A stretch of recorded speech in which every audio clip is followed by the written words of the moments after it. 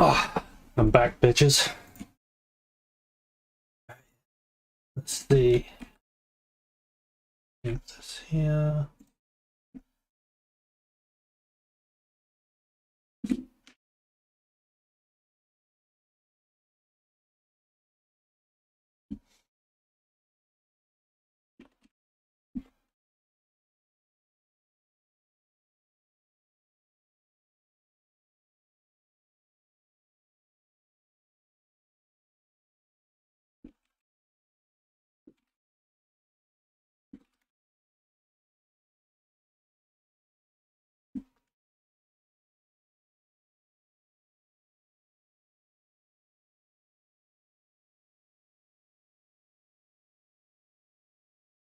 What do we got? What do we got? What do we got? Schedule. Okay, we got down one play today. Let's go. We got GG versus G2. Then we've got Rogue versus Top. Someone versus EG. Rest in pieces, EG. 100 Thieves versus RNG.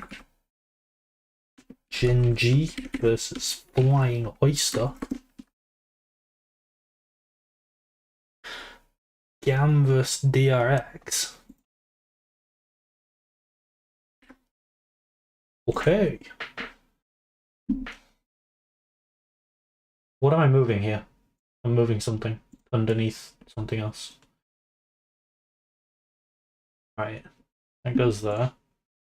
And then this comes down here. Oh, ah! Professional streamer, by the way. No, move this. Jesus Christ. Okay. Is that in line? Who knows? I'm gonna say that's in line. Hello.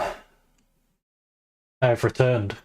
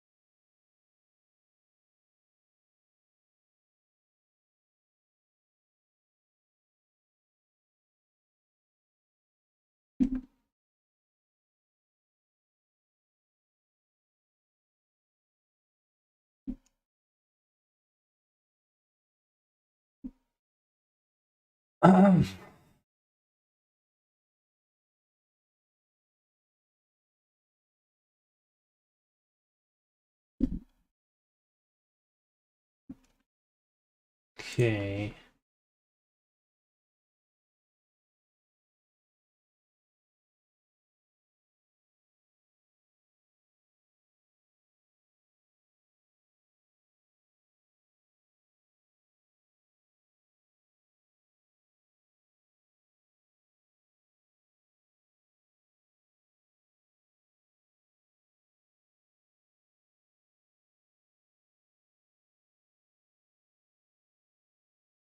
Hello.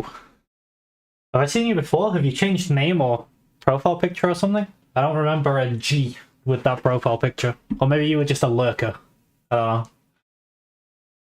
Oh, you changed? What were you before? Who are you? Who is G? Ah! I study G, now just G. What happened? Did you thaw? You thaw out? No more ice?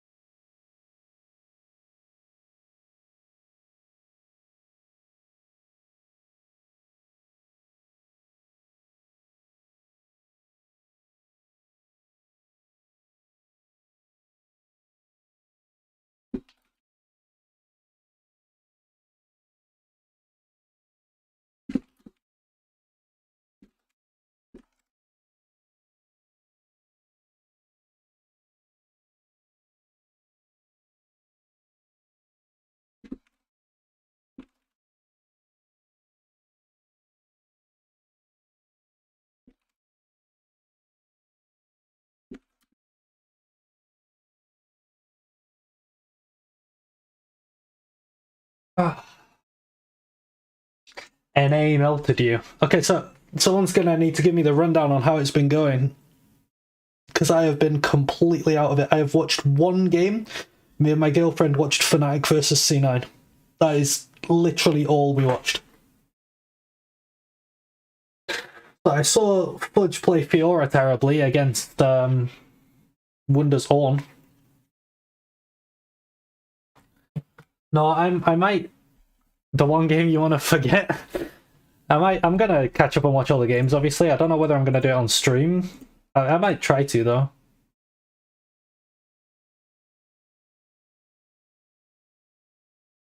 Oh, LCK went undefeated yesterday. Nice. Who did Dom1 beat? Who's in Dom1's group? There's JDG, G2, EG. Did Dom1 beat? Oh wait, 3-0. That doesn't mean all the teams. So DRX won, maybe. I mean, I assume Gen G won. I guess T1 won. NA is trying to speedrun 018. EU is actually doing well. Okay. Oh yeah, LEC's doing really well. 5-2. LCK 5-4? What is happening?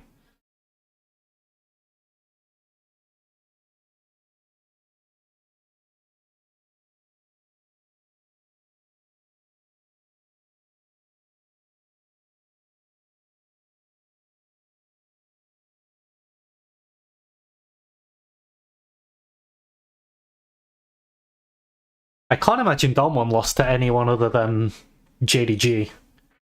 Same with Gen G. I could see them losing to RNG.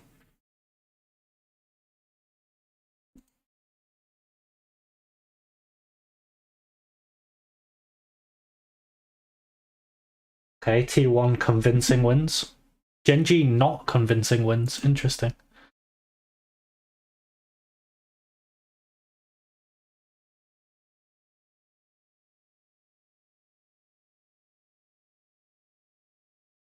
Someone drafts not living up to my hype? No way. What are they doing? DRX won against top? Okay, okay.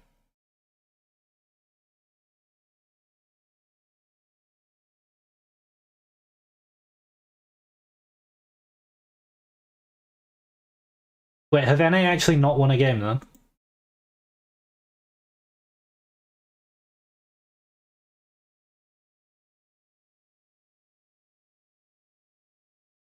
They have not? Jesus.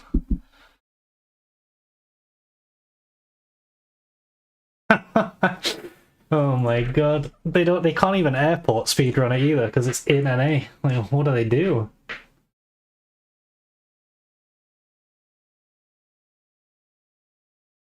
It's actually disgusting. Yeah. That sounds rough, man. I mean, it seems like LCK is not really performing either, so I'm not exactly, I mean, it's not like they're getting smashed, but oh, not just the fact you're losing, but how you're losing. Oh my god, are they all stomps? I saw the Fnatic C9 one, obviously, but the rest of them. I mean, I can imagine, like, Gen G stomping 100 Thieves, and, I mean, Dom1 are playing EG today. I can see that being a stomp. JDG, I can see them stomping EG as well. I guess T1 would stomp, C9. Stomps and disgusting drafting. Oh, Jesus. Oh, no. Okay, Dom1 1-1, JD 2-0. So I guess JDG beat them. Oh, Group A are like all 2-1 except C9. That's interesting. That's kind of hype.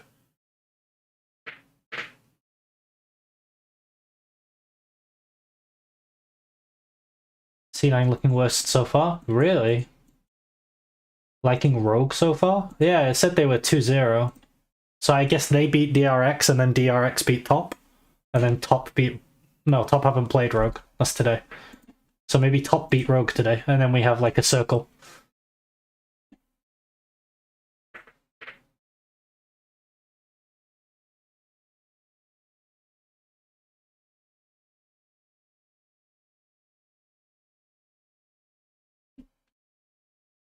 Oh, while Lee Sin Turbo ruins that EG draft on the screen right now.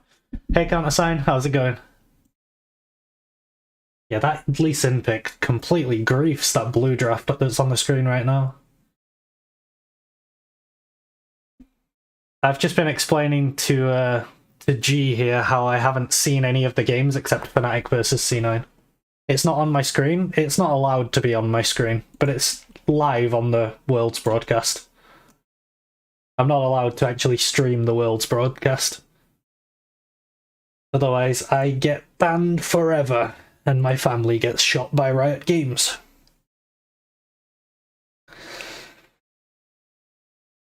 That's probably not ideal.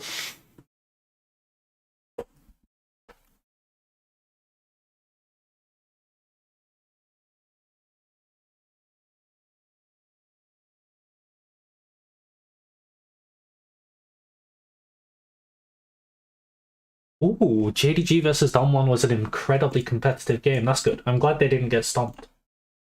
Oh, have Damwon played Nuguri every game, or have they played Burden?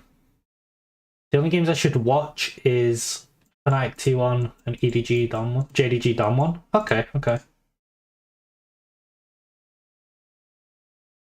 I did see the Oriana bug thing. I saw that her shockwave isn't going where the animation is, or something like that. How is Graves doing? Birdall is making sure he stays benched. Nice. Good. There's no Graves on my screen right now.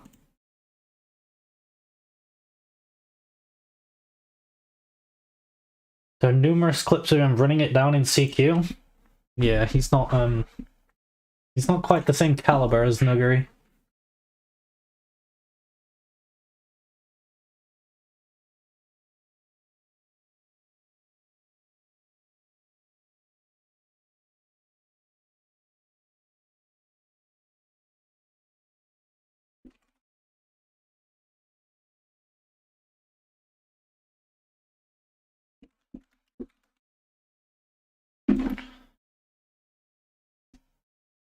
Alright, I gotta go get something real quick. I'll be right back.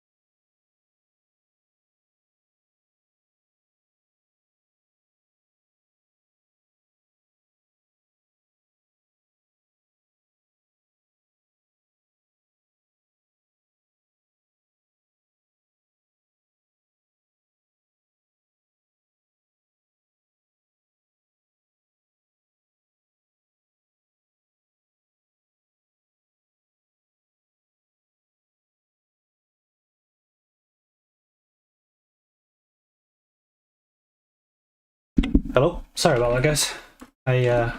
My phone was about to die and I realised the charger was still in my suitcase. Graves had some great games. The Gore Drinker build has taken off. Cool.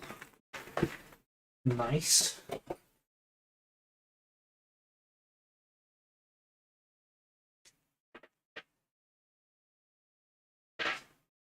Are they talking about Griffin right now? Why are they talking about Griffin?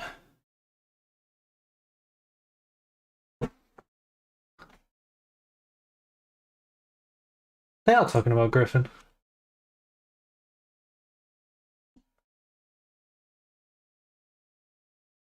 Is it because Kanavi's about to play?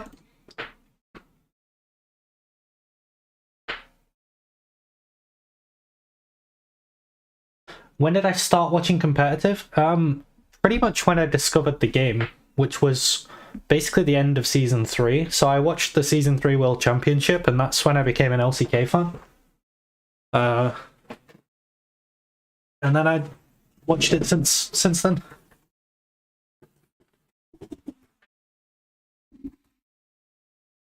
So yeah, quite a while.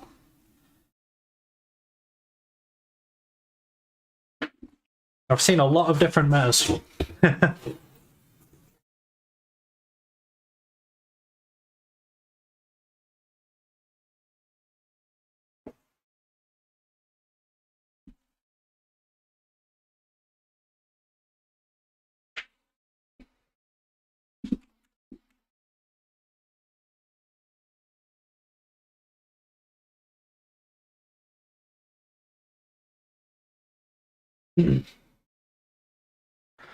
I didn't used to watch like all the regions though. It's only recently that I've started watching a lot of regions.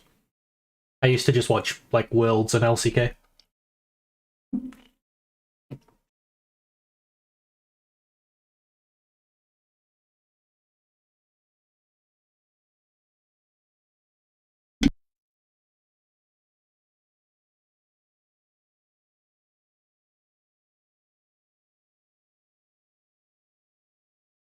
Is there any team that you thought was just absolutely unstoppable at Worlds? People mention, I'm assuming that's IG a lot as the juggernaut. 2014 Samsung White and 2015 SKT. And then 2020 Damwon were the most dominant, I think. Like, those teams just didn't look like they could lose.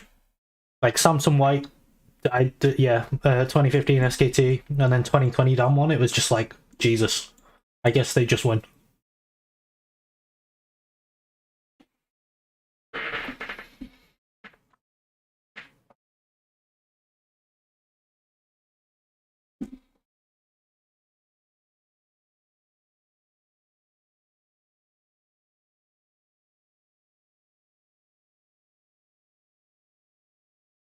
The golden age of SKT, indeed.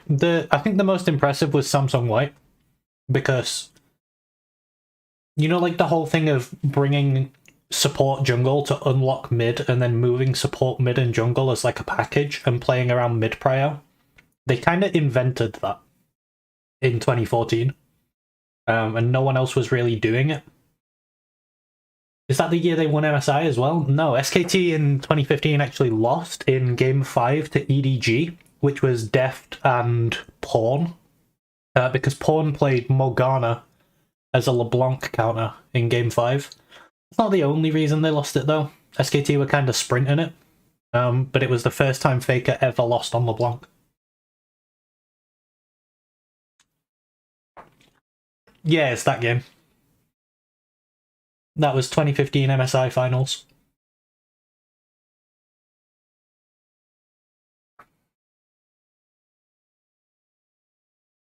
But then they went and steamrolled Worlds, so...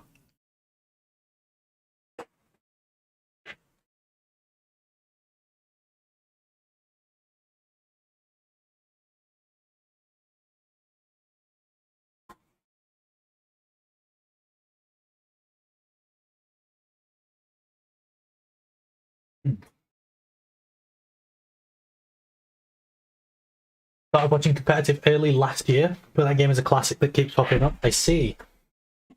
Yeah, I mean, another one that will always be a classic for me is the Game 4 of Damwon versus G2 in 2020. That win just came out of nowhere. Like, they'd only just taken their first turret, and then they just won the game. Like, they just decided that they win now. It was one of the craziest games I've ever seen. What are some other classic games? I mean, there's the classic series of 2016 semifinals, SKT versus Rox, where the entire meta just shifted on its head because Rox brought out the Misfortune Ashe bot lane. That was cool. I remember watching that live as well.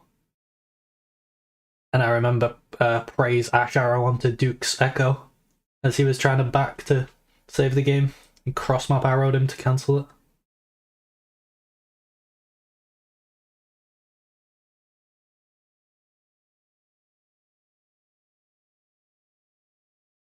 Yeah, I agree. To be honest, it's pretty rough for G2 fans.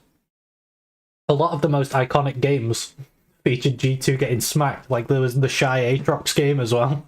That was G2 getting clapped again. Just unfortunate for them.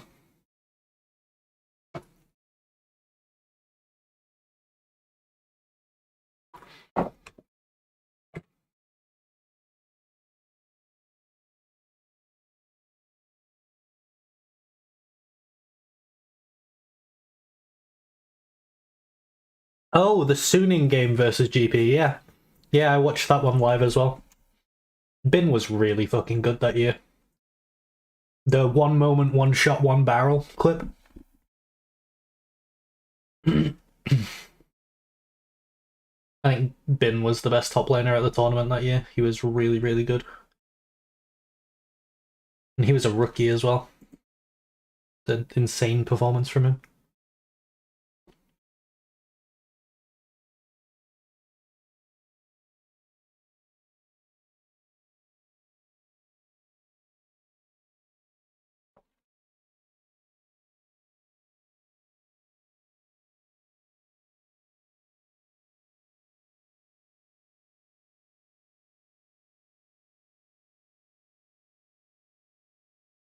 Hello. Hello. Hello. What's up? Not much. Watching some world. Well, it's not started yet, but gonna be watching some worlds. Nice. Got a good game right out the bat, I think. I mean, I don't know how good G2 are playing because I haven't actually seen any of the games except C9 versus Fnatic. But have I been streaming all week? No, I've been at my girlfriend's parents' house. I can give you like approximate. Well, It's pretty equal, this game. I've been talking about up. it with JDG kind of looked weak in their first game. They beat Damwon though, right? Yeah, they did. They did. That one is not that good from what really? I've seen. Yeah, even against the G2, they should have ended there sooner. G2 blundered, and props to G2 as well to hold on the position to like 35 minutes, was it? I don't know. That game shouldn't have been that long at all. And then they smashed TG, which gave a lot of trouble to JDG, I guess. Oh yeah. I heard that 100 Thieves got clapped by flying oysters. Flying oysters are actually fucking good. They really? gave Rogue a lot of time. Wait, that's To Gam. beat them. Flying oysters. No, wait, yeah. Oh, they're not in the same group as Rogue. Oh yeah. Never mind. I'm retarded. Come on, how can you get flying oysters confused? They have the best name at the tournament. I have no idea. All I know that NA sucks. Surprise, surprise. All of them. EG I heard they has haven't been won the a single game. Yeah, EG has been the closest. Not gonna lie, and they had the roughest games out of all. JDG, right? Yeah, JDG, Damwon, and G2. That's a pretty hard group. Yeah. To be honest, the only one who doesn't have like a really hard group is 100 Thieves, because like Flying Oyster should be beatable. I can even understand losing to like Fnatic, T1, and EDG. Like they're all good teams. Yeah, Fnatic surprised me a lot, actually. Yeah, they're good. They played well. Upset just bodied Gumayusi on the bot lane. Like, jeez. Oh, really? I don't know if you see. Yeah, he just like he shit on him. Yeah, Humanoid. I mean, there's a lot of people saying this, even Casual, that Humanoid has been the best mid laner by far in the tournament so far. It's only 3 games, of course, but yeah. I mean, given what we saw in play-ins, right? He's been cracked, dude. It's not that surprising, right?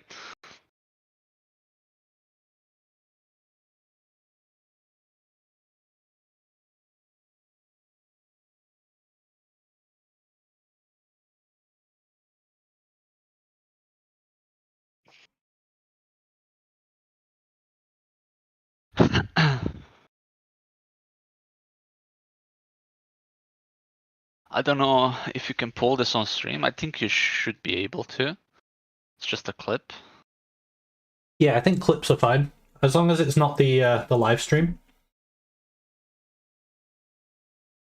It should be okay. I'll send you on Discord. Okay. Alright. This pretty much sums up NA.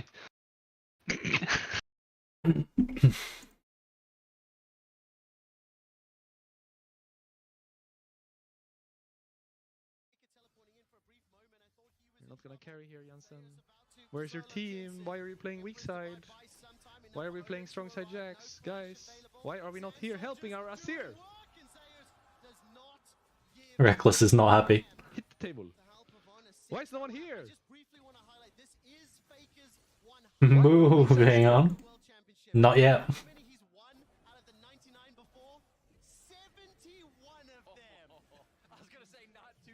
How about we try to gank bot once more, Poppy? Yeah, Oh yeah, when we were DMing, you made it sound like Zeus has been really good, which I kind of expected, because I think he's absolutely cracked. Yep, But now we kill Alessandra. I'm looking bot. I'm looking bot. I'm looking bot. when Oh yeah, he when played the Fnatic- Fiora more matchup good. yeah, and then the Aatrox into Jax. When what happened top lane in He can Fnatic versus T1? Doesn't even have to flash. FF. FF. FF. I'm losing my mind watching this. Reckless is going insane. Yeah, Poor I Reckless. watched his stream. So bad. I watched his stream, Sorry to and say. I'm so sorry. he's been very insightful in all these games. So this is the only time he kind of got mad. I mean, can you blame him when you look at that shit? I think we even had a better macro as we played in fucking, what was it? Diamond. Jeez. Okay, they're trying. They're trying, man. They're trying. I don't know. They're gonna win today. They're gonna win. I mean, EG's not gonna beat Dom1, so I guess 100 Thieves have to beat RNG. Dom1 only lost to JDG because I wasn't watching. If I was watching, they would have won. They would have done it for me. The Fnatic game versus C9 had some really nice macro from Fnatic.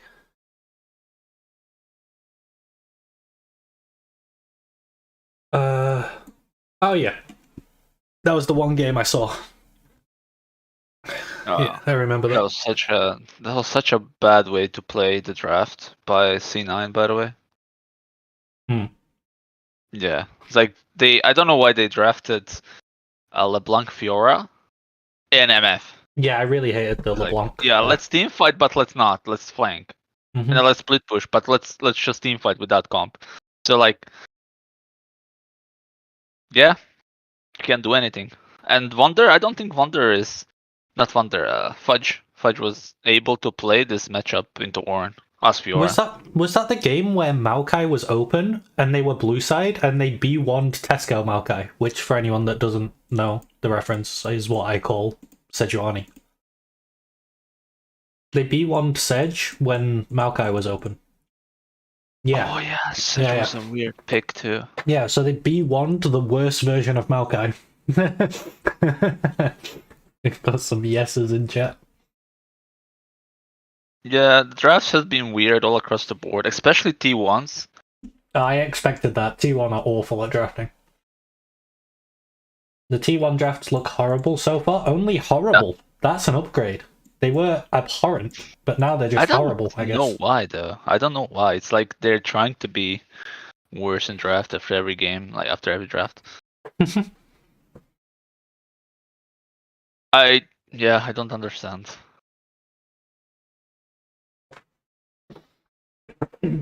But I can't lie, Humanoid kind of...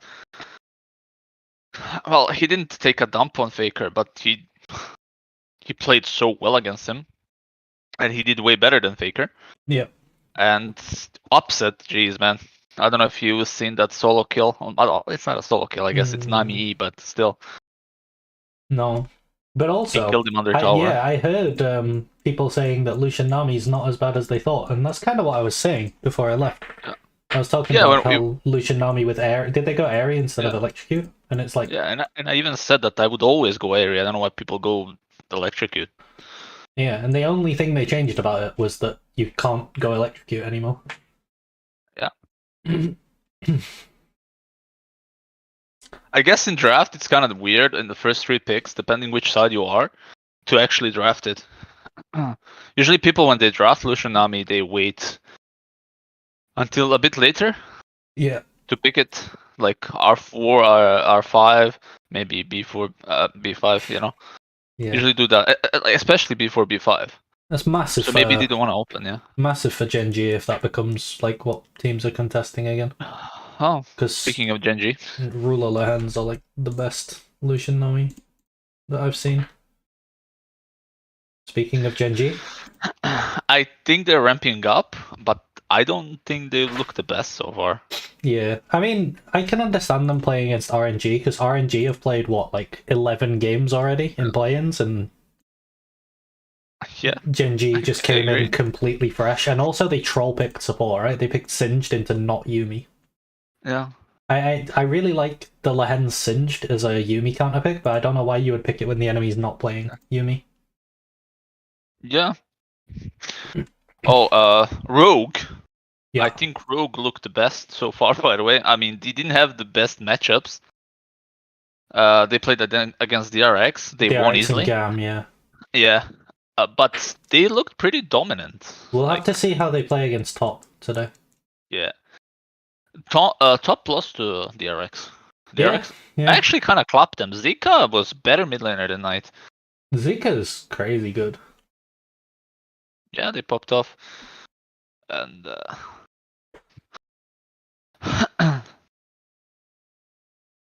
so much to unpack, you know. RNG also like up and down. DRX up and down. Only NA was kind of like consistently okay. Consistently okay. Yeah, consistently okay. Like I guess Fnatic pops up with their players like Upset and Humanoid. G2 was like, I don't think G2 is any like different than it was in every game. They're just consistently okay. Meanwhile, LCK and LPL teams are like, they're either inting or hard winning. It's literally like this. So every game I saw.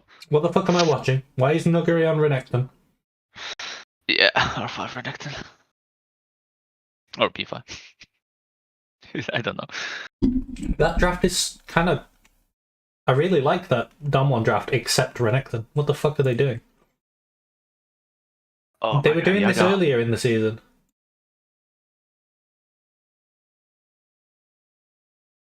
It kind of looks like LPL is greater than LCK is greater than LEC is greater than LPL. It's really weird. The only exception is Damwon. Interesting.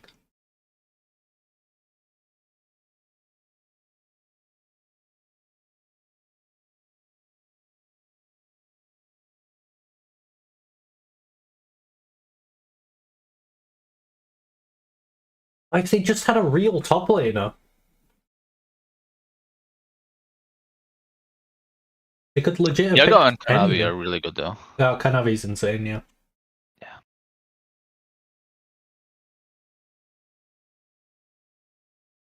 Graves has been a huge pick. Nice.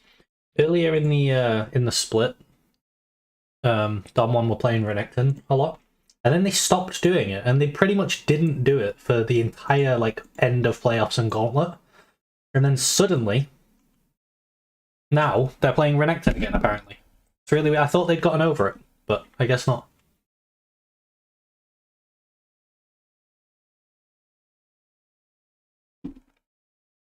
Maybe it was like a B1 Renekton angle. Oh, no. I didn't see the draft actually.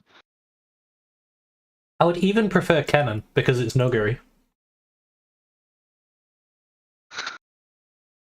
We're also seeing way too much Lee Sin and sadly some Vi.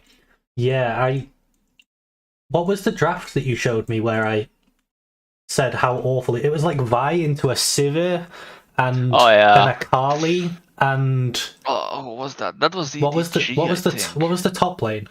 It was an Akali mid, which it can just never ult. It was a Sivir bot with spell shield. Yeah, and the Fiora top. Oh, and a Fiora top with W. Yeah, so the Vi could never ult anyone. That was SKT versus EDG, right? Yeah, what the fuck was that Vi pick? And the Vi ulted spell shield twice that game I saw. I mean, her other options are to ult Shroud or ult parry, so, you know. Or you just don't pick Vi. I think that's better. Blasphemy. How can you not pick Vi? She's the best champion in the game. I think Vi is 1-4 so far, playing Sand Worlds. Wait, she won again? No way. Yeah, probably some stomp. Yeah. I heard yeah, she won. It was probably RNG. Yeah, some stompy things. Probably.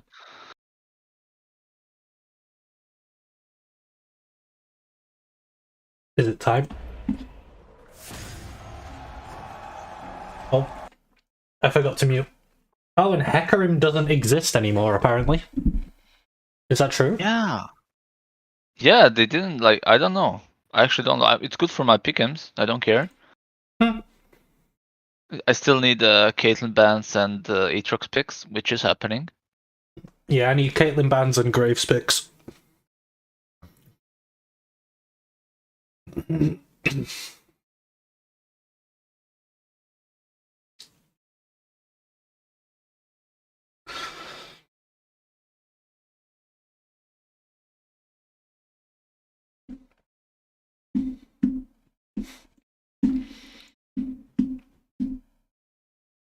I'm assuming G2 beat EG.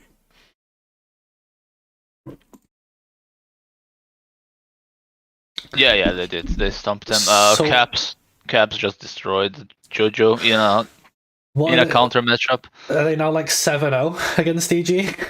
Is that... Didn't they win Yeah, 6 there is times a at meme. MSI? There is a meme. Nice.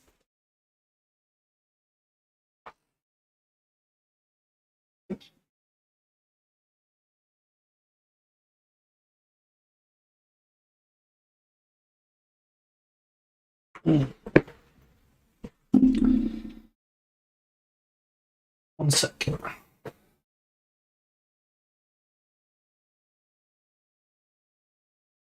Just checking something.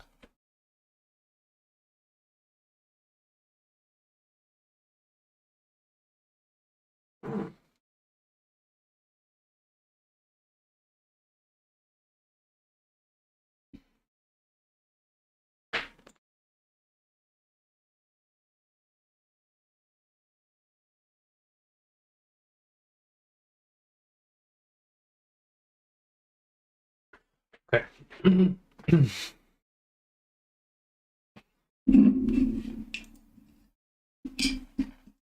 I'm excited to see what happens in my first draft that I actually look at.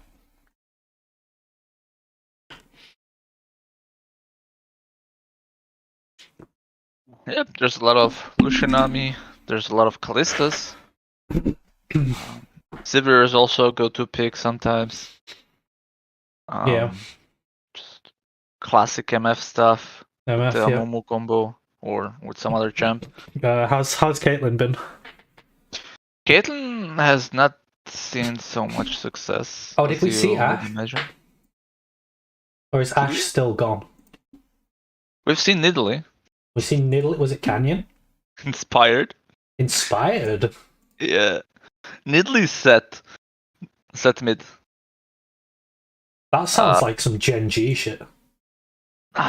It's some stupid shit from EG trying to win against G2.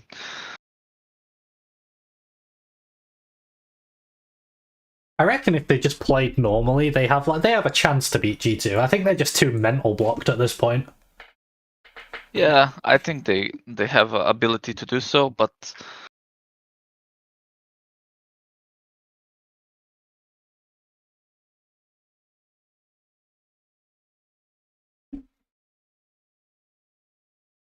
Alright. Are we into draft? Deft 1 on K, Ash wasn't picked nor banned. Jesus. Maybe I was wrong about Ash. I still think I was right, though. I think Ash is good. And I won't let anyone tell me otherwise.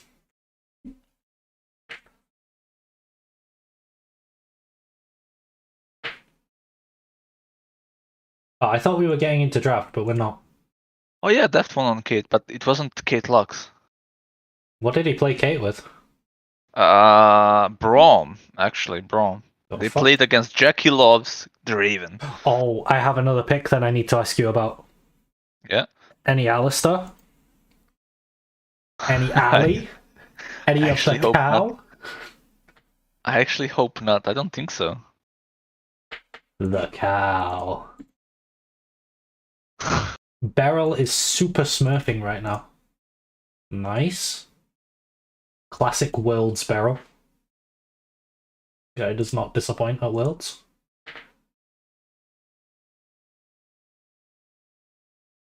Alistair was picked by T1 versus C9. Okay, so they played it in a game where it couldn't lose. Oh, I didn't watch that game. Okay, what are we gonna see on blue bands? Oh. Are we gonna see Azir? Are we gonna see like Yumi? Azir has been a Maokai? common ban. It should make a lot of sense. Maokai needs to be a ban. Okay, Azir, Maokai. Senna. Let's see if you Okay, profited. Oh, you're behind me a bit. Azir on red. I'll speed up a bit. Wait, Maokai on blue? What the fuck? Why? Yeah, Maokai. I mean, Maokai's a good B1. I think it's a really good. Heka, maybe? Oh wait, no, Hecarim doesn't exist. You have to ban Graves here. You have to ban Graves here. They're gonna be one Graves if you don't. Oh yeah, it's Canavi. Canavi for sure plays Graves. He's a massive Graves Kindred player. Oh, it's a Graves first pick. Yeah, I would go Graves as well. But I mean, they can go Hecarim into it, but I don't mind the Graves Hecarim trade because I like Graves. Oh, they're going Yumi? Oh, they're thinking like, okay, Jankos doesn't play it. Oh, that's not too bad.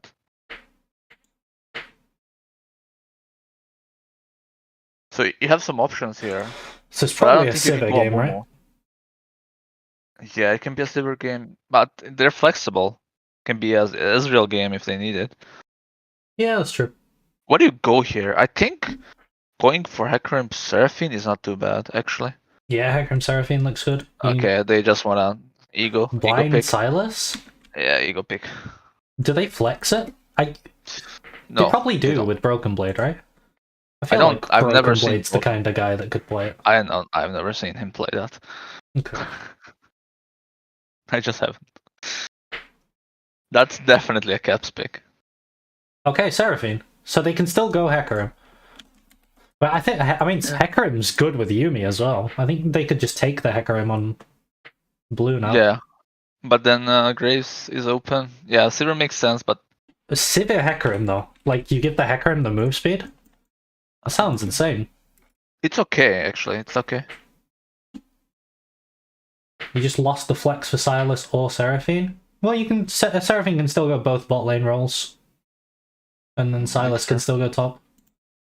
Oh, please don't go LeBlanc here. Blanc. I mean, at least they kind of know what the matchup is. Okay, Akali makes more sense than LeBlanc. Do not. Okay, G2 wins. Alright, just Hecarim here, and that's it. It's my or at least game pick back, something man. and don't ban it. Just Hecarim. Please, Hecarim. Bro, it's my first game back and they're picking Renekton. Renekton. Oh wait, it's Jankos. Does Jankos not play Hecarim? He's just gonna play Trundle, isn't he? Graves. Isn't he? Okay. Alright, I dig that.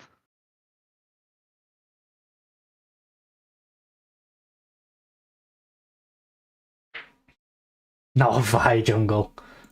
Yeah, Vi on JDG. And then what's my least favourite mid? I don't know if there's a mid pick that I particularly hate. I mean, yeah, they put the Renekton mid and then they draft Kennen top. Oh no. Alright, what do we ban out? Alright, Akali seems like a fair ban actually. Yeah, I think as JDG you get rid of Ornn. For sure you get rid of Ornn. Maybe you get rid of... Oh, Sedge is already gone. Oh, maybe you get rid of like Ornn and Gragas. You know who would be actually kind of good in their team? Jarvan. Jarvan on red? Blue, on I mean? Blue, yeah. I don't know why I said red. I was looking at Renekton when I said it. I mean, if they flex Graves. No, okay, no, yeah, No's okay as a ban.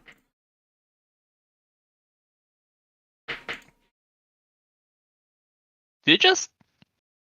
If you can send Sylas top actually on Broken Blade. You can put Graves top and go Hecarim. MF Amumu. Oh, MF Amumu? With Seraphine mid? Yeah. Looks kind of fucking disgusting, no? With like hyper long range engages. Wait, if you pick MF, I have to ban Rek'Sai and pretend it's Bel'Veth, don't I? If you go MF or Amumu here, I think you go Kindred for JDG. Canavi is like the Kindred player at this Worlds. Yeah, that's fair. They left Ornn up? Yeah, true. You should off Ornn. No! I didn't even notice that they left Ornn up. No way, it's not Alistar, is it? It is. Surely not. No!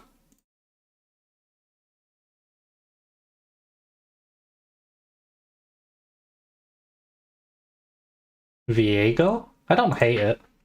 I mean, he's a Viego player, so Yeah. it's okay.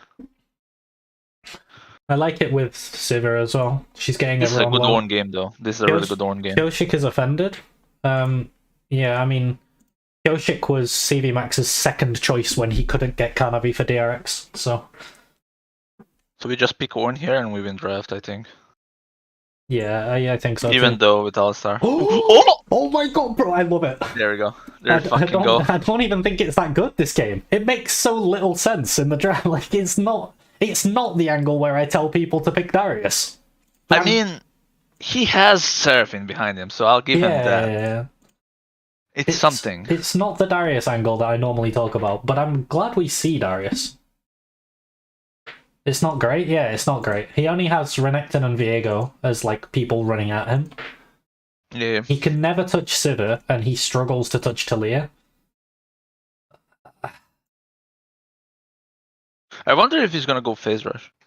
Do you even go phase rush? Maybe. I mean, the lane phase is very good. You go Conqueror. They can take Sivir ult to help the Darius, that's true. But then you're taking Sivir ult. Maybe it's worth it. You know what? Alistar should just go Shurelya's and at least be useful for something. I mean, I like G2's draft more, for sure. Me too. The like Renekton is... Yeah. Maybe the even Renekton is 70-30, not great. I don't think it's 70-30. I think Sivir Yumi's actually pretty strong into what G2 are showing. There's not a great deal of threat on Sivir here. I think there's a lot of burden on Hope to carry the game, though. But he also has a lot protecting him. They've got to get through Taliyah rocks. Burden on Hope.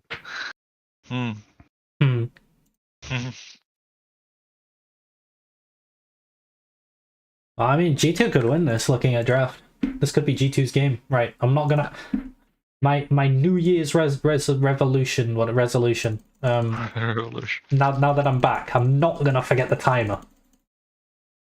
I'm ready to do the timer.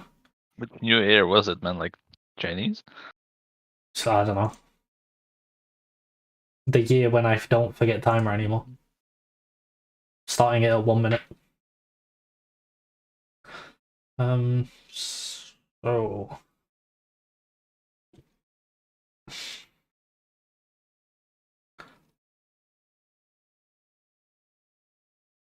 There we go. Let me check that it's working. Yes, the timer is working. Reformed, exactly. I am reformed.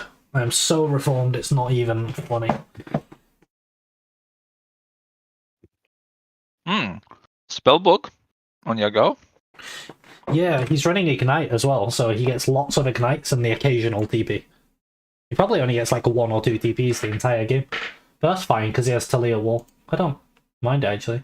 Darius would have been better on JDG's side. Yeah, it would have been insane on JDG's side. They're playing like 4 melee, pretty much. If you swap top laners, it would be a massive JDG stomp.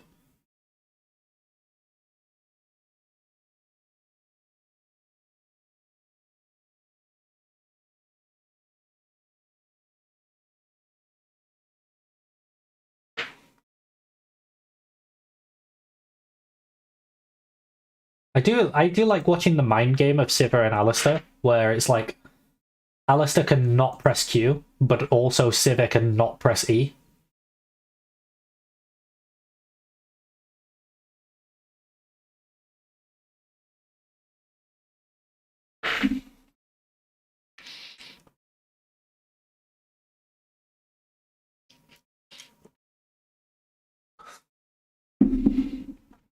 Oh man, I just spilled my drink. Not a good start.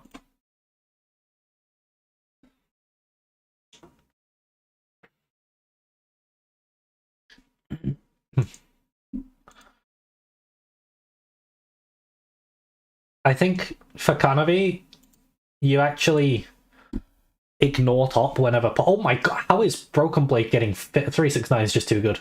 369 is just too good. Yeah, as Kanavi and Yagao, I think you play around bot just to make sure that Sivir doesn't get behind, because she's like she's your massive win condition this game. Oh, Kanavi, this could work. Because BB doesn't have TP, even if they make him recall, it's the same as a kill. 9? Yeah, 369 rolled a 9. For sure. He's been doing that a lot this year, though. 369's always rolling 9s these days. I actually think Kanavi should sit up. You think Kanavi should sit top? Yeah. I think you can't lose if Sivir... Well, obviously you can lose, but I think Sivir being ahead is like your biggest win con. Yeah, but how do you execute I think 369's inting here. Oh! Yeah, he is. He's dead. And now he still has 5 stack. He can hit Kanavi, and yeah, Kanavi has to that's run. a red buff. That's a red buff, Jankos. Yeah. Oh, Yagao's here, though. Okay. Oh, Yagao. Yagao! But they knew this was going on. Oh! Jesus, Kanavi, giving me half a heart attack. Would Zilean have been a good pick for Targamas this game?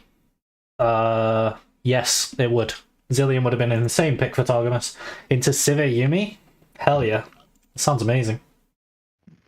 Zilean would be good. Yep. I think Sona could be good. I think even Soraka could be good. Any of these picks into Yuumi are really good. Anything would have been better than Alistar? Yep. That is true. I mean, maybe not anything, but...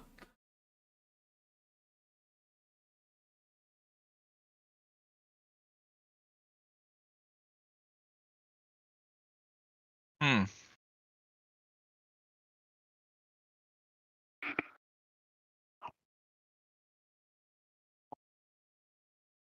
Do you think Jankos should have taken that kill? The top kill? Yeah. I think he should have given it to Broken Blade. Hmm. Well, he did. Oh, he did? Yeah. You baited me. I'm wondering if you should have taken it, because Broken Blade took some damage. No, I think you want your Darius to be ahead. Behind Darius is a bit miserable. He is behind. I know.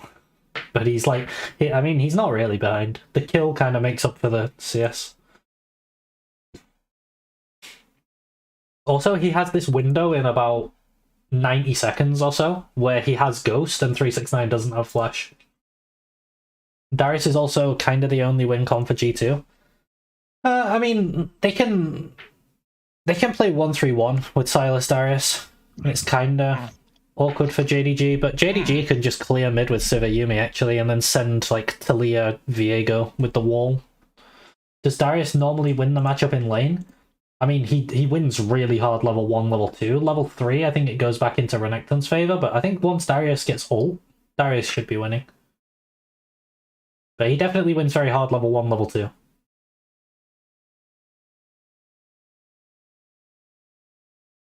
Broken Blade's very, very behind in XP, actually. You see all those minions on 369's tower? He was level 6 before he even started killing them. And BB's still level 5. He was forced off for like 15 minutes or so. Yeah. Oh, Caps gets chunked. I don't think it's going to do anything, though. I like what Targamas is trying to do, but I think the timing is wrong. Yeah. I was about to say, and then I remembered what this ban was that I didn't lock in. It would be really good if Targamas was on Pyke here, but Pyke's banned by JDG. It's a pretty good ban. I actually like that ban. Oh. But I still think he should be like Sona, Soraka, Zilean, something like that. I mean, that's a good trade. Yeah, it's a very good trade. This is where Darius starts winning. Level 6. I like the Boots rush, actually. Yeah, Darius does it a lot. It just helps him stick to people. He gets so much AD from his passive that, like, you don't really need to buy AD early. He'll probably go for the Hearthbound Axe next, for the, like, even more move speed. And then he'll build that into either Stride Breaker or Triforce. Here I would go Triforce, I think.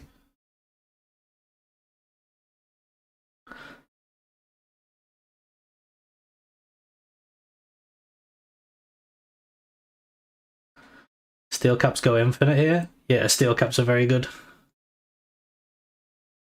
Sivir, Viego, Renekton.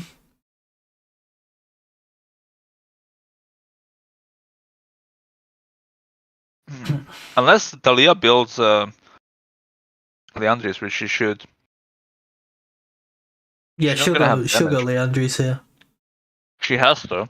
Yeah. They're gonna suck with the damage. Well, I Yeah. guess they have Yumi. Yeah, I guess they have AP damage on Yumi.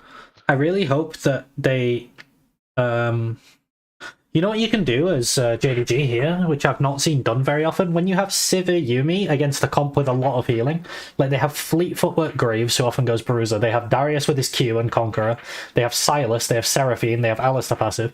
I think your Yumi can just rush Putrefier, and then she applies it to the Sivir, and the Sivir applies it to everyone with the bounce. I think that's really good. I think Putrefier rush on Yumi is actually good. Like, Putrefier is a good item anyway. I think it's the best healing reduction item, so. And then she goes Moonstone second. Yeah, there's the mind game. Oh, I like it. I think he's fine. Yeah. Yeah, he is. Oh, Hope's movement. Do you see Hope's movement? Yeah. He dodged. Oh my god. Hope Oh my god. Hope smurfed it. Oh, Yeah. oh my god. Oh, Yagao is hinting. Wait, he got Oh, him. wait. Oh He was my grounded. God. He was grounded. Oh, nice. Oh my god, Hope played that so well. This is the one time Grievous Wounds Rush is good and it's not done here. Yeah, I mean, that could still be going into Putrefier, right? I think it builds out of 2 Amp Tomes. I don't think so, is it? Putrefier. One of them goes into the Grievous Wound component, and then the other component is the Mirror. Yeah. So one goes into the Mirror, one goes into the Oblivion Orb, and then they combine. No, she's lost chapter. Ah, okay. Never mind. Hope moment and also Alistar moment. Yeah, true. Oh, look at Hope's movement here, though. I mean, he gets hit by this. But watch the double Q from Flackhead, and then Hope just giga sidesteps it. Oh! Oh my god, Hope! That was so insane. That's some of the best. I think that might be the best like movement play I've seen all tournament. That was really insane. To then like back sidestep the E as well. He just dodged everything. That guy's so underrated as well. Oh, I hate the crown on Silas. I think I have him like 3rd on my ADC tier list. Oh yeah, the crown on Silas kind of sucks here.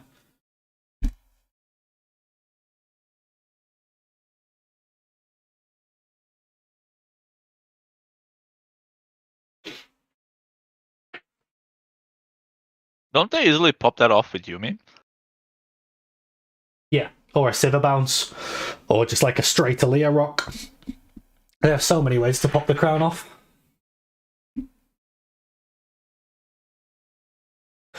Talia is going for Leandris.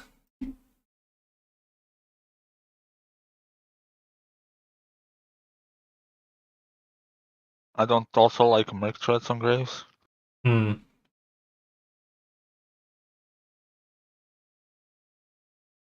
Alright, I mean, the Sivir's getting ahead here. This is exactly what JDG need. I think this one's pretty over. Oh wait, Yagao's dead. I don't think it's enough though. I think Hope's just gonna carry. Yeah.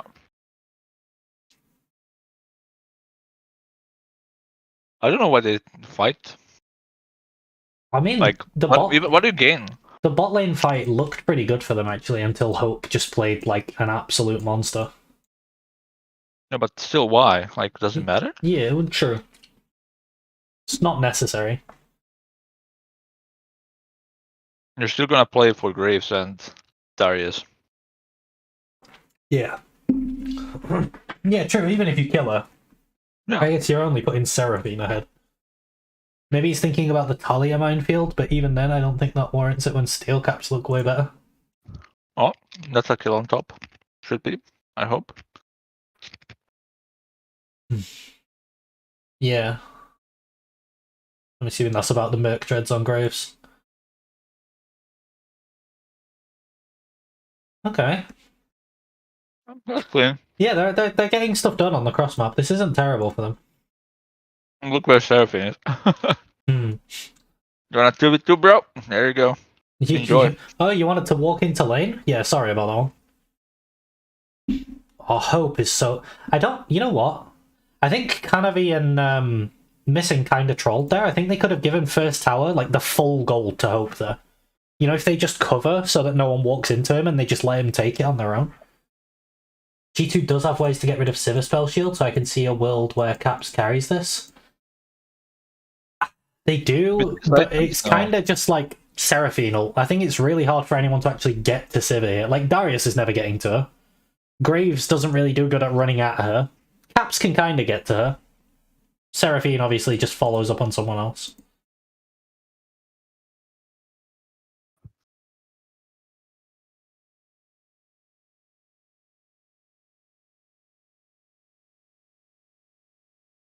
That better be a Phantom Dancer on Hope. That better not be a more... I mean, Mortal Reminder's not terrible, to be honest. But Phantom Dancer's so good. Like, the move speed you get from PD in this game is crazy good. Darius suboptimal item. Oh, he went Stridebreaker instead of Triforce. I mean, to be fair, now that Sivir's so far ahead, I think Stridebreaker gives you that little bit more of, like, if he ever actually does get to her, then he can kill her. But Triforce does a lot more damage.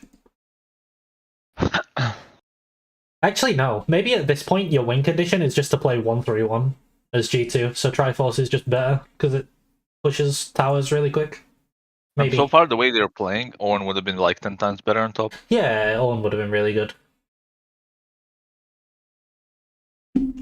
Oh, why didn't he That is R? a very dead Caps. Why didn't he R away? Yeah, he could have Viego it over the wall. I don't know. Surely you don't need to be that close to the wall, right? That's interesting.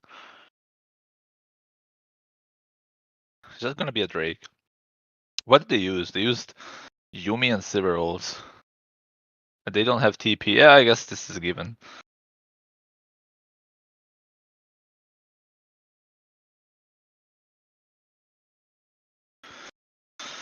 Doesn't Trinity just give him move speed too? It gives the same as Stridebreaker, I think. Because Stridebreaker also built out of the Hearthbound Axe, which is the component that gives you the move speed. You know which item shouldn't be bad? Rallies straight away. I would go Rallies on Sivir on Seraphine. Seraphine? Yeah, I don't know why people don't build that. They should build it like literally last chapter tier and then straight Rallies. It's so good on her. That's interesting. Another tower for Hope. Guy's massive. Guy is huge.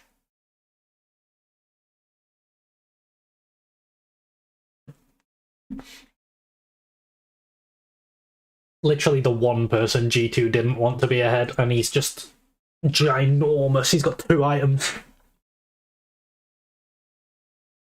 Holy moly.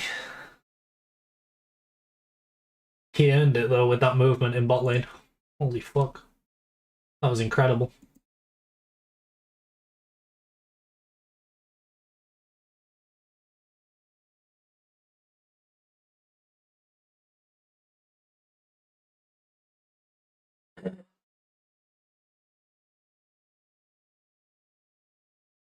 What is 369 building? Is he going Death Stance? I guess he is. Oh, sorry. I'm not sure what Broken Blade's doing there. He gave them a shutdown as well, I think. That was a sneeze, yeah. No. God bless. Sorry, I'm allergic to bad itemization. DD but no cloth armor? Yeah. God damn.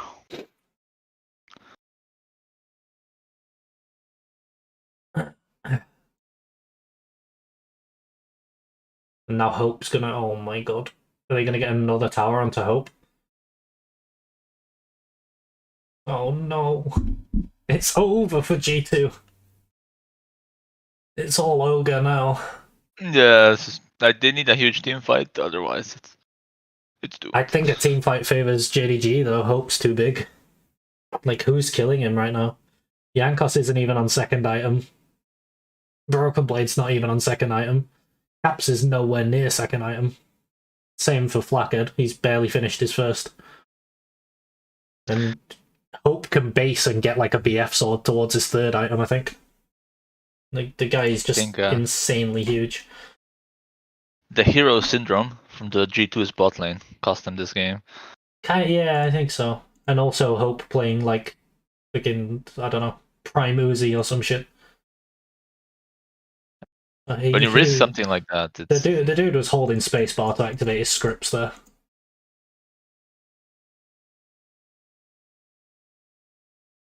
The guy's actually better than RJS.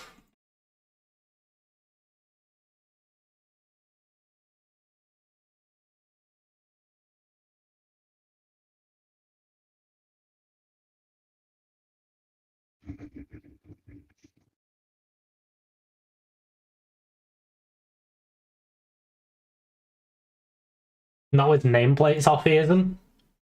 Bro, I think Hope would just dodge his nameplate. I don't think anything can hit this guy. I was right, by the way. He did have a BF sword in base. See? I was like counting the gold from the towers. Such bad items. Yeah, I think Caps is... I don't... Who said it was the Caps carry angle earlier? I don't think it is with that itemization. It was...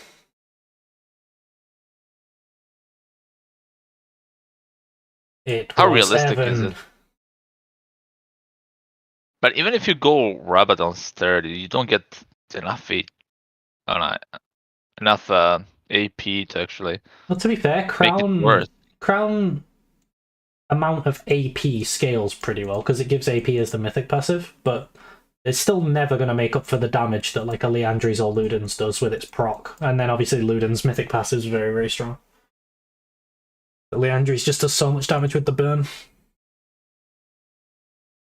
Yeah, we really dislike this build. I think Luden's could be okay here though. Just to try and pop. Like, if they pop Sivir, I think they win. It's just so unrealistic for them to pop Sivir right now. I think that's why Jankos is going Lethality instead of Bruiser. It's just to try and get that extra damage onto Sivir. Although, even if they pop him, by the time they've done it, it's probably, like, he's probably done enough damage for Kanavi to clean up on Viego. It's pretty rough. Oh my god, Hope stat. He just took Jankos to half from across the screen. Oh, that was Yumi as well. I mean, I know it's only the second game of the tournament I've seen, but JDG look very good right now. If by any chance G2 pulls a miracle teamfight here, they're gonna be in a good spot. But it's really unlikely with these items. I'm not sure about that wall. I think I would have walled like up into their blue side, you know, to just keep them away from Dragon. What do you mean it worked? Look, they ran away. What's the second game? Rogue Top Esports. Or at least that's what my spreadsheet says. I think I got it right. Yes.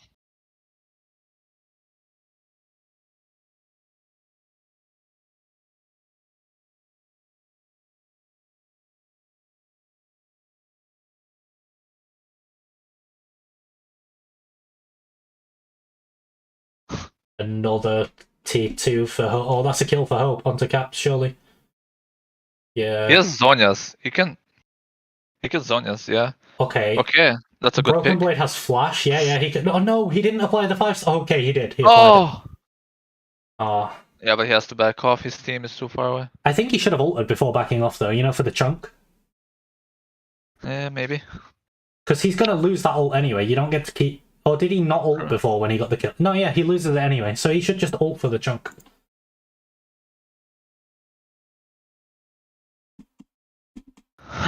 It's actually unlucky that didn't have a follow-up.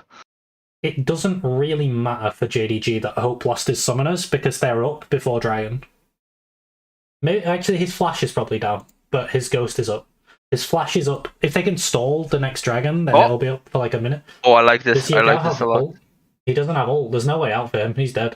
I don't know whether Caps needed to flash on him there. They can kill Renekton too. Like, what is this guy doing? There's no need for them to run away from Renekton as 3. I guess they don't know where Viego is. Yeah, true. Alright. I mean, this is starting to look better for G2. They still have the issue of the Sivir, though. And she's about to hit IE. And Yumi's about to buy Putrefier, so... I don't think it really gets too much easier, but it's nice that they get some extra gold on their carries. Alright, who has... Wait, where's the anti-heal on red? On red? Oh, they need anti-heal too, man. They actually do. I don't think they need it as much. I mean, 3 champs heal. Yeah. I think blue definitely need it, and red kinda need it. Yeah, blue need it 100%, but Yeah. I mean, Yumi heals are kind of sick.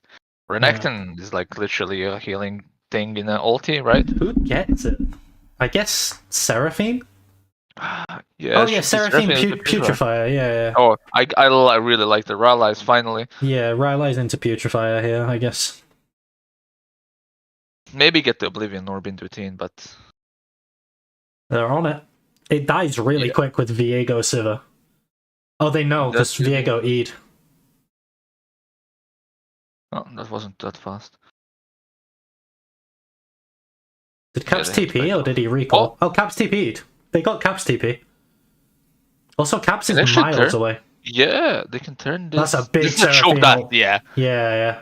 Yeah. Oh, no. Oh my Broken Blade god. didn't get the reset. Oh. Broken Blade didn't get the reset. But there's caps. There's caps. Kanavi? He went in. Okay, GDG was trolling. Kanavi went in. GDG was trolling here. Oh, why would you go in a choke against a team like this? No, that was exactly the fight G2 needed. They're back in it. They're back in it. Yeah. I guess it's hope against G2. You just give Ocean Drake now, don't you, as JDG? See, this is what I told you about GDG. Pretty much explained them to you pretty simply.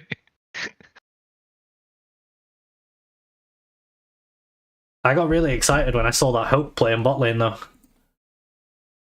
Alia made the choke for them. Oh, Alistair!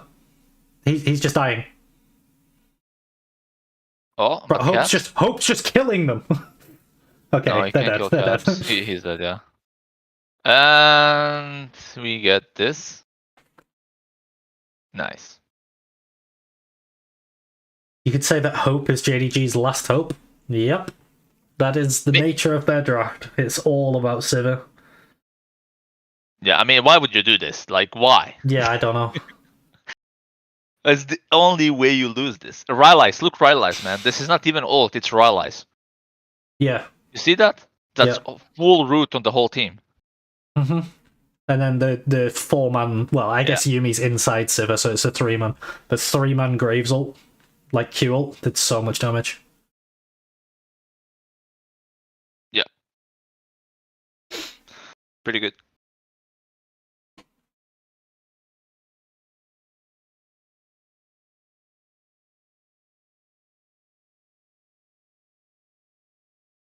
Oh, Hope has IE though. I mean, they should just give this dragon. They should just push waves. They can even get mid inhib. If they can get the mid inhib, it really delays G2's Baron push. Because they've got one lane that's just really hard to push into anyway. I actually believe 3 items, these two teams, that G2's is way better. Yeah. Like, way better. Actually, yeah, a lot of G2 are at 3 items now. I just thought Sivir was 3 items way too quick. But she's actually not that far ahead anymore. Like, Seraphine caught up to her. Yep. Seraphine is huge now. Seraphine is not gonna be better champion. She should get the Putrefier, definitely. Yeah. The heals are gonna be really annoying from Yumi now. She's full AP as well. I'm happy at least EU is doing well because my region is kind of a joke right now. Oh, are you from NA as well, Evan? You can have a chat with G here about your sorrows. Seraphi's items are so much cheaper. That's true. I mean, the Mythic's not, but everything after that is. Well, PD's cheap, but IE is expensive.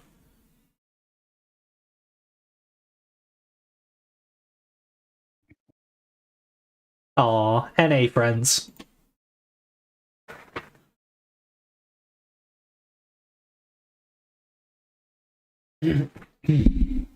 No, any. I mean, it's just what most people from Eastern teams tell you is they don't work hard enough. NA team, mostly. They just don't put the effort in. Caps is going Void before Deathcap here, but they don't really have any MR, so I don't know what the Void is for. You see what I mean? I think Deathcap would just be way better. You're from EU and still a Korea fan? Yeah, me too. I'm a LCK fan. Yeah, there's no mountains neither. I'm from EU, despite Brexit. There's no mountain. Oh, Mountain Drakes, yeah. Despite Brexit. Yeah, I'm still EU, even though Brexit happened. I don't know what's going on. Isn't like that one of the worst decisions your country has ever made? Okay, maybe not the worst, but well, got some there. Maybe got some there. I don't know. I didn't really notice a difference, to be honest. You won't until 5 years later. Yeah, I'll have to see.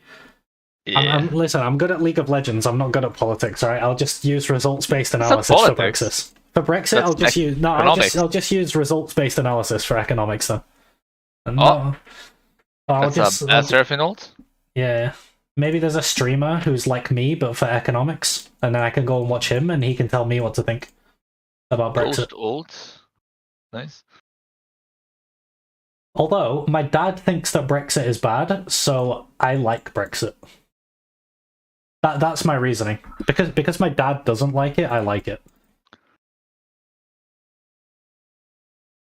Because I refuse to like something my dad... That's some daddy issues right there. Likes. Yeah, pretty much. Oh, look at Broken Blade. Oh, he's too... Is it more itemization? Yeah, I guess it is itemization. Okay, I don't think you ignored this Drake as JDG. Who do you send to get that bot wave? No one's got... Oh wait, no, 369 has TP. You send 369. Yeah. I mean, you can even send... Wait, why is Yagao going? Matter. I guess you can wall over to Baron. Yeah, exactly. No, Baron's not even up. I'm trolling.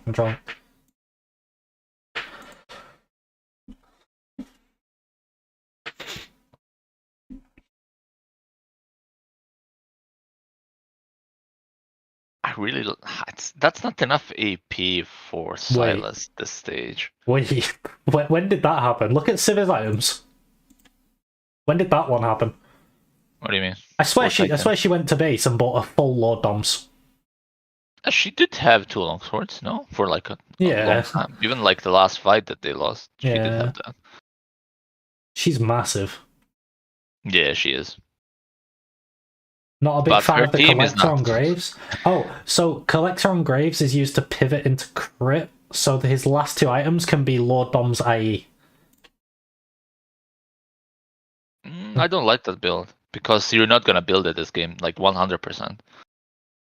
Yeah, it's not gonna get that late, is it? I guess. It's more of a solo queue thing. Didn't register in my brain that British Pyro is from Britain. I mean... I don't know what to tell you, it's in the name. It's in the name. Also, my accent. Did you not realize that I have a British accent? It's pure Texas accent, what do you mean? Yeah, this is a Texas accent. Yeah. Where did you think I was from? Oh, they're rushing Baron. Nice. I like it. I like it because it's hard for JDG to run into them with Civ. Let's start on the side. Look, this is really good, right? Yeah, the target assemble. Although Yagao knows.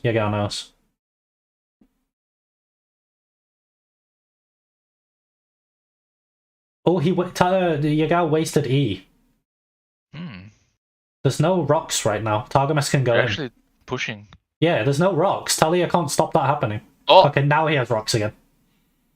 They're just going for Yagao. But he's trolling. Hope's killing everyone. And Broken Blade? Lucky. Hope just... Jankos did a lot of damage there. What the fuck? Did you see that? Yeah. They just disappeared, man. What the fuck was that? It's not European, Pyro. Goddamn right. You're goddamn run, bro. Targamas, just go back, man. Just go back.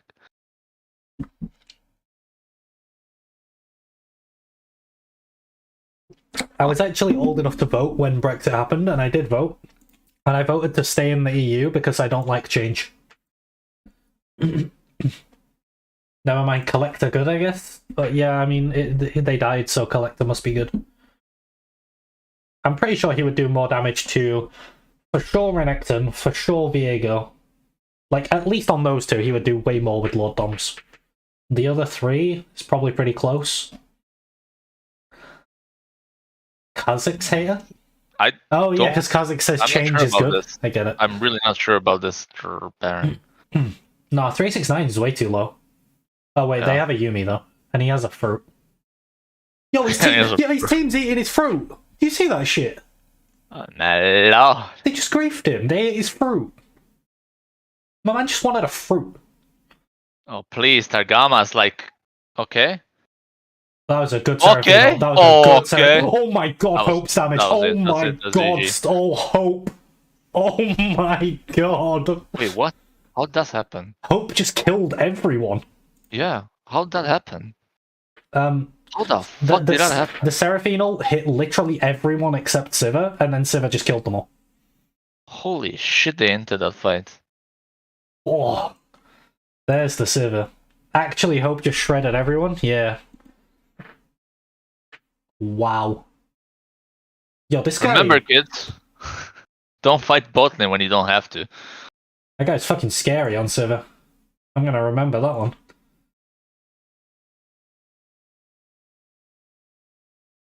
I like how Yagao is just having a drink. Yeah, he's enjoying. Was he playing that entire fight with one hand on the keyboard and the other one on his drink? 1v5? Well, he had a Yuumi on him.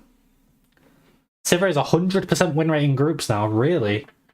To be fair, I think even in play-ins, teams were very bad at drafting into Sivir. Teams didn't draft into Sivir very well. Yeah. I think it's more about Yuumi, not even the Sivir.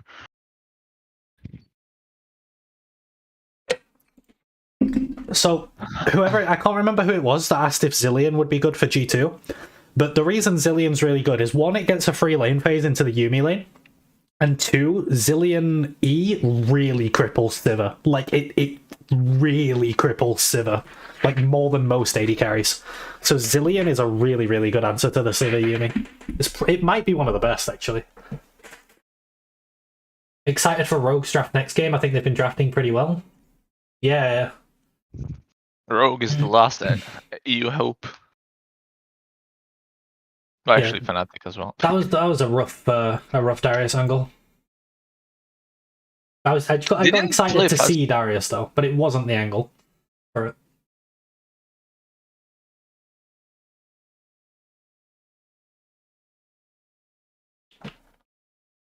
Wait, I just thought, Foz. Yeah. That draft, instead of Darius, what do you think of Malphite? I think Malphite's insane. Yeah, I can go Malphite. But why not just Ornn? Like, why? Why would you even... Yeah, Ornn's good. But I think Malphite is crazy good, though. Malphite Seraphine. Oh.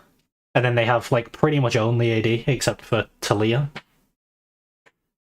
Yeah, but with Zilean, he's better. Oh, you're saying that Zilean enables the Darius. I see. Yeah, that's true, too. That's true. That is true. I mean, you could also go Kled on 5. Nah. Too weak numbers. Yeah. I think Zilean... I mean, Zilean Darius is fine, but probably Zilean Ornn is best, or Zilean Malphite. Zilean Malphite. Run him down. Malphite, just because they barely have any AP, and Malphite into Sivir is pretty nice. That's why I thought of Zilean. I didn't even consider slowing Sivir. Yeah, I mean... Why not just put Graves top? The fact that he can do both as well because of his W, like he can throw one on Darius and then W and then throw the other one on Sivir. Why not put Graves top? Yeah, you could do that into Renekton. And then AP jungle even. Mm-hmm. Fiddlesticks. Fiddlestick. Too much AP maybe. Yeah, I think it's too much. Maybe some AD champ. AD. I think Jarvan. Jarvan. Yeah, oh my god! What a Jarvan angle. I think I'm a bigger fan of the Zilean Malphite than Graves top with Jarvan. Hear me out. How does Sivir Talia get out of this? That's a good question. If his team would be so AP heavy, you could go Mordekaiser.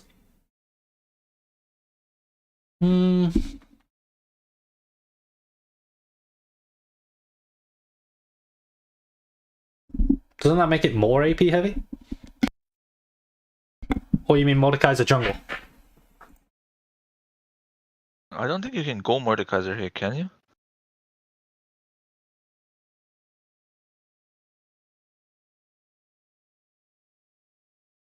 Yeah, this is the game defining More moment top. right here. This is where you lose.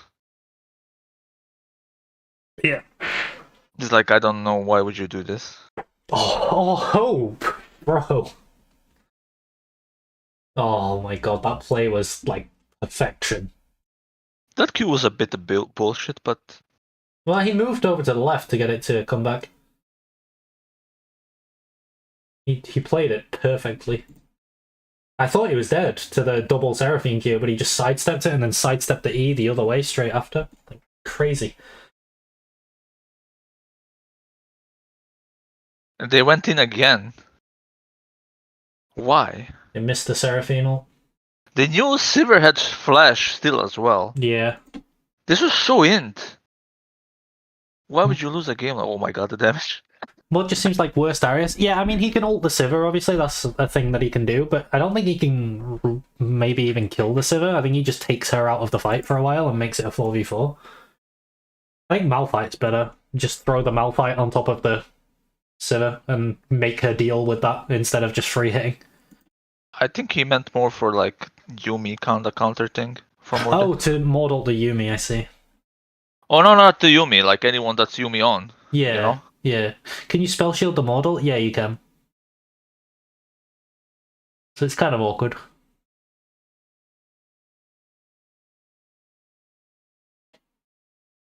Alright. BRB. Be a couple of minutes.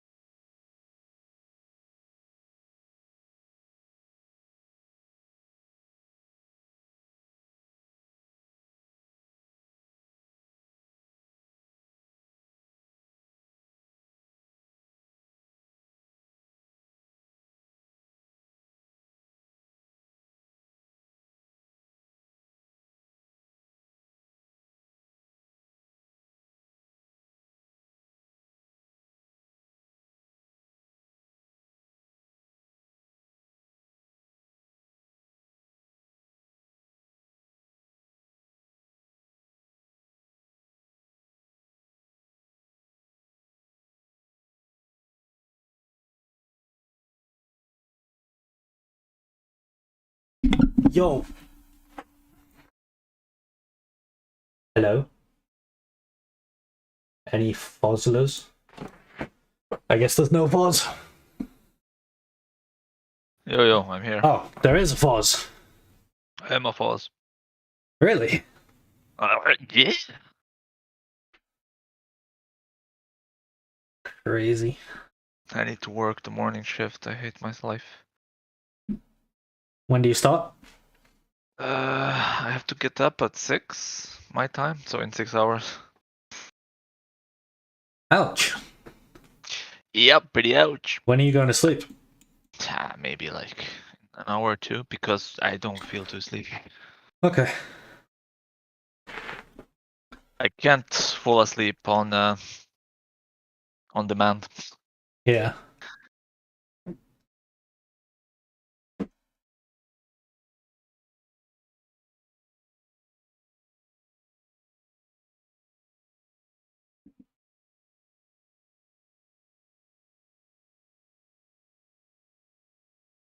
Lana Del Rey of West Coast. Why not? What? What?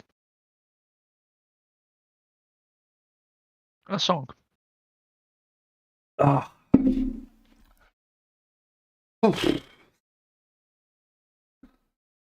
Feels so nice to just be like in my room again at home, sitting back, watching some Worlds.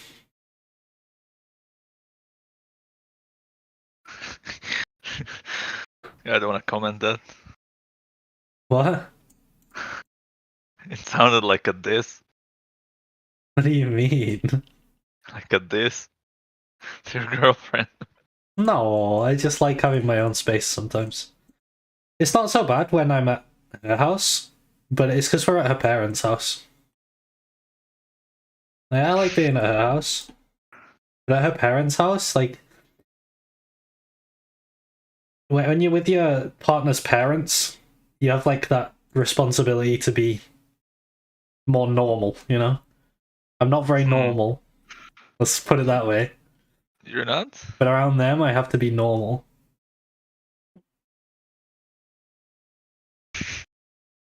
Dude needs to be normal, guys. Yeah, you know, I mean, my girlfriend's only with me because I'm not normal. She doesn't like normal. So what, like, Normal's you can't boring. fart? But like, her parents, I think they kind of expect normal a bit more. I can't fart. I mean, I guess I could. I don't think that's the problem.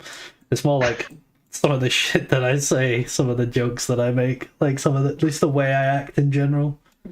I hope it's not something I'm a bit of a racist. clown. What's racism? In 2022. You can't say that word even. The Yeah. fuck are you smoking? There is no racism.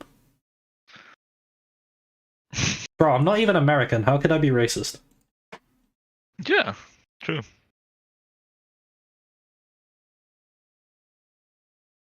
Who's ever really normal? Squidward.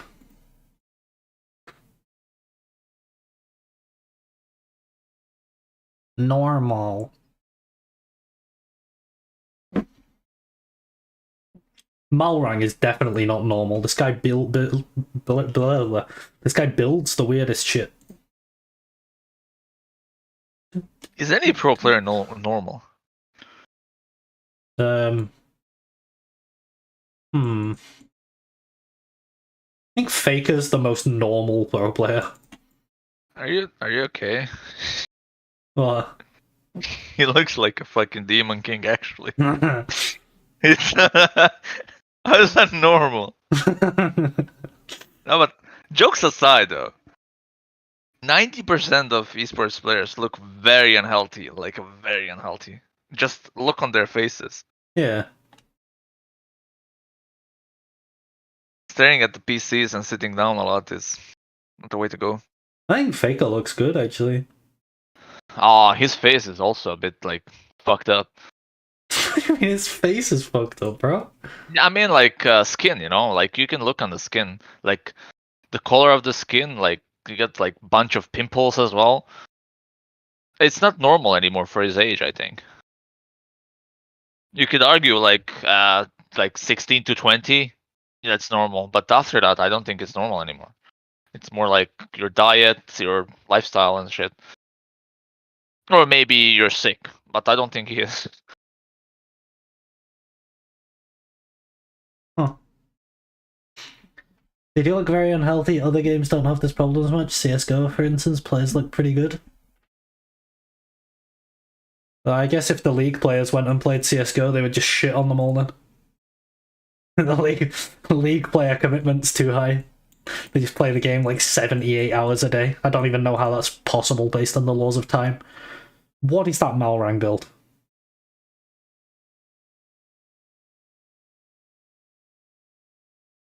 I mean, Umbral Glaive's just good.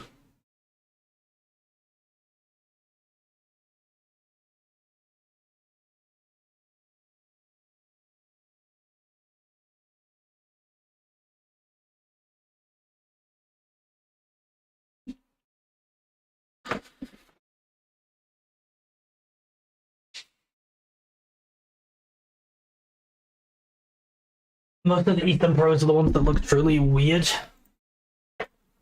I mean, they spend a lot more time than Western ones, so. Yeah, I guess. I think Chovy looks pretty good. Chovy looks quite normal. Chovy's okay. You know what? Deft looks good. Deft is a handsome motherfucker. I mean, I guess one example you can make is people like Reckless, for example. He takes care of himself a lot. Yeah. But not like I said, 90%, not all of them, but 90% really look unhealthy. Like their eyes, their skin, their posture as well. They look very like weak. Like I don't know. It's not like being disrespectful or anything. It's just the toll that the commitment it takes. You know, it's like countless of hours on the game. It has to be unhealthy.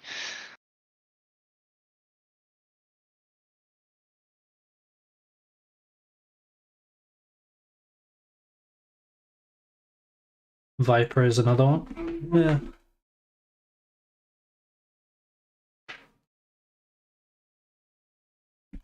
Yeah.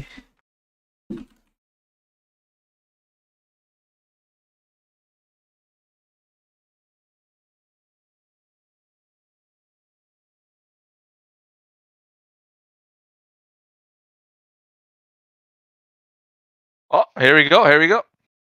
Oh, I need to reset. Rogue Blue, they're banning Silas. That's a target ban at night. Draven, Jackie Love. Yep, they're target banning. Yeah, that's fair.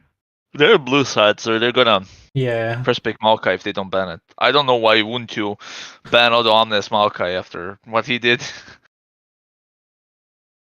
Oh, you missed the Odo Omnes Maokai. Miss it, yeah. Where he just went into 3 people and almost killed them all. There's no Caitlyn. There's no Caitlyn ban. There's no Hecarim ban. There's no Maokai ban. There's no MF ban. There's no like Azir ban. All these things are open.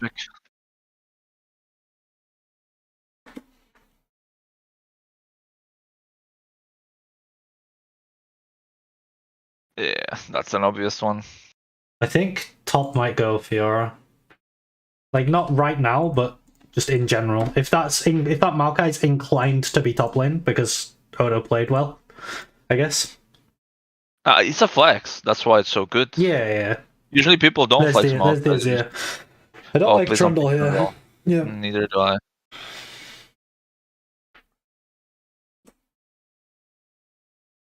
Alright. Yeah, this should be a victory, yeah. I mean, Corki's good here. You can. Oh, wait. You just go MF and Amumu here. And you're like. If they do that, I think top will for sure go Fiora on the that's three. A Kalista Renata. That's a Kalista Renata. They're using like. Sage permaban. I don't know. Sage? Sage permaban. How is Sage permaban? Sage isn't banned. That's a Renata, come on. Yeah, it has to be. If it's melee support, I think you go Fiora. Because it's so easy to play Fiora. Okay, Victor. I mean, Victor's pretty good in... Like, he can answer the side lane into Fiora reasonably well. I think I would just go Ashe here. They can go Aphelios as well. Aphelios is fine. I would go Aphelios or Ashe.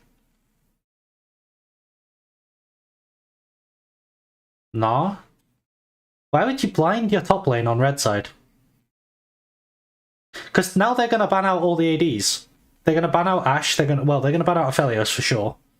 They're probably... I mean, they won't ban out Ashe because no one plays it, but they should ban Aphelios and Ashe, right? You kind of just get banned out because you picked top lane for no reason. Yeah, Aphelios should definitely be a ban on blue side. I don't understand the Gnar pick. It would never come up for a ban, neither. Yeah, I don't know why they're playing Gnar. Because now you're telling Odomle, like, you have a green light to go top Maokai. Yeah. And they're also pretty forced to ban these supports that they don't like. Renata is like a must ban, that's for There's sure. the Aphelios ban, just like I said, and then are they going to ban Ashe as well? Maybe. They should ban a Mumu here, I think. I would ban a Mumu. On red? Yeah, I agree. Yeah. I mean, you can counterplay that, but I don't think there's a reason to do that. Let's see what they ban and then see what that indicates they want to pick. Okay, that's a target ban. That's a target ban. Malrang is like... Just look at the last game he played it, so... Yeah. This guy, like, ganking I remember from 20 playoffs, times. He played a lot of Jarvan. So is this going to be the Ashe ban? The casters realised Ashe would be good here. Maybe the pros see it too. Maybe. Was it Atlas that brought it up? I really like Atlas. Okay, Tristana. I would go Ashe on 4. And then support counter pick on 5. This. Give me this. Come on. Ashe does make sense. Come on. Take the Ashe. Varus. Okay, they went with Tesco Ashe. I still think Varus is just a worse version of Ashe.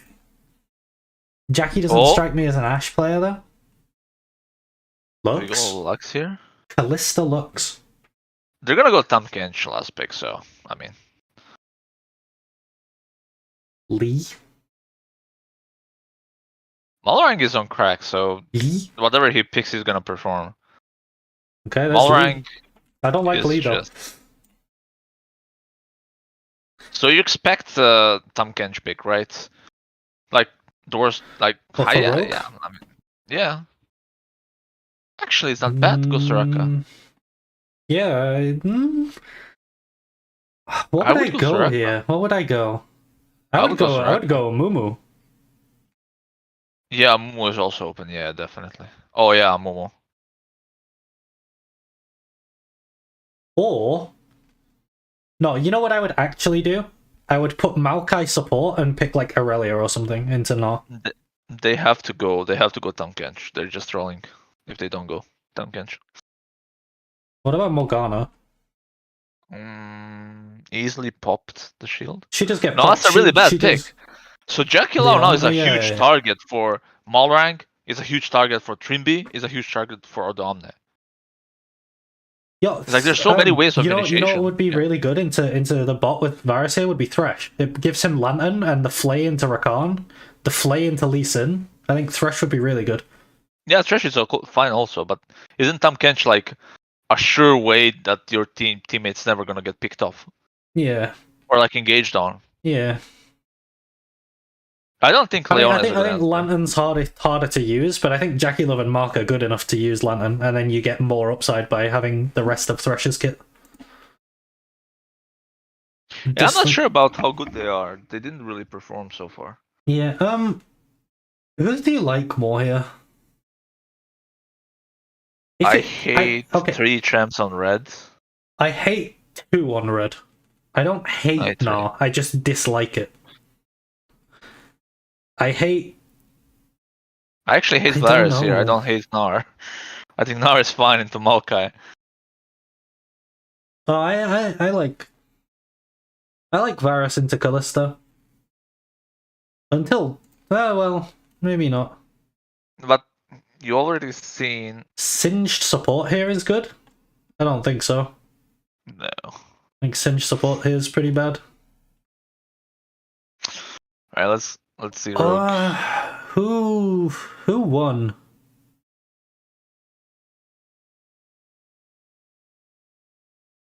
I think it's close. The reason I think it's close is because when I look at these drafts, I think it's going to come down to player skill. The draft is so whatever, man. Yeah, I kind of agree. It's pretty whatever draft. But I think it's a very player skill draft.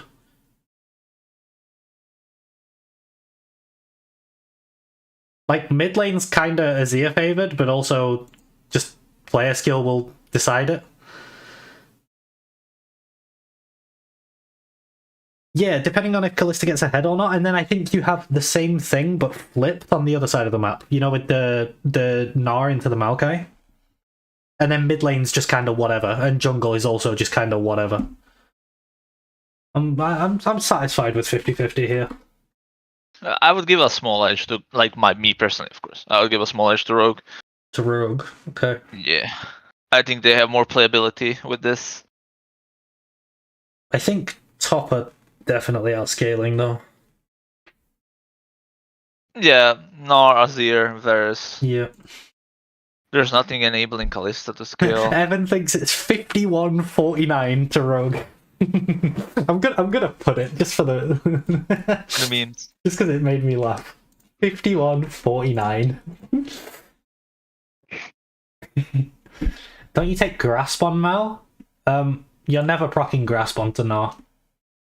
So I guess Aftershock's fine. I probably would have gone Glacial into the range matchup. Oh, I need to do my timer. One sec, guys.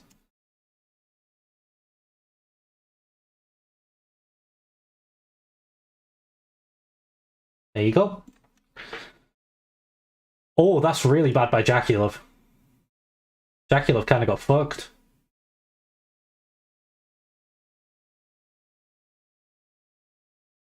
Yeah, Grasp top into range matchups is kind of oof. He's not playing Grasp. Yeah. Benjamin asked, don't you take Grasp on Mao? Oh, no. Phase Rush might also be good on Mao.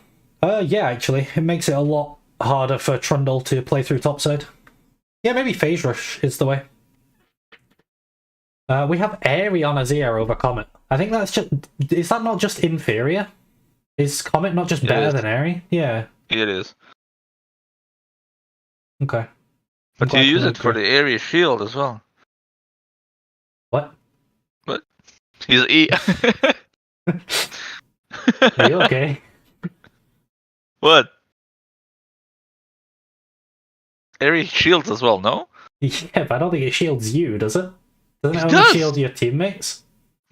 No, it shields you too. Oh, okay. If you say It so. doesn't work on Victor though. You know why? Why? Oh, because you do damage for. Tien's a little out of position here, but I don't think he'll die. I think he's fine. Oh wait, he turned around to bite him. Wait. I mean, Knight's here first, but I don't think it really matters. Yo, Knight should just shuffle over and they should all go onto Rakan now.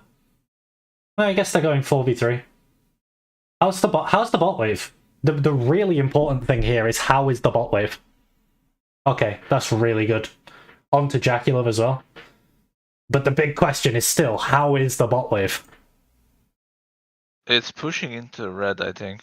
It's from what I've seen. If they can go back bot and catch that wave, oh my god, they're ahead. Oh, no, it's pushing into blue, right? I'm not sure. Or is it frozen? It's pushing to red. Yeah, it's slow pushing to blue. Oh yeah, okay. I was looking at the minimap. I guess they can crash the slow push and get a nice base though. It's just if the wave crashed into Red's tower, it would have been really bad for... Well, not really bad, because they still got the kill. But why did Malrang was like, okay, I'm just gonna take this. I'm gonna ignore there's 4 people around me. I thought they would turn on Trimby here, but they...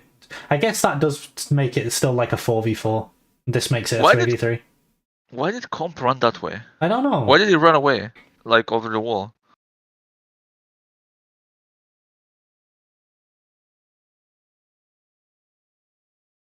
Whatever. Okay, Tien's not even trying to play through top. He's just covering Varus. Makes sense. You don't really need to get Nara ahead, so... I'm hyped for this Odomni pick. It's definitely an Odo Omni champion. Yeah.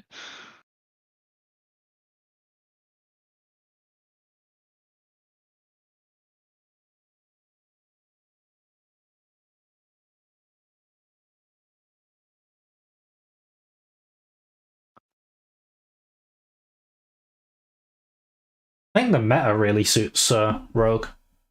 Control mage mid, tank top, like some random shit in jungle, and then like a carry bot lane.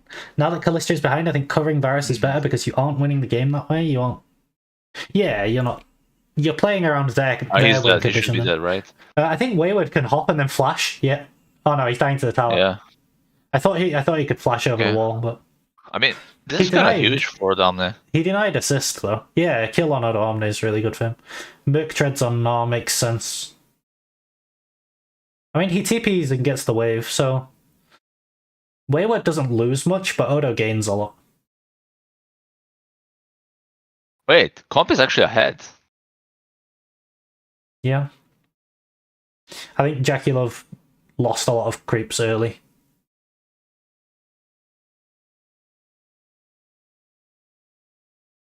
Like level 1, he got traded on pretty hard. Did you actually saw the damage graph from G2 versus JDG? I didn't. Was it all hope? Yeah, I mean, we did. We talked about it, no?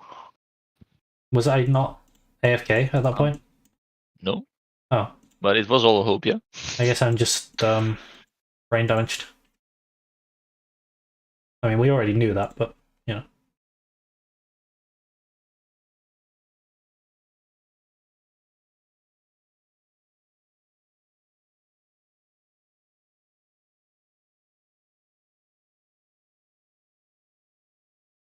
Odo has a random mana crystal. Wait, when did Larsen flash? I don't know. Oh, it must have been in the... No, wait. Yeah, I mean, the timer is like really weird. It's not from the early fight that we had. What happened? Yuumi dealt 20k damage. Jesus. Silas 10k damage. Yeah, I mean, his build didn't allow him to do a great deal of damage. Oda going Frozen Heart, it looks like it. Oh, that's huge by Trimby. Yep. Oh my god, I like it.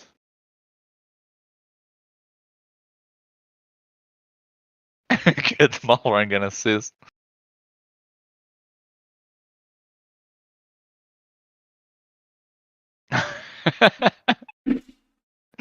Give Malrang assist. He's not allowed one, bro. He's not allowed. Honestly, people underestimating Yumi's damage, it's so gross. Yeah, and also people aren't even building Leandries on her. She does more damage with that. In team fights when she's ulting, the amount of damage she lays down with Leandries, oh my god. Yeah. It's disgusting. And then just the poke That's damage in lane. Actually, the only unhealthy champion at the moment in the game. I don't know, Alistair looks pretty unhealthy, same for Vi. I mean, they look bad. I'm saying, like, legit something that kind of breaking the game. You're just AFK inside of someone dealing damage. I wish I could be inside of someone. What? Yeah, I know what to tell you, man. Did you say something? It wasn't me. No. Now it's there, man. I'm speechless. Don't you mow at me, Evan. Is Wayward dead again? I don't think he should be dead, right? He gets the big O, yeah. Big O. he gets the big O. He should ult the wave. Yeah. Oh, he's trying to What is he doing? Wave. I mean, why did you not stay under tower? Why? I don't know. You could have just stayed on the tower, waited for them to come, and ult the wave. Yeah. Wayward. Oh my god. Why did you walk away and let them kill you? What's with that face, G? What's with the face in chat? I don't...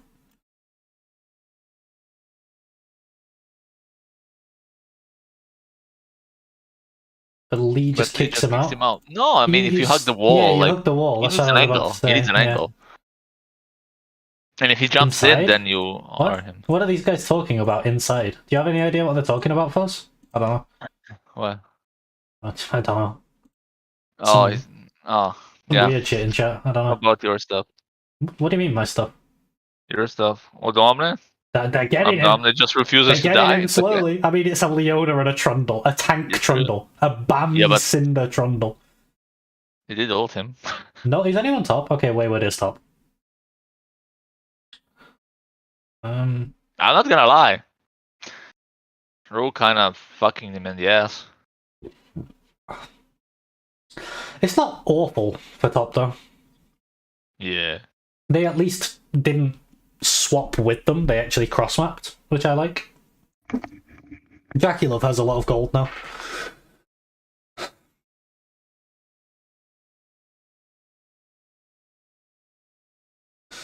I would imagine Callista goes back to bot, yep, and then they play for Drake. Pretty good. Actually, Jackie Love with the first mythic. Yeah, he got a lot of plates on bot. just Maokai now. being this far ahead is really good for Rogue. Yeah, it is.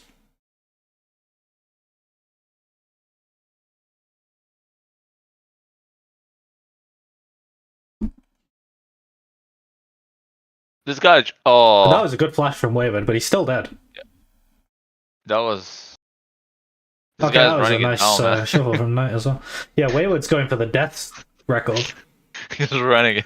Guys, I think it was a Gnar pick'em choice. I think this game alone. No, pick him. Your Trimby's about to steal Drake, by the way. Oh, You know what's weird, though? oh, I did not expect from this draft that Rogue would be hard winning through topside. oh, And that was beautiful. Why is it beautiful? That was really bad from comp. Wait, did He missed the flash. Comp flashed? I didn't think Yeah. Comp flashed. Yeah, he did. He badly flashed. Where He could just have hop you as been? he are and flash. I have been at my girlfriend's parents' house. Odo literally has a Maokai tattoo. Oh. Maokai aficionado. Woo! Whoa. Okay, Azir has Leandries and Victor has 2 Amptomes and a Murktreads.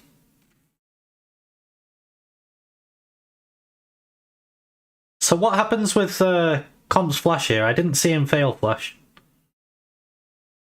Yeah, you can see now. See? Oh, Comp! Yeah, that was really bad, yeah. Was wondering why I didn't live viewing the past few days? Yeah, I was busy IRL. If I'm ever not around, I'll put a post on my community page. You go here. Here we go. Community. Like these things. So I did this one here. And this one.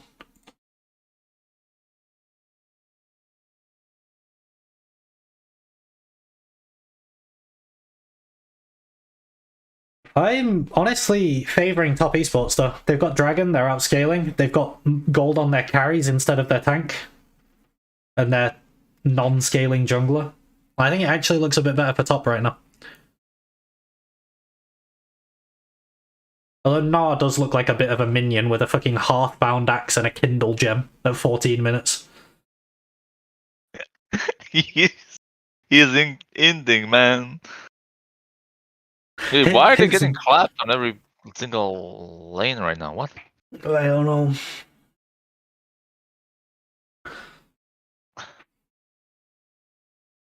I don't think you're ever going to kill that Leona. Oh man, I've had such a normal sleep schedule while I was at my girlfriend's parents as well. And so now I'm tired at this time.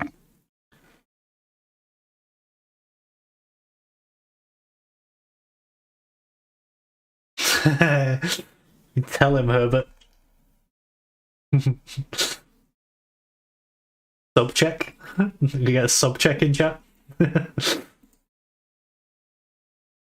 I need to put one of those things up where it's like, did you know that only 10% of my viewers are subscribed? Like what every fucking YouTuber in the world does. At the start of their videos. And then also, this video is sponsored by Raid Shadow Legends. And then give it an intro. Hello guys, I haven't been talking to you much, blah blah blah blah blah blah blah blah blah. And then like 20 minutes later, actual content. And before that, there's like an intro thing with music. Well, he's dead. That was a really bad kick, though. That was a bad kick. I didn't think he'd be able to WEQ through that wall. That was a very thick wall. You can double over that wall alone. Yeah, that wall was thick with 2 Cs, but he just W'd over it and eat it. Yeah. What does the subscriber count do? The subscriber count is only really relevant until 1k. At 1k you get partnership, which I already have because I have 1.6k. After that, it's just how many people get notifications on your videos, basically, and your streams. But the actual number doesn't really matter. It's all about views. You hear that, guys? Them views. And also, I mean, comments. Comments and likes are really good for putting things into the algorithm, as far as I know. But views are like what you get paid by. Call the banners. Summon the viewers. Summon the viewers. I performed some dark magic ritual to all summon of them. You remember when we called out the lurkers in the chat and then like 3 people left?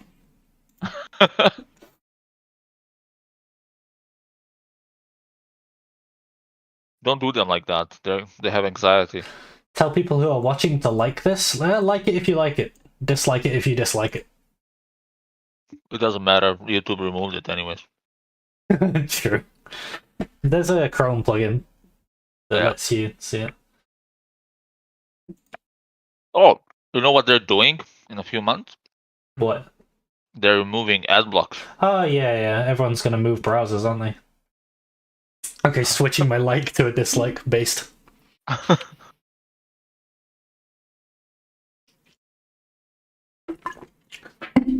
Very based.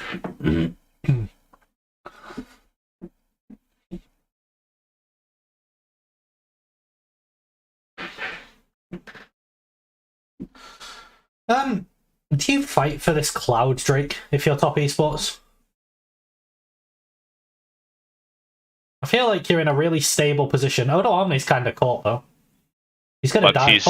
He flashed the Varus Q, but Varus just gets another Q because he E'd Maokai, which popped his W, which reset his Wayward is not having a good game.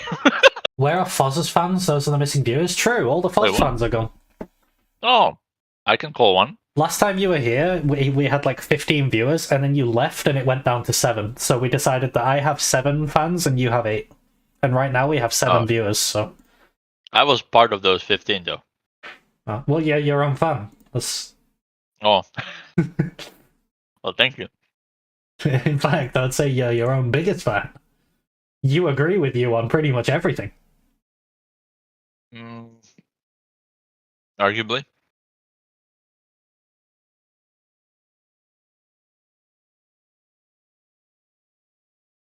Oh, he flashed the Varus ult, not the Q. Look at Skyward. Oh, Wayward. Wayward. Skyward.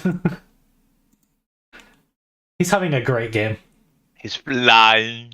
He's having a great game, bro. It's not even that Rogue was like camping the shit out of him. It's like... No, he every time they looked at him, he died. Yeah.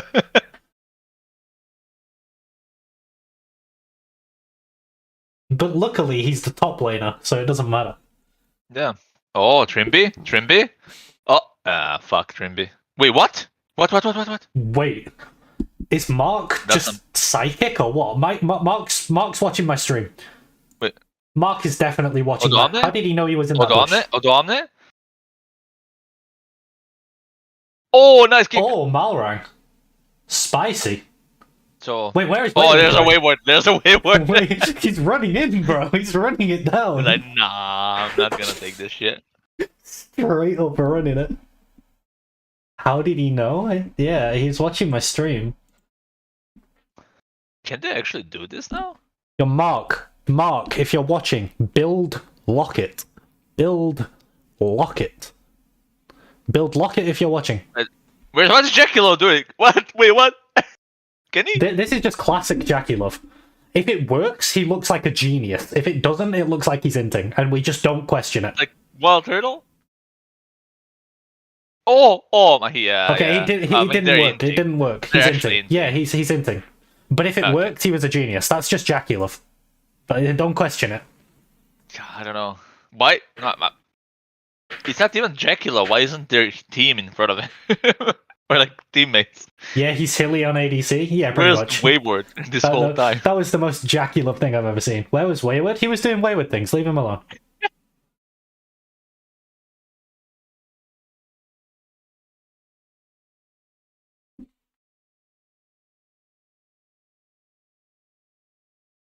That Tazir ult was not necessary at all. No, he should have held it. Yeah.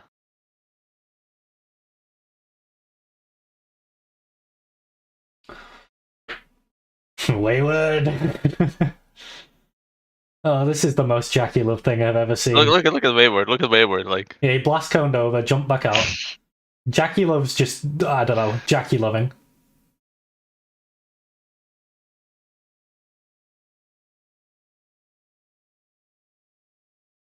I think you go for Malrang here. Oh, yeah, no, but it's Jackie Love, so. Because there's no way you outsmite an actual smite and Kalista E. You do if you have passive stacks on it, but he didn't, so.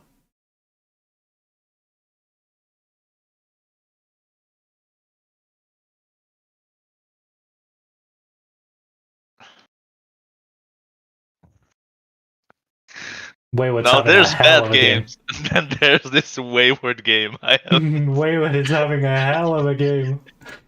this is something else, okay?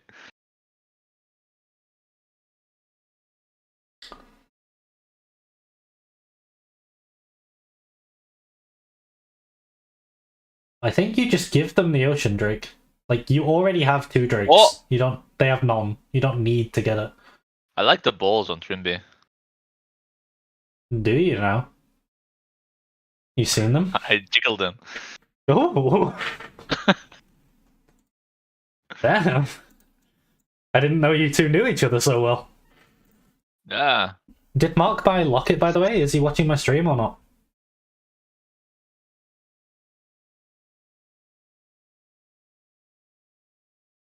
Yeah. I have no idea what you're doing there, Jackie Love, but yeah. Pause. I've told you. It's Jackie Love. Don't question it. It's like Wild Turtle from Asia. It is like Wild Turtle from Asia, except the thing with Jackie Love is that sometimes he just kills them all somehow. And he kills them all enough of the time for you to just stop questioning it. He does really dumb stuff, but his hands bail him out sometimes. Because he has really good hands. I'll be honest with you. Eastern mids are not really that good against Western teams. This EU mids, not Western. They're not that good against them for some. Like every single game I watch, I actually always see advantage on the even losing games. Always advantage on the Western side. His high are the moon, his lows are the Mariana Trench. Yes, and there is no in between.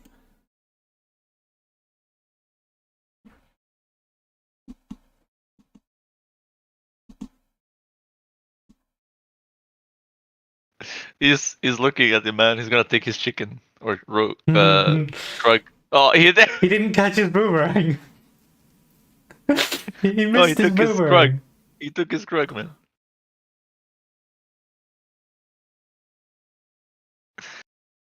Oh my god. Okay, Knight's going Deathcap third. Oh wait, no, is that Shadow Flame? I don't think you go Shadow Flame and Void. I think you pick one. True. I think you go Shadow Flame just for some tankiness. You don't need Void, no? That sounds like beta. And then you go Void, Deathcap. All the damage, no survivability. Chad energy. I don't know. That's what Jaculov would do. I mean, he procs a lot of shields and gets more pen, I guess. But why would you just? Oh, okay, that's just a tower, I guess. Oh, okay. I think top could even look for an engage now with the Maokai out though. Like, would they see Kalista top if they can get onto that Maokai and Rakan? No, they're not. They don't have any vision. They're just letting Wayward do Wayward things. Why did they not take it? Wait, Wayward? Wait, Wayward. What? Wait. Oh, I'm just. Oh, they thought they left. They thought they left. Oh no. Wayward didn't even take the tower. Okay, it died to minions. It's Wayward. It's not a minion. Now that 369 is rolling only 9s, Jaculov had to take the dice for himself. Yeah, true. Wait, Jaculov has no ult. So they don't. Yeah. Real men I don't need know. ults. I'm not sure about this Trundle pick, honestly. Well, Okay, we said that when he picked it. Yeah, I really am not sure.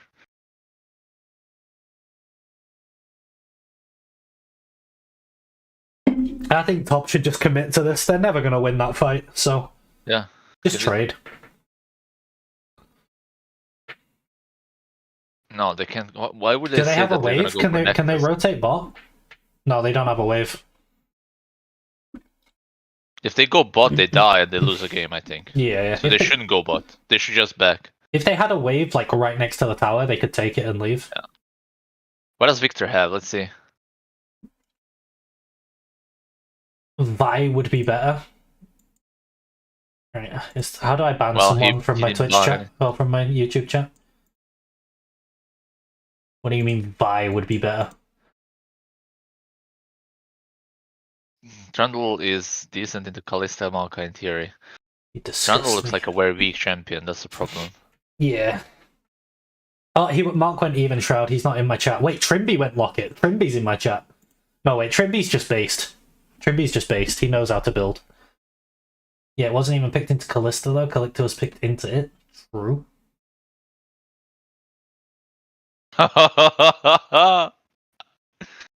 Wayward. Hello. Wayward.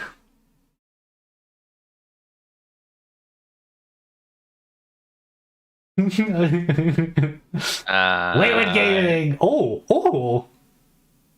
He's gonna take a tower. Oh, he didn't auto it. What a lower this. Trimby is really good. Trimby is really good. Oh, fuck yeah, bud. Yo, is Trimby doing the build that I was asking literally everyone to do for the entire of play-ins? Is he doing Locket Redemption? Maybe. Oh, Trimby is so based. Trimby is cracked this game too. Trimby's the best spot in the world. I mean, what else is there to say about it? He's literally the only one who has the mechanics required to purchase Locket and Redemption.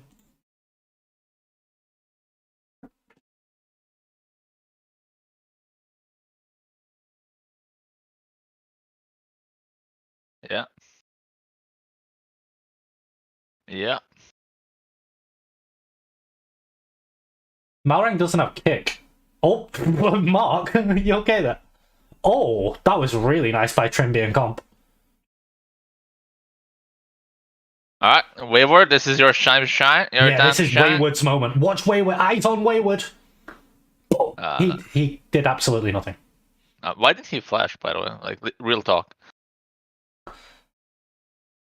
Trimby your favourite player right now? That's a good shout for a favourite player. I think mine right now is maybe Zika on DRX. That guy has been so fun to watch. Mine is Humanoid.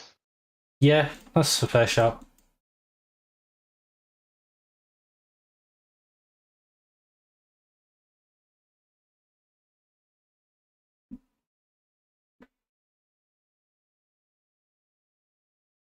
Alright.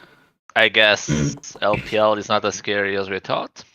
It's looking very good for Rogue. Yeah, neither is LCK, to be fair. pretty fucking evenish tournament so far. Yeah.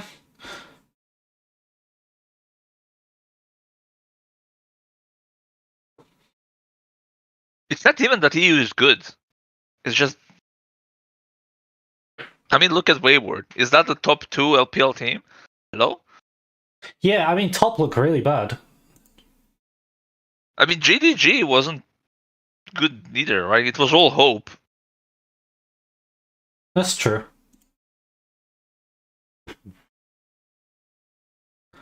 Trimby's crack. I mean, I don't know. I haven't seen Damwon play, but I know they're good. Especially, like, I know this meta is good for them as well. But when I saw their draft and I saw the Renekton, ugh.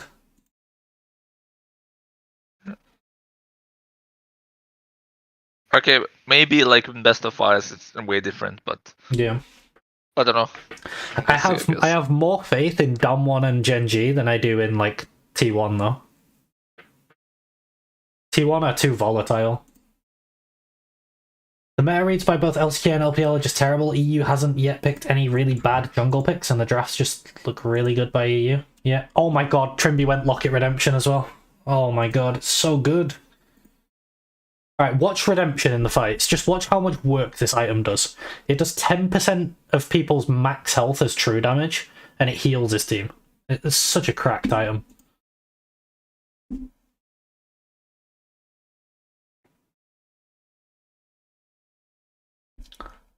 Malrank's struggling with those wolves. He managed to 1v1 them though.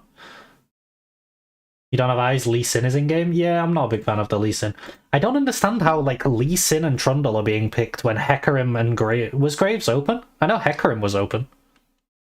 And then there's Graves, there's Kindred, there's Fiddlesticks, there's Karthus, like... Even, like, Kayn, I think, is better than these. Morgana as well. Oh, look at Wayward playing. Bro, Wayward's about to pop off. He has such good management of his rage. Can you stop chatting shit about Wayward? This guy's about to show you why he almost won LPL. This is just pure top div, man. Like, not even joking. This is just top div. He's not a champion, man. Benjamin, you have a point. I do have the bans right here. However, you failed to realise that I'm not that intelligent to realise that. Graves was not banned. Oh my god, Malrank! Oh lord! Beautiful. Yeah, okay. That was disgusting. Alright, GG Rogue. Malrank cracked. Okay. Honestly, Rogue does look good.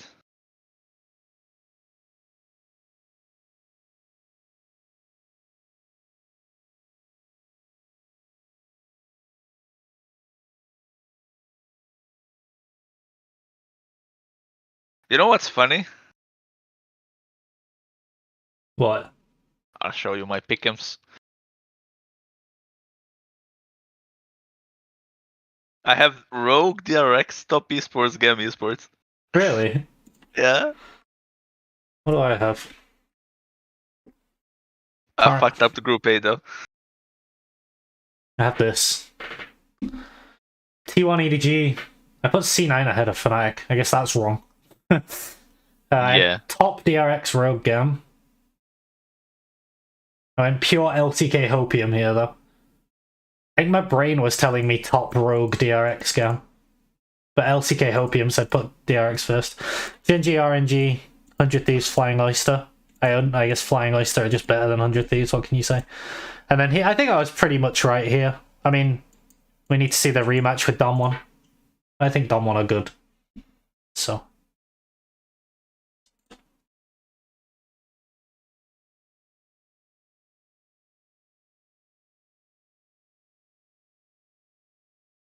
C9 could still do the NA week 2 and go 3-0 and then tiebreak and get out of groups. You never know. It's C9. If any NA team gets out of groups, it's always C9, so... I mean, I guess I have Group C, but the rest doesn't look too good. I tried to do some weak, wacky shit apart from Group A. Yeah, I went for some big bold predictions, like putting Dom on top of the group and DRX above Rogue.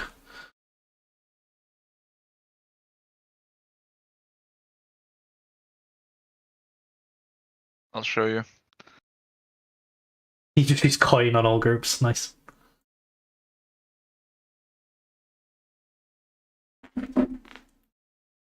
Okay, you have exactly the same for me as Group A. You have almost the same for Group B, but you put JDG top. Group C... Okay, I mean, that's exactly how it's going right now. And then Group D, you put RNG below 100 Thieves. I really hated RNG in play-ins, man. I really hated them. And I saw EG, like, doing some stuff, right? Yeah. And I was like, okay, maybe 100 Thieves says something. And yeah, that's my logic. Trundle did like half the damage of Rakan. Trundle looks good, man. I think more teams should be picking him. He's like... He might even be better than Vi.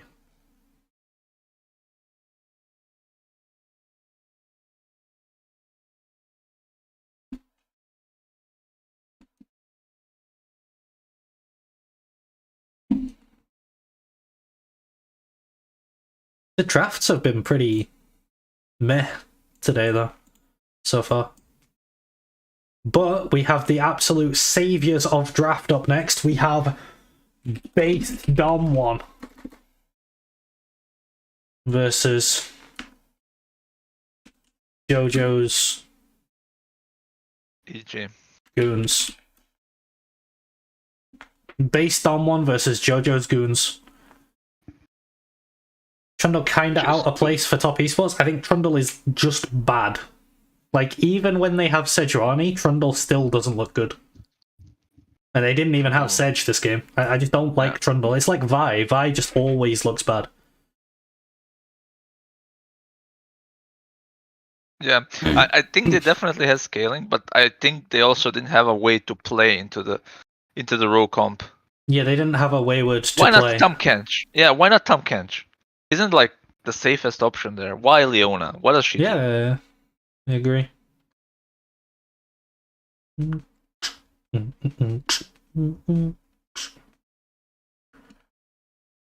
I mean, I also think Ashe Tahm Kench would have been insane, right? Yeah, Ashe is just better than Varus, though. Yeah.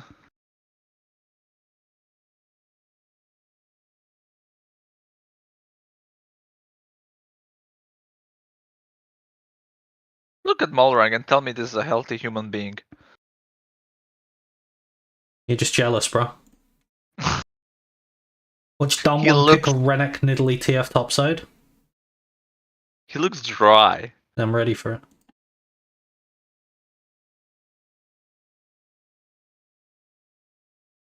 He's just dried himself out to get ready for all the wetness he's gonna get after that Lee Sin kick at the end of the game. They have to translate for him? How does he fucking communicate with his team? He doesn't.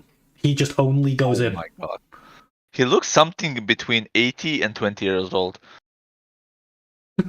Between 80 and 20. It's like he's 80 years old guy in a 20 years old body. Why so mean, Foz? No, I'm not trying to be mean. It's just he does look like that.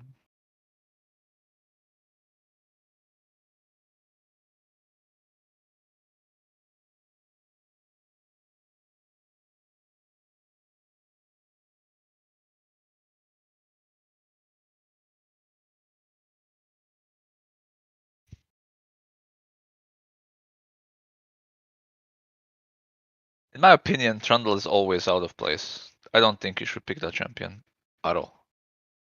Even into Sejuani. You should just ban Sejuani rather than do that. Dom1 versus EG. I want to see some of this. I want to see some of this. I want to see some of this. Oops. Give me some of this, Dom1. Give me some of this. And then let's make it spicy. Give me some of this. and then no one knows where anything's going, and then we all have fun. And we go, yay, fun! You don't want to play Heimer? Me too.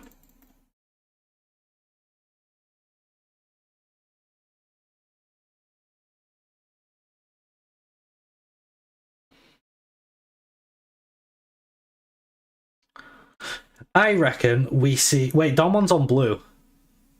What did Donmon first pick? Alright, I'm gonna dip, man. Have Alright. fun streaming. Have a good night, guys. See you around. Yeah, see you later. Bye-bye. Bye. Morg best role jungle, agree? Yeah, I think she's a bit like Maokai, where her best role is jungle, but she's not bad in the other roles. I've been playing a lot of Morgana mid recently. It's actually pretty, like, it doesn't win into anything, but it doesn't seem to lose into anything either. It really does, like, the Malzahar duty of just farming, clearing waves really easily, and then it's Morgana. If you need Morgana, but you don't have somewhere to put her except mid, she can go mid into pretty much anything. She's never going to kill anyone. It's actually a really safe lane. Yeah, it is. She has the best cannon wave clear of like any champ I've ever played in mid. Because the cannon wave resets your W. So you just perma W the cannon wave. No one can keep up with your shove. And then you can just get a free base on cannon wave every single time if you need it.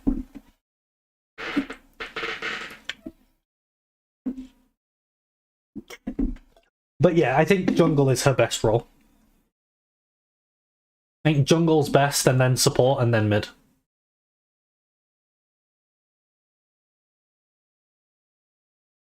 I think Morg is like... Morg has become my favourite champion in draft. Like, me and Foz were having this conversation when I was playing Morg mid with him. How do you answer this? How do you answer B1 Morg? What do you pick on 1-2? Because, like, some of the things that we like on 1-2, like this, me and Foz both like this on our 1-2, MF Amumu. But MF Amumu feels so bad into Morg, because she can just Black Shield when you try to engage. And she can, like, binding the Amumu to stop him going in. So this one's out. So, like... I mean, Maokai should be banned. Because if... Yeah, I think Maokai should just be banned, like, here, so... But Maokai would be good.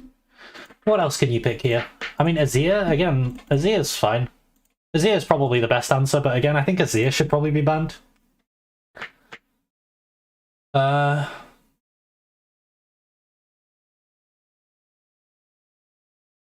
can go with this. This is pretty good. Graves into it. But I think Morg is so flexible. She might be my favourite B1.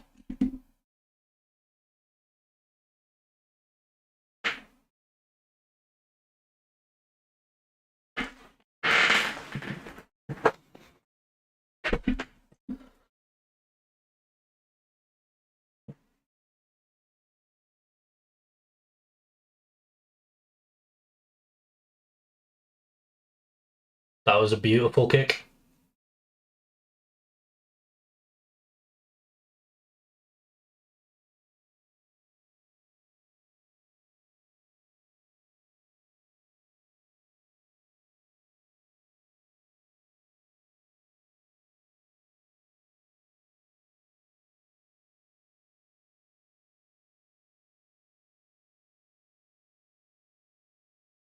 It definitely looks like if any Western team is going to make semis, it's going to be Rogue. Like, they have by far the best chance of doing it, because I think they're the only Western team that realistically can get out of their group as first seed, which gives them an easier quarters.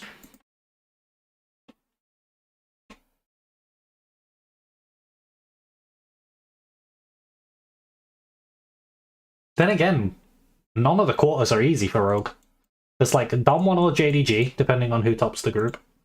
There's like T1 or EDG or Fnatic. I mean, Fnatic's probably easy for them. But I think it'll be T1 or EDG. And then it's Gen G or RNG. None of them are easy.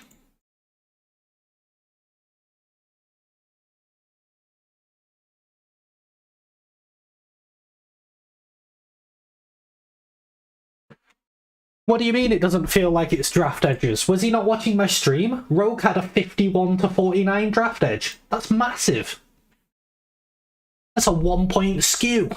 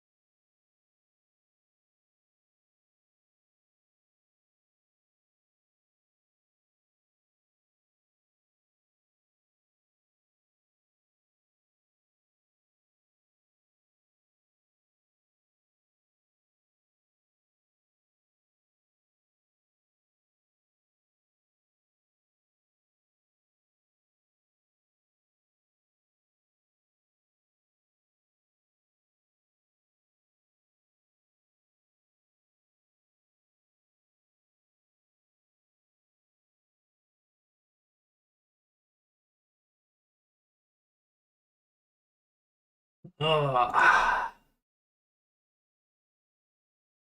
thing I'm looking forward to with covering the games that I've missed is that I'm not going to have to go through all this break.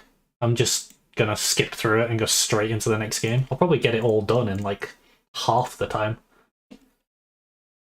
I want to check the Formula 1 news. I want to see if there's been a verdict on Red Bull. Any of the F1 fans in chat right now?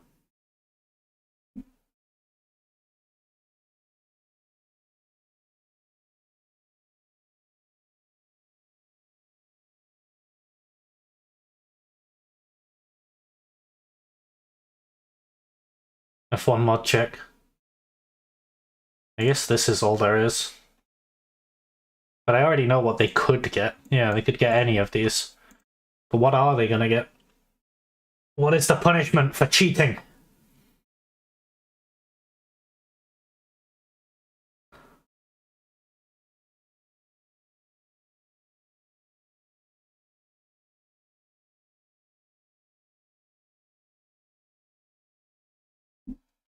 Yeah, there's nothing. What happened?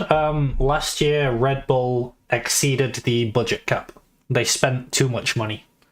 There's like a cap on how much you're allowed to spend on stuff, and Red Bull spent too much. But in their paperwork, they said that they didn't. So I don't think there's much of a way to spin that other than that cheating. But I mean, they've been found guilty of it. We just don't know what the punishment is yet.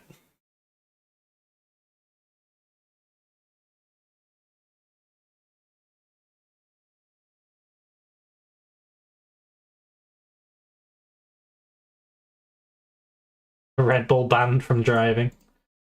What I think will happen is that they will have a lower budget cap than everyone else next year. That's what I would imagine would happen. So everyone else gets like the standard budget and they get, I don't know, 10 million less or something. Because I believe the budget is 140 mil. So maybe they only get 130 mil.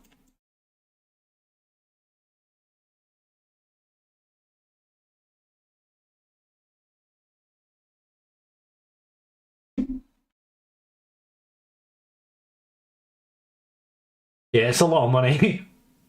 You know the funny thing? Red Bull claimed that it was like spent on sandwiches and stuff, like on food. Because they went like 2 million over.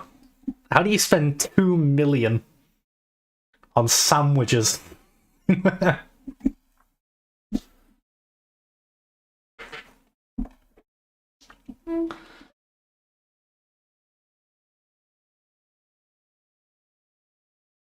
Maybe it was a really good sandwich. Or maybe they just bought 600,000 sandwiches. I don't know.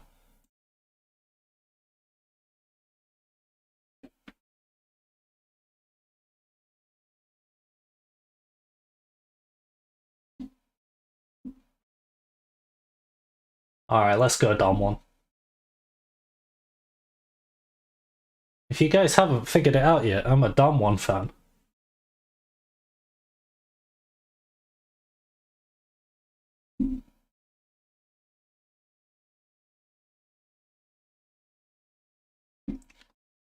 Do not. Can I? Where is it? Get rid of this. Put it in the bin. No crocodiles. Okay, Damwon? No crocodiles. Not even one crocodile. Get it gone. None of them.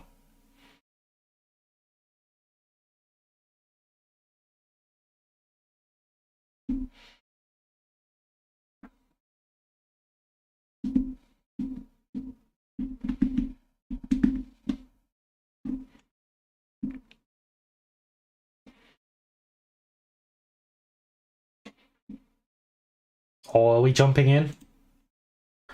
Come on, please no crocodiles, please.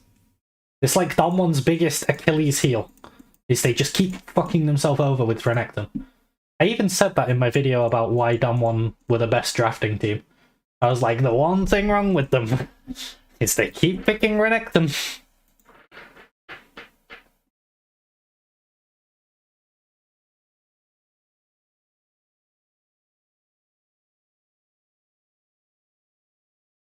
Did Kadril just steal Krepo's joke?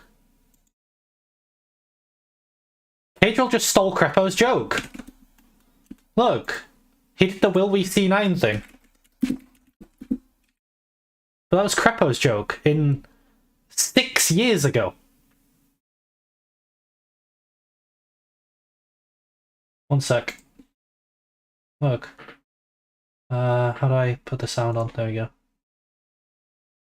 Cloud9, they get to leave the stage, gather their thoughts, and now they have to come back and play against Cloud9, who have been beaten as handily. This could be quite a difficult match for...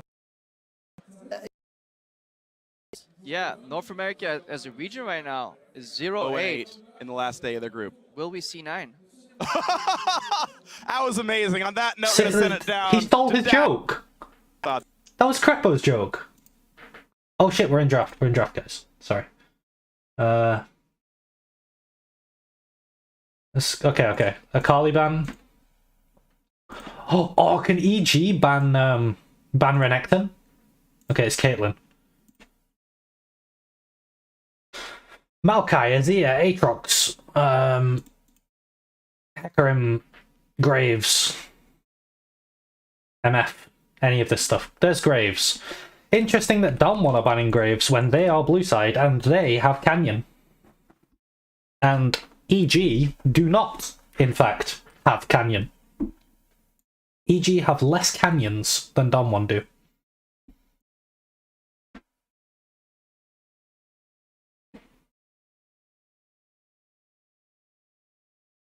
There's the Yuumi gone. I forgot about Yuumi. Maokai.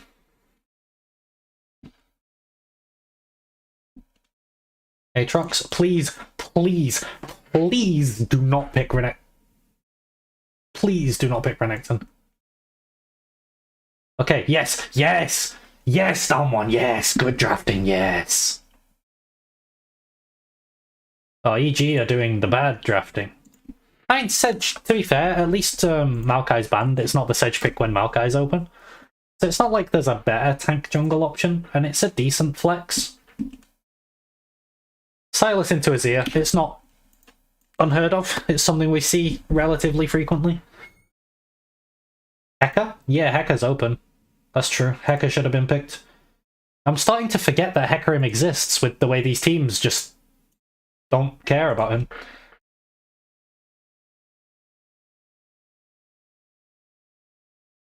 What are we going to see here? Oh my god, they're just picking champions I love. What are they going to go with it? What bot lane are they going to go? Are they going to go Ashe? Are they going to go base Ashe? Are they going to go Aphelios? Are they going to go Kalista? But Damwon were not drafting good purely because I wasn't here. I'm telling you, they're drafting so much better now. Look at this. Look at this. It's Aphelios. Jesus Christ, I panicked when I saw Anivia. I was like, what are you doing? I mean, Anivia's good into Sejuani Sylas, but you already have Azir.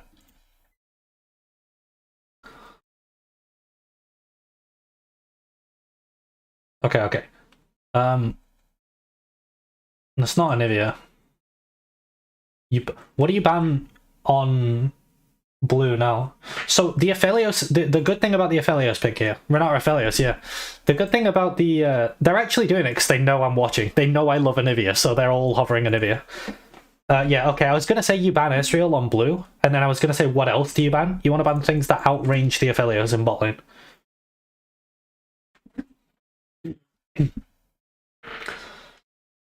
Yeah, Karma's a really, really good shout from Kobe. Karma is very good for EG. I think they can also play Pyke into it. Poppy ban? Yeah, Poppy ban seems reasonable.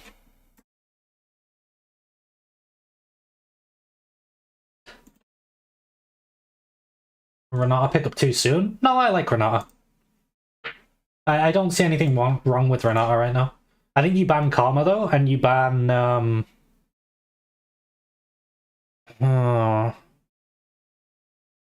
Karma and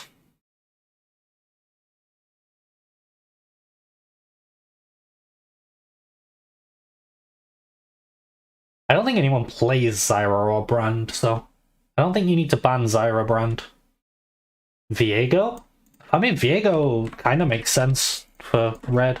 I see what they're thinking. I think that Renata is fairly blindable too. Yeah, I think so. She's pretty flexible, not in terms of role, but in terms of what draft she can fit into. She kind of excuse me. She kind of slots into teams very easily. Camille, that shows that they want to pick Ornn, maybe? On 4? I think this is going to be Ornn. So you could ban Ornn here, but I think the Karma ban is really good. I think Karma is very, very good on red. Bel'Veth. Okay, it's going to be Ornn on 4. Oh yeah. There's the Karma. Oh, Bard is good as well. Bard is also good. I didn't consider Bard, but I like it.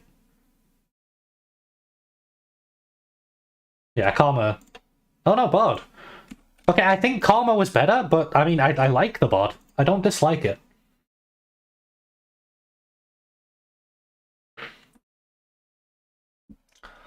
I mean, I think you for sure take Ornn here. You take Ornn. You take Ornn Kindred, maybe.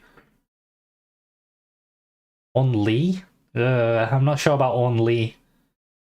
Ornn Karthus? No, they have Bard into Karthus, I guess. Lee Sin. Ew. I don't like the Lee Sin here. Someone are throwing it away a bit. I think they were winning. Do not even. No. No! Blind Jace. Blind Jace. Oh my god, they threw it away! Someone! Someone, no! Oh, Someone, no. Isn't Jace even bad into Sedge? Yes. And then Hecarim has... Like, if Hecarim plays topside, he has such good kill potential onto... Like, Jace Lee Sin is just gonna get clapped by this... I mean, they're scaling very well with Aphelios Azir, though. Like, the Damwon scaling is very strong.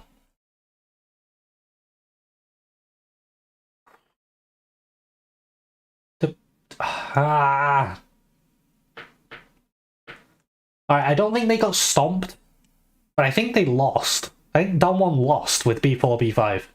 If this Jace was just Ornn, even with the Lee Sin, they would have won with Ornn.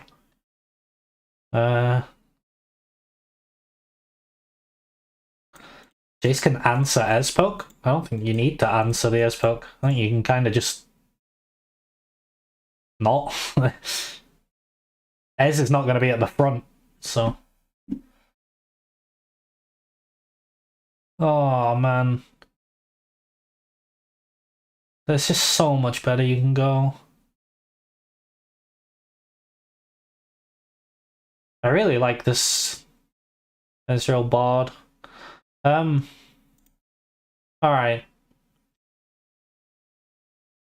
The one thing they have going for them is that to kill Aphelios, they all have to run at him through Renata Azir. But I think Aphelios Renata Azir here is still really good into like all of this. It's just the Jace Lee Sin. Man, I'm struggling to say who's winning this draft. Because I like the first three so much, but I hate the second two. And then here, I dislike the first three, but I love the second two, so...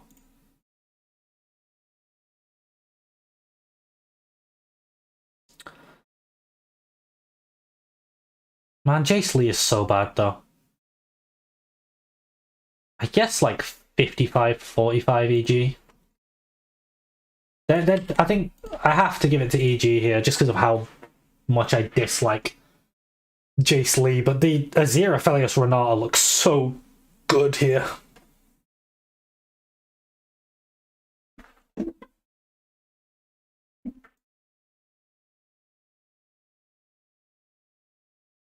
Tempered Fate goes hard. Yeah, it's good.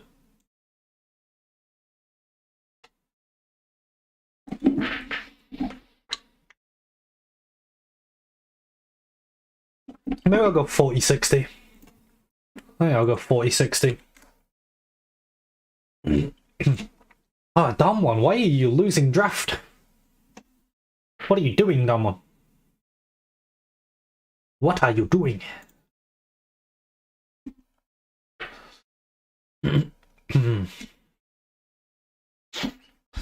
Okay, the one thing with the Hecarim is that in isolation, Lee Sin has a good matchup into him because he's one of the champions that can go into his jungle and stop Hecarim from clearing.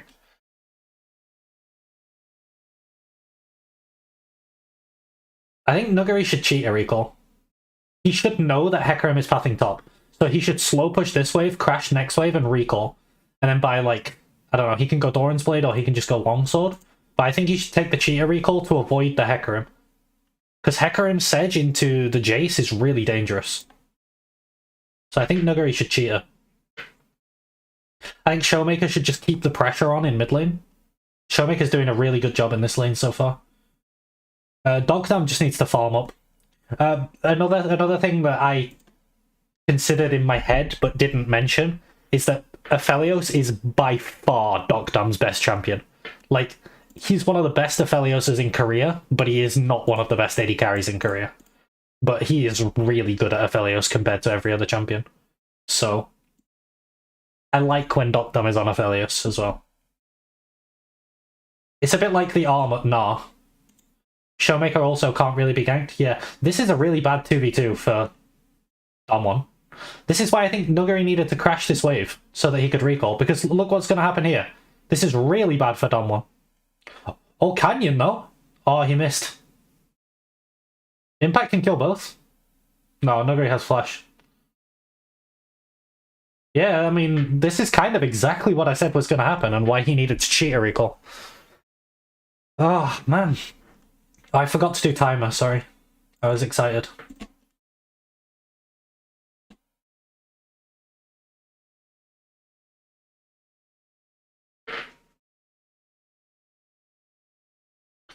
Nice, now they fed the horse, the only threat for Aphelios. Yeah, I guess he kind of is a threat for Aphelios, isn't he?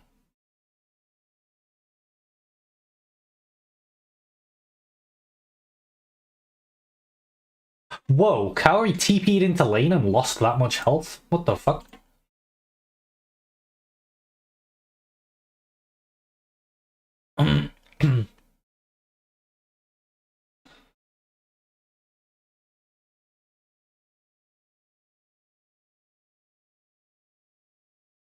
Oh, welcome to lane.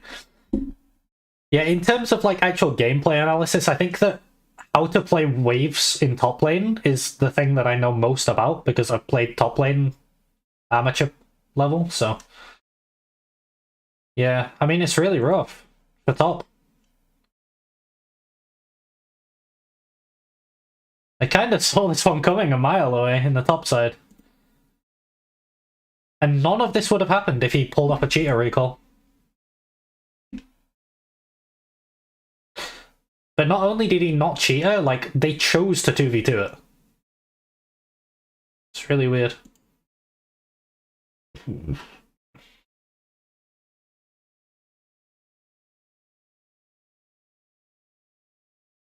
No Ignite. That's really good for the bot lane of Damwon. Impact no TP. If I was Nuguri, I would want to hard shove this, but I guess Hecarim threat is pretty scary for you.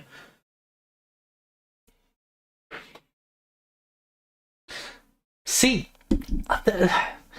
the way that Damwon want to play with this comp is towards their Aphelios as well. Also, Showmaker's done the really weird Oblivion Orb into Sylas thing that I just don't like at all. Yeah, I don't know. Damwon are not looking nearly as good as they did when I was watching them in LCK. I don't know what's going on here.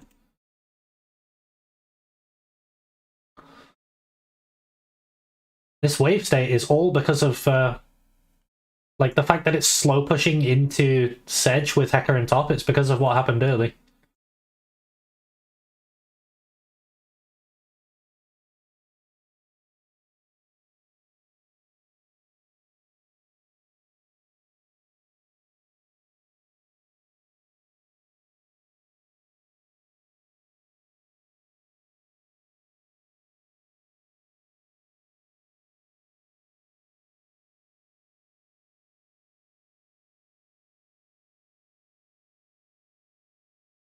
Oh yeah, Atlas is saying that Dogdom is the best Aphelios in LCK.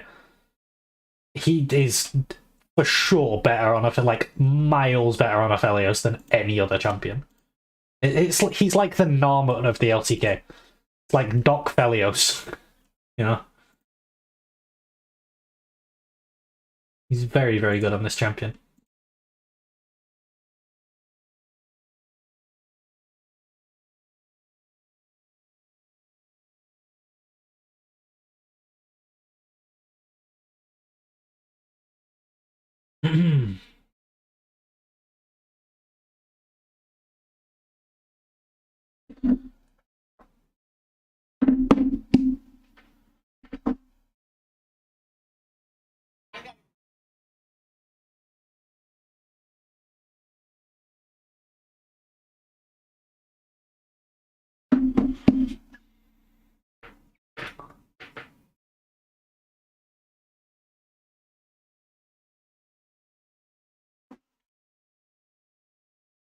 I mean, it's not going terribly for Damwon. They've slowed the bleeding. Like, the top lane's not bleeding out anymore, and I think they are outscaling. That was a pretty nice combo. You guys see that combo? The kick into handshake into, like, pull back, and Aphelios with red-white just melted him. That was very well executed by Damwon. What? Oh my god, the tower juggling was so clean. They might all be dead to Hecarim. But the way they played that was really clean by Damwon. Oh, Damwon! They're playing so clean! Whoa. Wow, Damwon. That was very, very clean. That was surgical. And now Dogdom is huge. Dogdom is massive.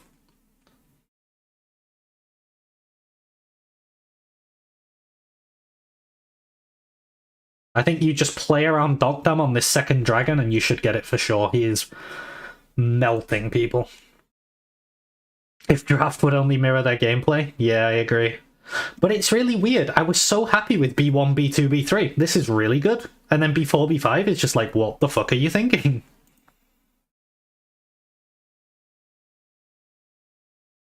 I really like what EG did on R4, R5 though. It was very nice drafting. Like, well, I don't think Hecarim should get all the way through to 5, but at least they picked it up.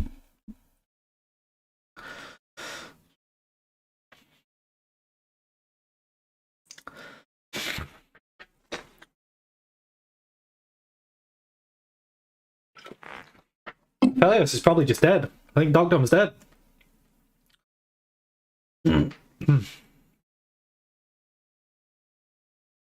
And Damwon aren't even getting the Herald. I thought Damwon were going to cross-map Herald there.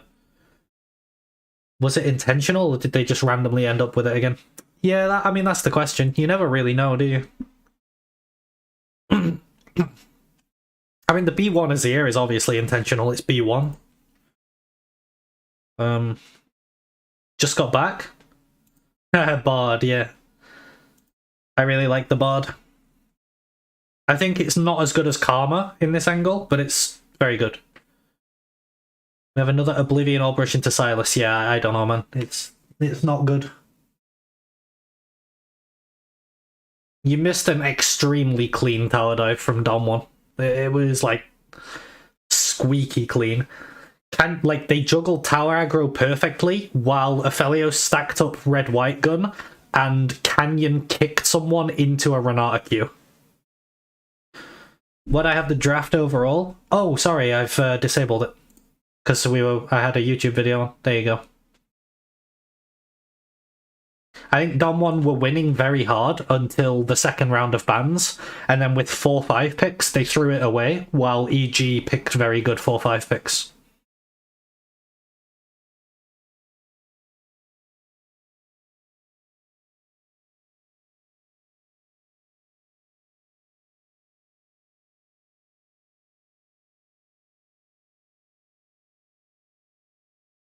I mean, Nuggery wasn't there. Oh, Dark Dom. That was a nice route. He, like, tethered them on the end of his route range. Oh, Canyon. Oh. Lee and Jace look very weird here. Yep. Yep. Oh my god, Nuggery, that E was beautiful. He E'd him out of his Arcane Shift. Dom1 mechanically are looking crisp, though. Like, their drafting was good and then bad, but mechanically they are on it. That explains the Jace, I guess. Yeah, I mean, clearly Jace is good here. Ornn was open, by the way. They could have just Ornned into it.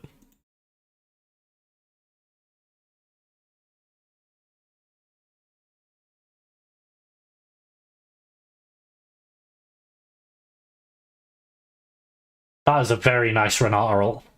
They killed each other. Well, they did like half health to each other.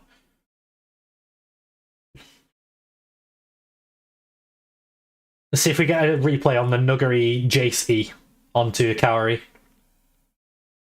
Yeah, we do. Watch this. He E's.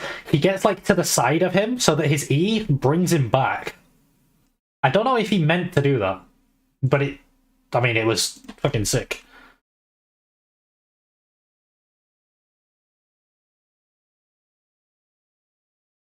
Okay, we got Dogdam in topside, so I guess they want to play for Herald, because wherever Dogdam is where you're strong right now. Actually, the weakest member of Dom1 right now is Showmaker, and it's because of the Oblivion Orb. Reminds me of my Gragas E play. Oh, the one with the Malphite into the tower. Yeah.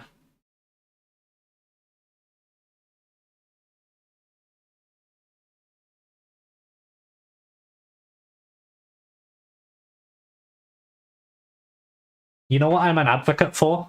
Prowler's Jace. There's two mechanics you can do with Prowler's Jace. And I think I found them before most people found them. Like, I found them straight away, because I used to play a lot of Jace. Oh, we'll watch this fight first. Good Renata ult. Okay, the Bard ult kind of covered up the Hecarim ult.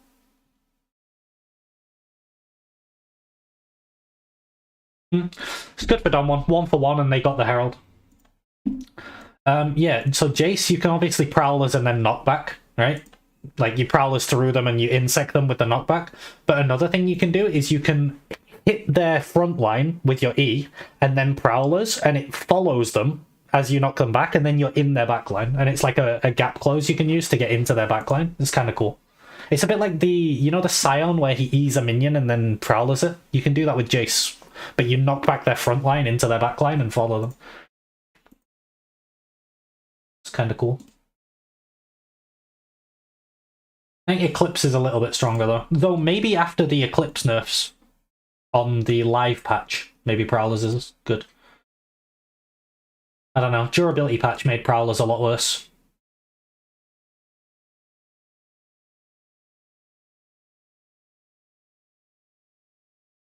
What the fuck is Silas doing? He's like wiggling his feet in the air.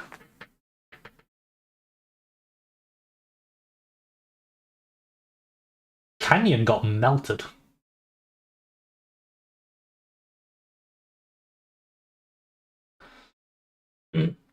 Herald doesn't actually crack the mid tower. Oh, Inspired bought Trinity Force though. Good itemization by Inspired.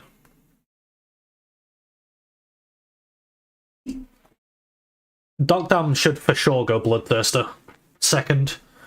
BT second is insane here, because they actually have like pretty low damage on EG overall. And if you can just survive through and like sustain it, and sustain the Ezreal poke and stuff, Aphelios becomes quite a nightmare to deal with.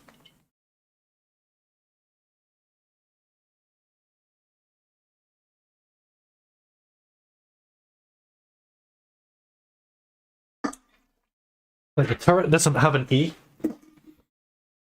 But Atlas's casting is so good. I love Atlas. Jace being fed might get a bit problematic for EG if he lands an EQ on Ez.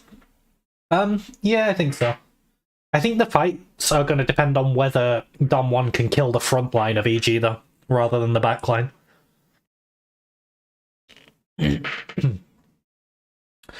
Actually, you know, because Dokdam is so huge, I think that either Canyon or Nuggery, I don't really care who it is, but one of them should for sure get Black Cleaver.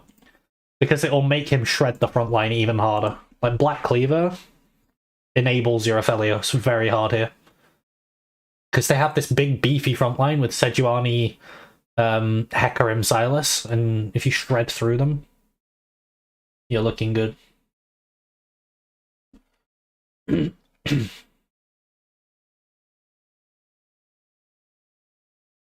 Where I can't see the setup because it's in fog. Where's Dogdam? Okay, he's just on the dragon. Oh, Dogdam got hit by the Tempered Fate. Okay, he's fine. He's fine.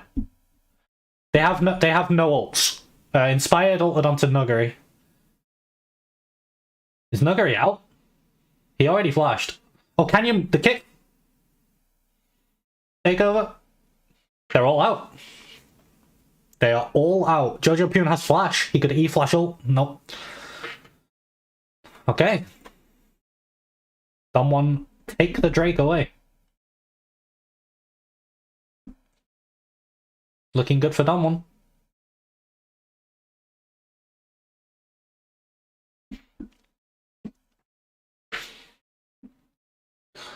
I doubt we'll see a play for Baron at 20 minutes. I think the next big play we'll see will be for the next Drake. It's a bit of a lackluster soul. It's a clown soul. It's a shame. This game could be really interesting with like Infernal Soul coming in. Or Hextech Soul.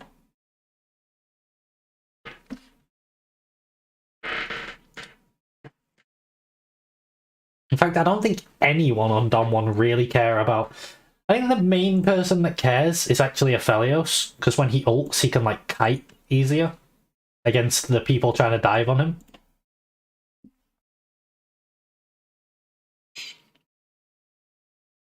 Shellmaker with Crown. I'm not sure about Crown into Ezreal. I mean, obviously Ezreal can poke it off, but the Crown is very good into the all-in sort of try and blow people up Sejuani, Hecarim, Silas stuff that they've got going on.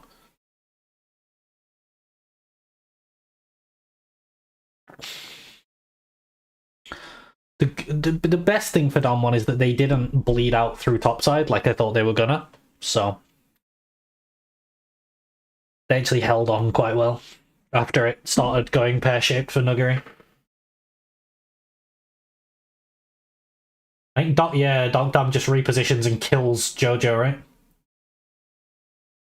That was very well played by Dogdam. The Gale Force flash just to get into position.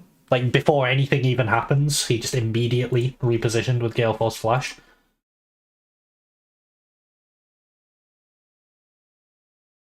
Ooh. I think you just take it slow if you're Dom 1. I don't think... You can siege this tower, but I don't think you look for a fight here.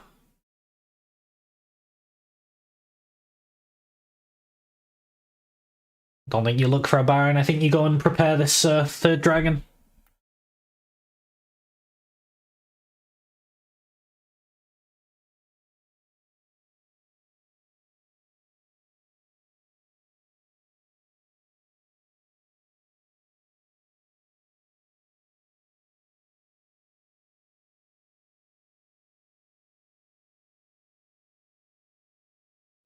Okay, I need to check items. I want this graph to go away. I want to see if anyone's going Cleaver for Dogdom. I mean, I guess Nuggery could be. Doesn't look like Canyon is. But it is very good for Dogdom. I think Nuggery's just dead. I don't think that gives them Baron, though.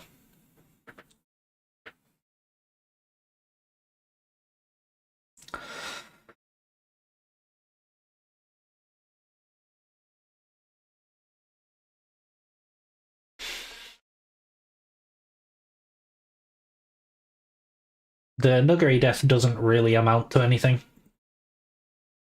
Crown on Azir here over Liandry seems really bad. Yeah, I mentioned Crown before. It kind of just gets popped by the Ezreal, but it does keep him alive against the dive of Hecarim and Silas.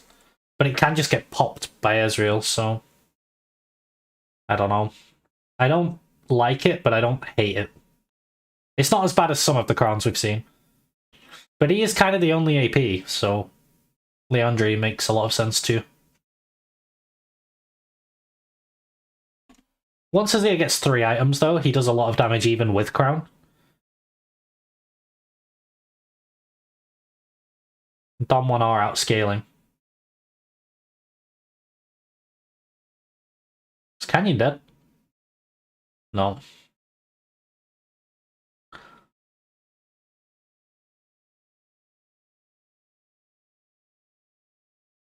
Dogdom's just trying to solo kill Jojo? Okay. Can Dom 1 get Baron? Not if he builds Morello? Yeah, I guess he could be going Morello second. A Crown Morello. What an awful build would that be?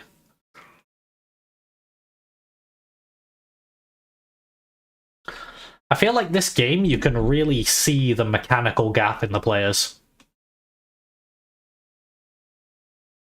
It's really showing.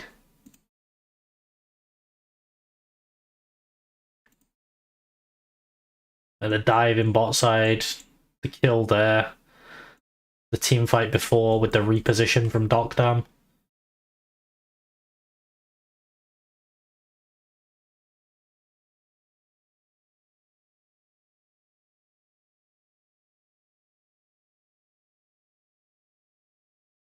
Okay, yeah, he's gone for the Nashers with the Conqueror.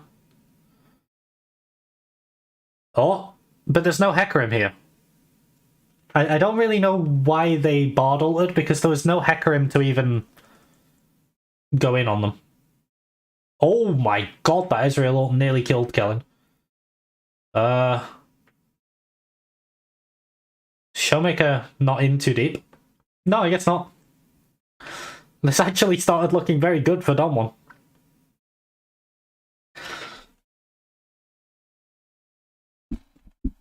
Okay, they just walk out. Can't remember the last time pros build Nashor on Azir. Yeah, they go it when they go Crown with Conqueror. I'm not sure whether I like it though. I think like it's just better to go Liandry Void, but it's fine. It's not awful. He's finishing his Morello third, I think. Either that or he's going Void stuff. I think he needs to get Death Cap at some point. Right. Nice phalanx around Kellen. Yeah, they protected him really hard. Also, Inspired couldn't just run in and try and kill him because he would just W himself and then they would kill Inspired and he would be fine, so...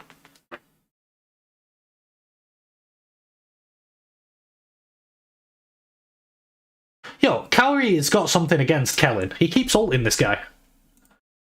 What did Kellen do to Cowrie?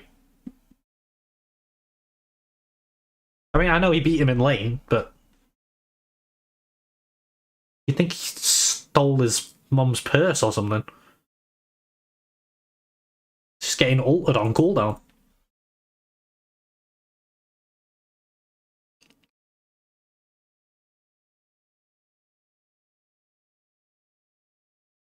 That Jace poke looks really underwhelming, no? Okay, the double longsword plus hammer is going into Cyrilda's Grudge for Nuggery, which does more damage. but it doesn't shred for Aphelios. I really think someone should have Black Cleaver.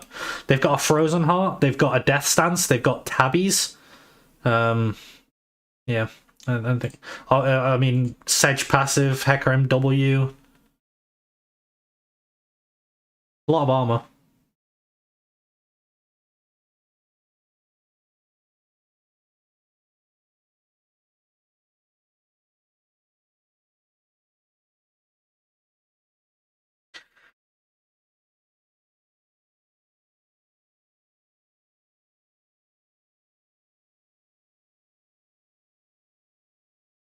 The farming isn't great by anybody. I mean, Showmaker's on pace. Other than that, yeah, you're kind of right. I mean, Inspired's on pace for jungle. Like, in terms of jungle farm, 207 at 26. That's good. It's just Inspired and Showmaker. Nuggery I can understand being a bit down based on how the early game went for him. I don't really know why Docdam is down so much, though.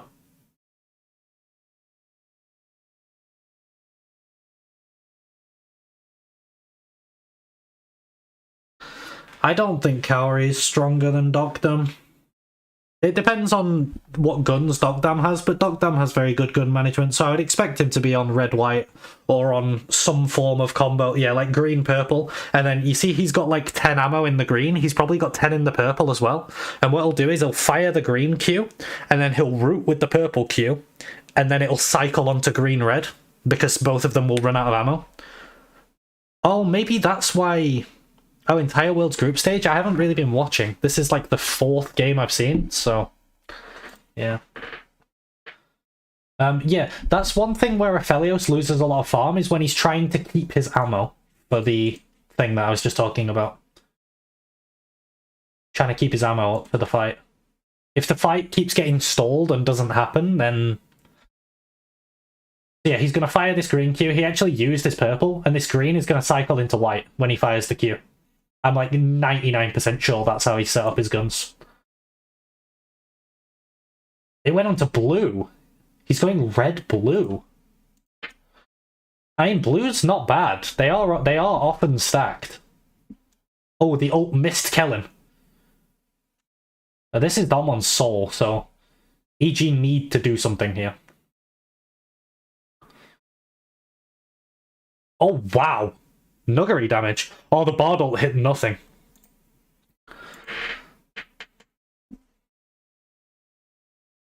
I think Dalmon could just... Oh my god, they've nearly killed Cowrie.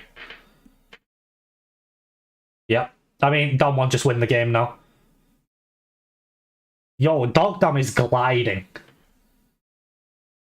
There's the Dalmon scaling. But also, I mean, Dalmon played very well. They found, like, literally everything onto Cowrie there. And then the Renata ult was perfect. Dam1 activated. Dam1 obliterate. Nuggery carried it. Nuggery hit, like, what, 3 accelerated shock blasts in a row? Jace good, I guess. They killed Dogdam! They did it!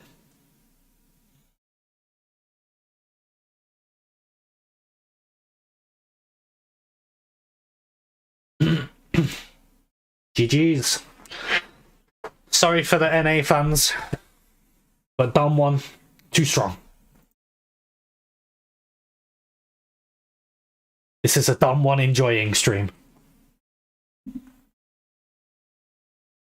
I will shed a single tear for NA. NA has fans? Yeah, all 2 of them are in my chat.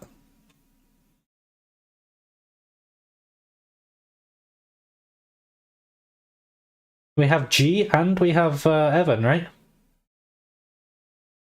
Was it Evan who was from NA? Or was it someone else?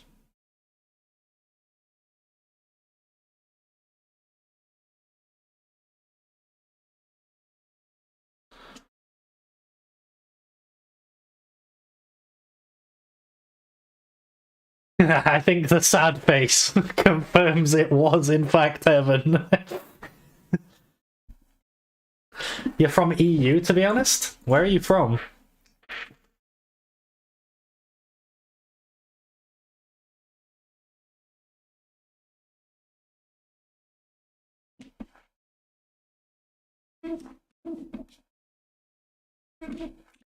And they can't catch a break?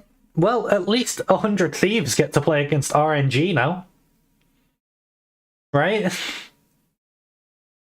right, guys?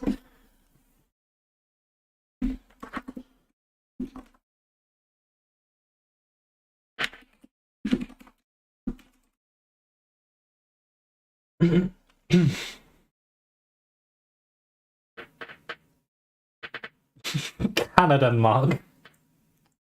Let's see. So, you're Danish and you live in Canada? Or like your family's from Denmark and they moved to Canada?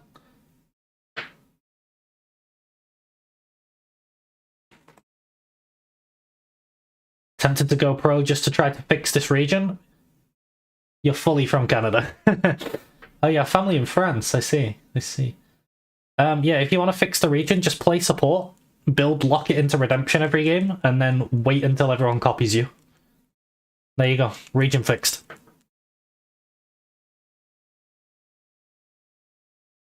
Another thing you could do is play Vi every game and go 0 and 20, so that they stop picking it. That might help. Or Alistair as well.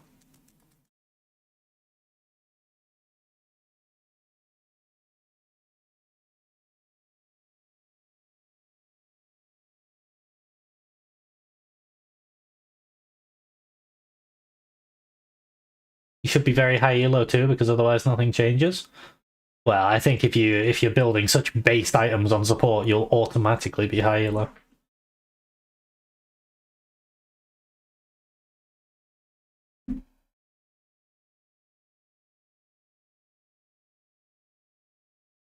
The Copium group. And the 2023 spring champions of the LCS are Team Copium.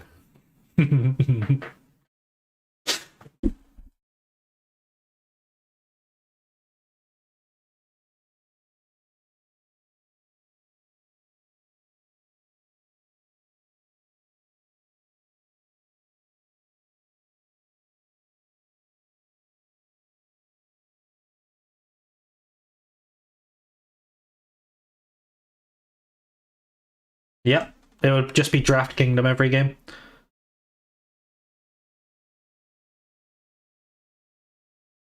It was not the right time for the Jace shocks. It was definitely not the right time for the Jace.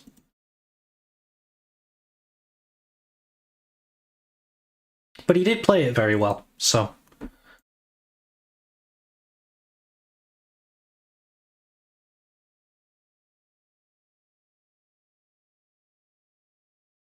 Hopefully you won't be Chiefs. Yeah.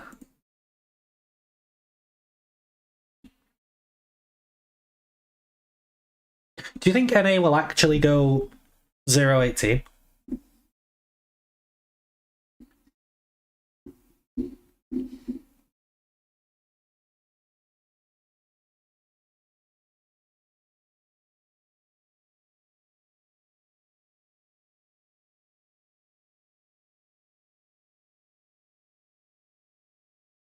Main fill and don't like playing one role for an extended period of time. Yeah. There's a legitimately good chance, but you'd still be surprised. Okay.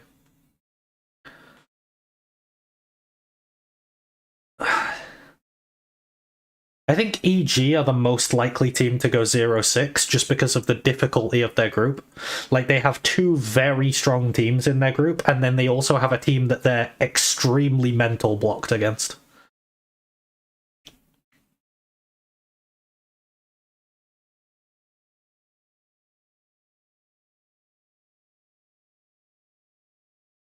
Yeah, I think C9 have a chance to take a game, though.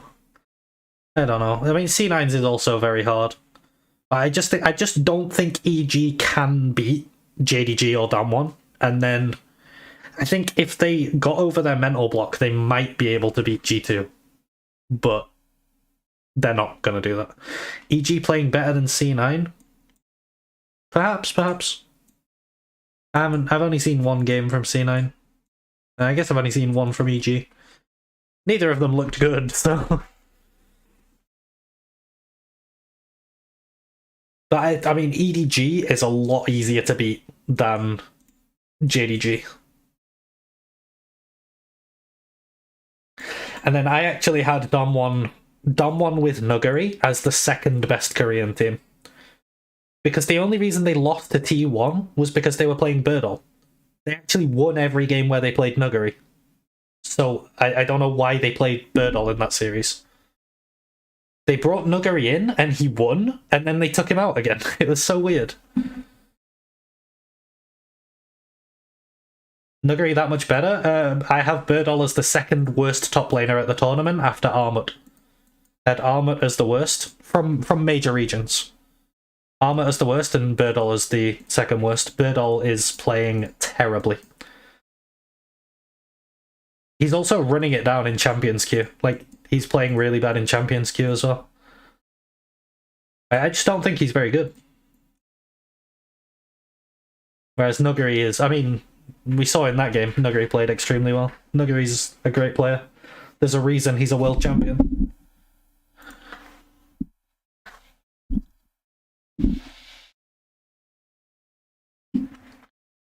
Nuguri has health problems? Okay.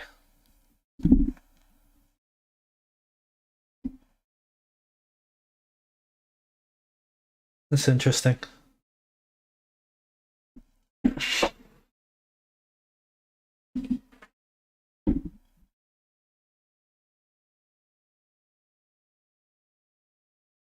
He's definitely a lot better though. And the only thing I've seen Birdall do that I don't know if Nuguri could do is flex the Azir into top lane, but even then Birdall wasn't good at it, so I'm pretty sure Nuguri could do it better.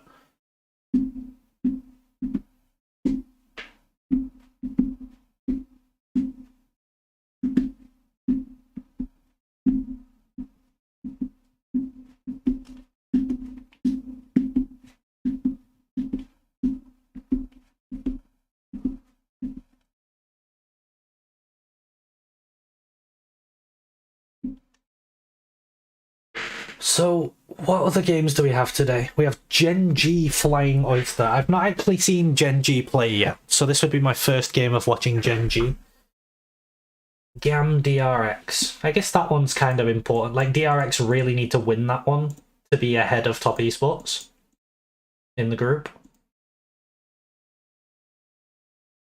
I'd be really happy if all the LCK teams get out.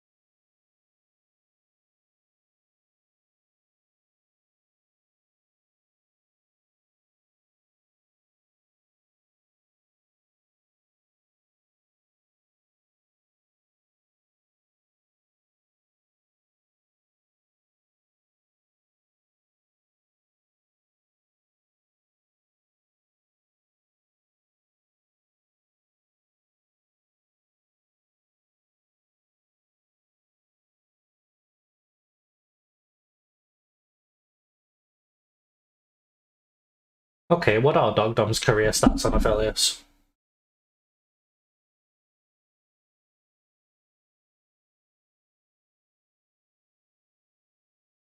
$44 and 18 on Aphelios with 5.5 KDA. Yeah, Dogdom is a bit of an Aphelios gamer.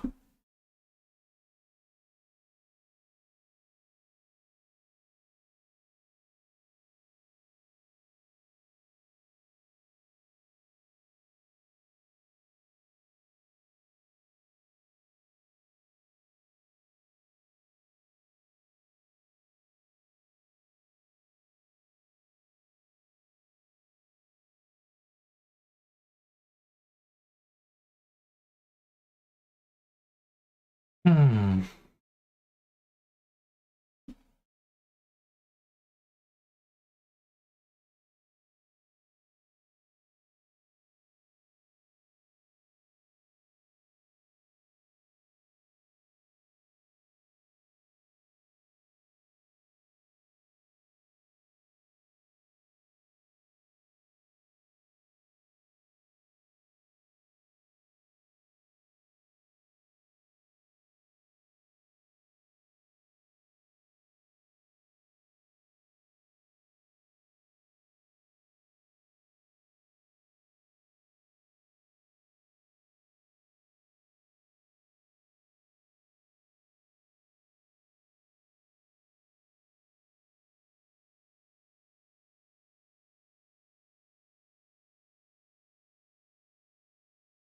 That Red Bull fridge has got a eagle on top of it. I think maybe that's exceeding the budget cap. I think the Red Bull fridge should put that eagle back before they get found guilty.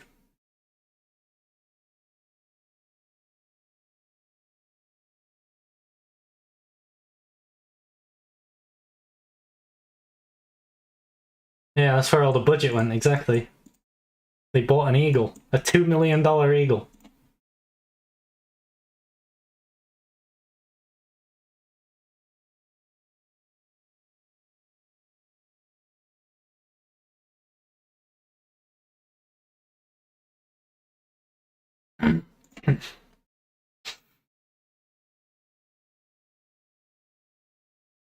Why did my viewer count just go up when we went to a break? What did you guys join to watch? There's no gameplay. Nothing's happening. There's no draft. There's no game. That's the same eagle Goldberg vandalized in planes while casting. Oh yeah, he called it JoJo and he drew on it. I remember. Bit of an L, considering JoJo's not even American. He's Canadian. Does Canada have eagles?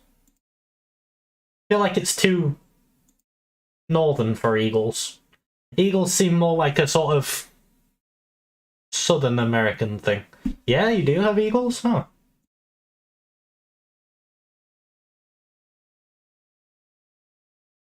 Never mind. There's no eagles here. There's no UK eagles. We have pigeons. Like, just fuck tons of pigeons. Just these fuckers everywhere. All over the show. Like, let me see if I can find a picture. Like this. Just like fucking pigeons everywhere, bro.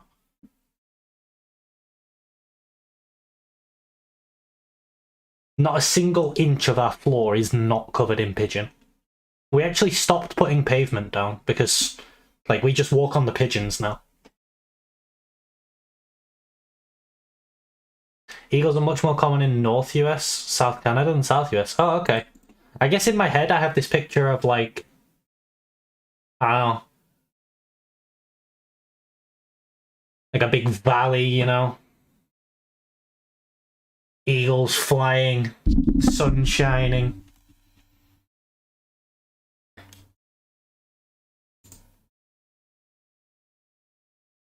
I don't really know much about the US though, so.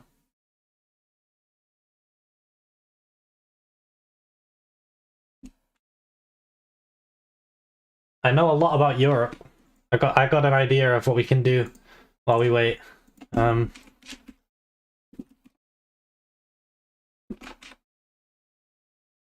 can't type today. I've not had my hands on a keyboard in a while. Alright, let's see how well I can do in this. No, this is the one where you have to type it, the one where you have to click it. There you go. Belarus. Let's see here. Estonia. Switzerland. Liechtenstein. That's here. Croatia. That's where Foz is from. That's there. Albania is this one. Norway. Malta. Malta's here. Sweden. Monaco, that's like there. Oh no, which one's Vatican and which one is one of these is Vatican and one of these is like San Marino or something? Is this one's the Vatican City, right? Yes, bro, yes. Okay, Slovakia. This is Hungary, this is Slovakia. Ukraine, Kosovo, Portugal's over here, Latvia. I think that's Lithuania and this is Latvia. Oh, fuck. That one's Latvia, this one's Lithuania. Greece, Denmark, France. Andorra is between France and Spain. Spain, Italy. Hungary is that one I said before. Belgium's up here. Slovenia is there. Poland here. Czechia's there. Moldova. Moldova. It's this one. Borders Ukraine. North Macedonia is this one, which always confused me because it's in the south. Finland is there. Serbia's there. Bosnia is this one. Luxembourg, that's this tiny thing. Lithuania, we figured that one out when I got Latvia wrong. UK, that's where I'm from. Montenegro is this tiny one. San Marino, that's the one that I was confused with Vatican. Ireland, Netherlands, Romania, this big one, Germany, Iceland, Bulgaria. Cyprus is down here. There you go. Would you have got Latvia and Lithuania the right way around? Normally I would, but I forgot. I couldn't remember which was which. That one tripped me up. They both begin with L, man. Cheating.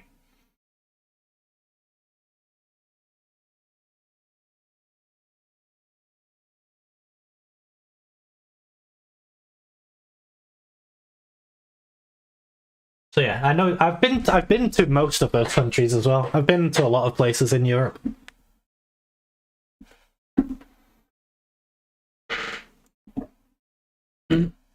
But I've only been to America twice. I mean, I've been to Canada, I've been to the States twice, and I've been to Canada once. Canada, I went to Whistler Village, and the States, I went to Colorado twice. Europe travel tips. I don't know. I mean, I travel for snowboarding. I snowboard, so... Oh, draft started. Snowboarding, Austria is the best in Europe, as far as I've been to. Alright, Fioraban. They're afraid of Breathe. And rightly so. Rightly so. Lissandra ban. I think blue side target banning has been pretty common at Worlds. Like, there's not a great deal of things that blue side need to ban. Whereas, there's lots of things that you don't want to let through on red. Like Maokai. Like, apparently Yuumi, but that's because people don't want to counter it with Sona, Soraka, things like this. So...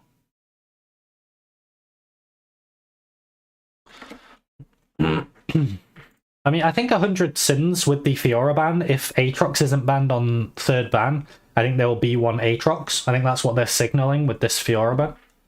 Yeah, Azir ban, so this is probably Aatrox. I'm going to pick it and then watch it happen. Banff National Park. Yeah, my brother and my dad went there. I have a shirt that says Banff on it. There you go. The Aatrox. Called it. But yeah, my dad and my brother really enjoyed Banff, so... I may go there at some point. Breathe! Giga Chat, no, Breathe, no. I thought it was going to be the Aurelia. Banff is beautiful. The most recent time my brother and my dad went to Canada, they went to Lake Louise, and they really enjoyed that as well. I don't actually know where that is, though. So...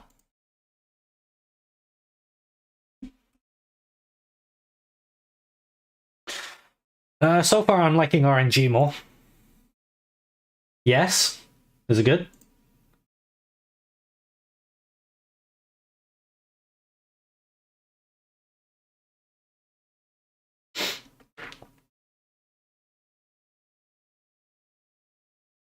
Okay, Viego. Do these teams know you don't need to draft in order? Okay, there we go, they did go with the Aphelios. What would I go for here? I would go for maybe... I think I would just take Seraphine on RNG. Seraphine looks really good. Lake Louise is inbound. Oh, okay. That would make sense. I guess my dad went back there because he liked it the first time. Akali? The RNG? Do you remember when me and Foz were talking about RNG before? They always draft in order. They always go top, jungle, mid, AD carry, support. They always do this. It's so weird. I think you have to ban Poppy on RNG. Poppy looks... Oh wait, where does Poppy even go? I guess they'd have to play Poppy support. I was just thinking how insane of a Poppy angle it is. I mean, Anivia's very good for 100 sins. I don't know if they play it, but Anivia is very good.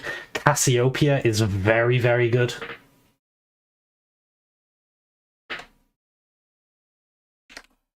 Saving clicks based. True. They're worried that you remember where there was the bug with trading, so they had to like remake some lobbies? They're worried about that. Yeah, I think Cassiopeia for 100 Thieves is crazy good right now. They're so reliant on going in with dashes. Like Cassio just stomps the draft. I don't know why Jax keeps being picked into Aatrox. It's a skill matchup. I think Breed is happy with taking a skill matchup into Someday.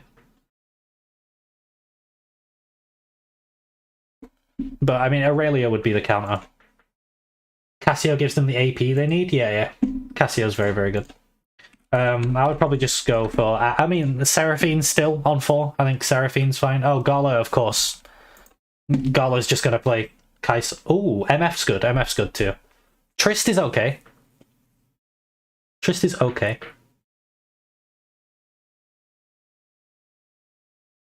Your Kog'Maw was... Actually, no. He has nothing protecting him. It's Gala. He's going to play Kai'Sa. But Kai'Sa, again, weakened Cassiopeia. C9 top picked Jax into Zeus Aatrox and got dumpstered. Well, there you go. It's a skill matchup. Anivia's good. I mean, Talia's good. Talia is good. I just don't think it's as good as Cassio or Anivia. I think it's just a worse version of them. But the Talia pick is good, so...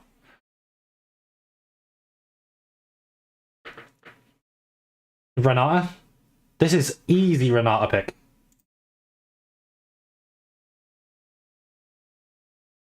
Oh, probably just going to end up picking Talia though because 100T. Yep, there's the Talia. Good call. Shen, I don't like the Shen as much. No, not Leona. Go Renata. Bro, what is this? Why are you picking an engaged support with Talia Aphelios? What? What is the Leona doing? It makes no sense. All of these champions are happy having the enemy run at them, and then Leona's like, me go in. I think Aatrox favor in the matchup? Yeah, I think it's like 55-45 Aatrox. But I mean, Jax hard outscales. Like 60-40?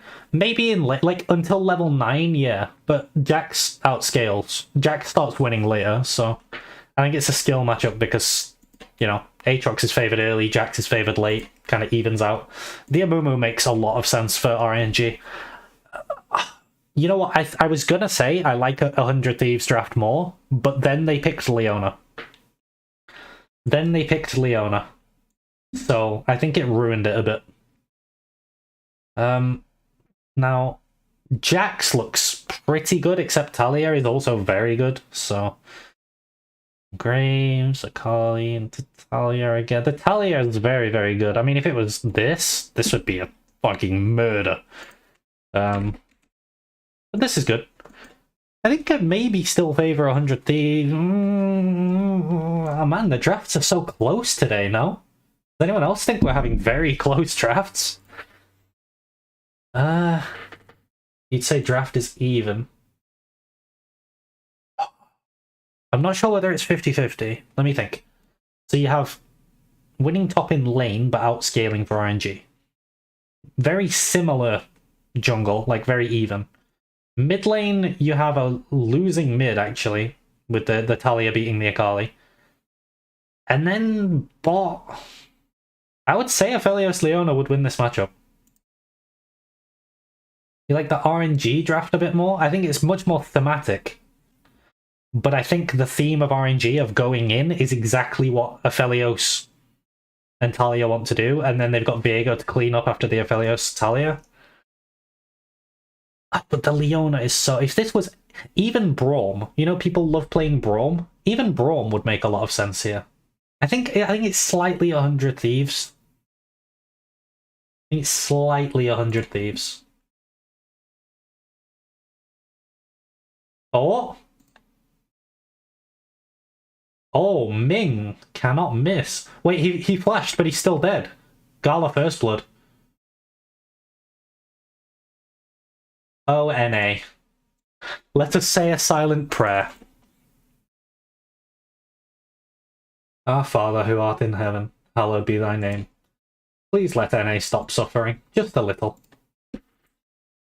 Is RNG favoured because results-based analysis? Yes. Results-based analysis. It's literally in the name. Like, based is in the name, so...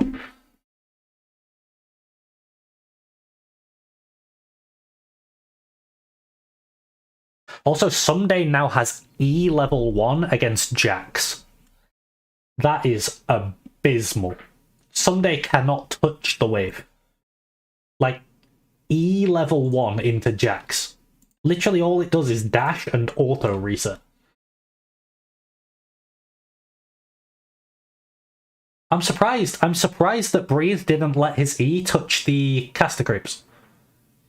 Because he could use that to get a very easy level 2. But I guess there's no Q from Someday, so he's going to slow push it.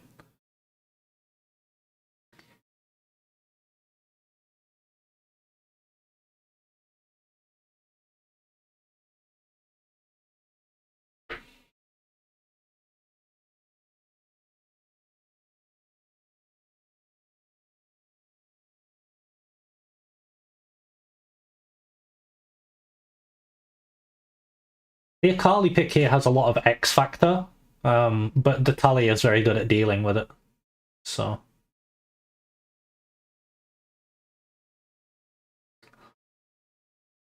I also think the champion quality of the mid-bot of 100 Thieves is slightly higher than that of RNG. Like, I just think Talia and Aphelios in isolation are stronger champions than Kai'Sa and Akali.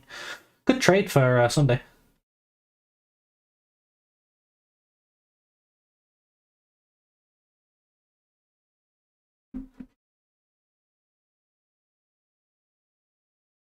Obviously the shove in mid lane is favouring a bad egg. I don't know why you'd name yourself after a bad egg. Bit weird. Closer wins the smite fight.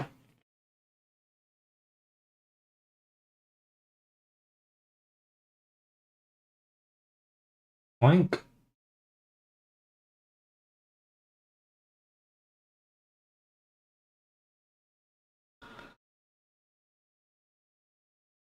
The only champ on RNG who's really outscaling...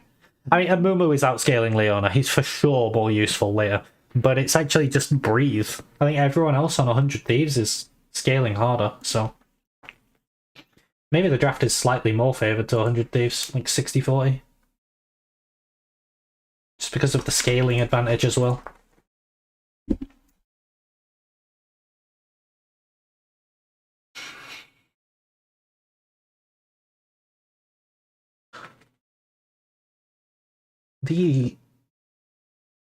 Interestingly, Breathe has very little farm.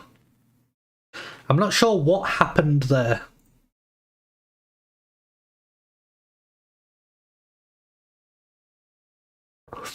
I guess that's a big way for him to eat now.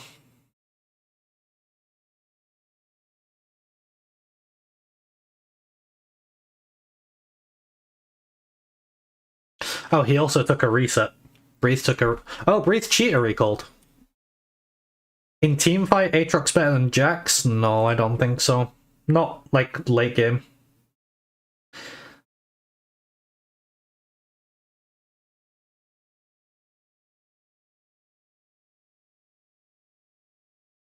The only thing making it difficult for Jax here is Talia. Because even Leona struggles to shut down Jax because he just evades her Q. But Jax with like 2 items will just beat down your carries.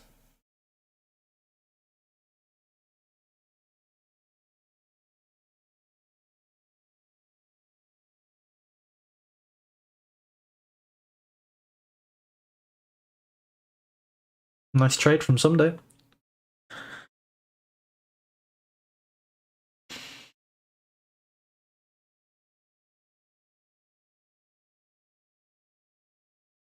This is going to be a 3v3. I think it favors 100 Thieves. I don't think they knew Closer was there.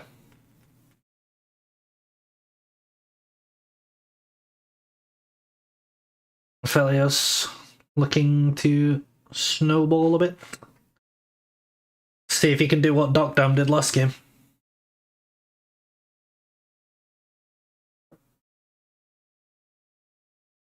By late, you mean 4 plus items? No, I mean like 2 plus.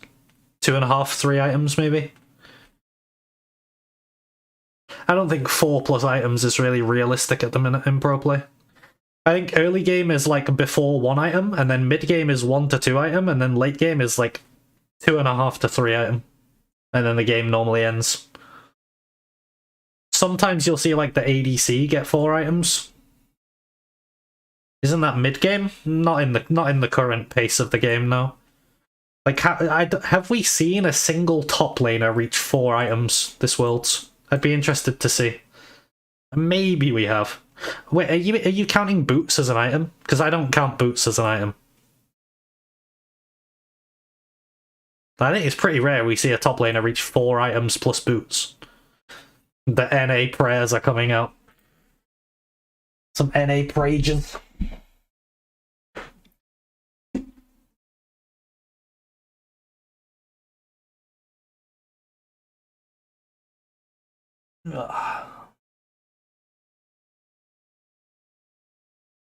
Breathes dead.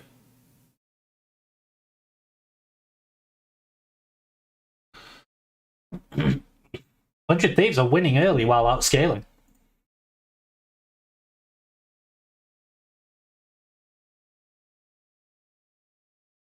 I told you guys, if anyone gets a win, it's going to be 100 Thieves against Flying, I mean RNG.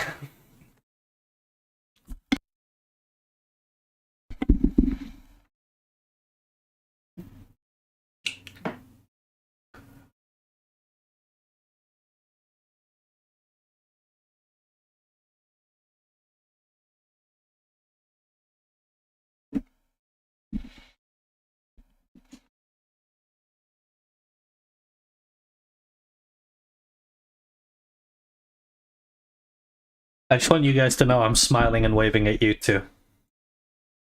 There you go. The casters are smiling and waving at the audience. I'm smiling and waving at my audience. You just can't see it.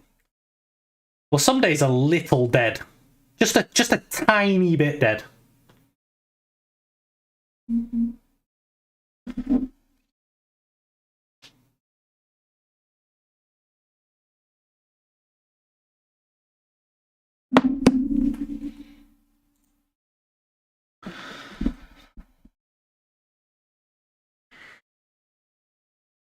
Ajax can be favoured at 2 items? I don't think so.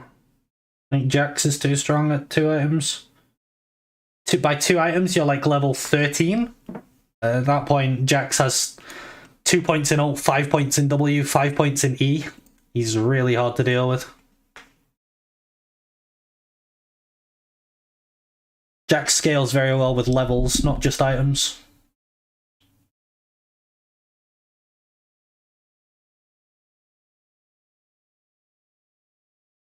I mean, there are certain comps where Aatrox is more useful than Jax, but I don't think this is one of them. The only thing that Jax struggles with at all is Taliyah.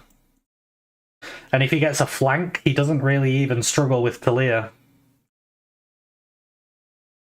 He can just ignore Leona, ignore Viego, jump onto Aphelios, ignore his damage. Quite like the Jax here, but he is behind, so...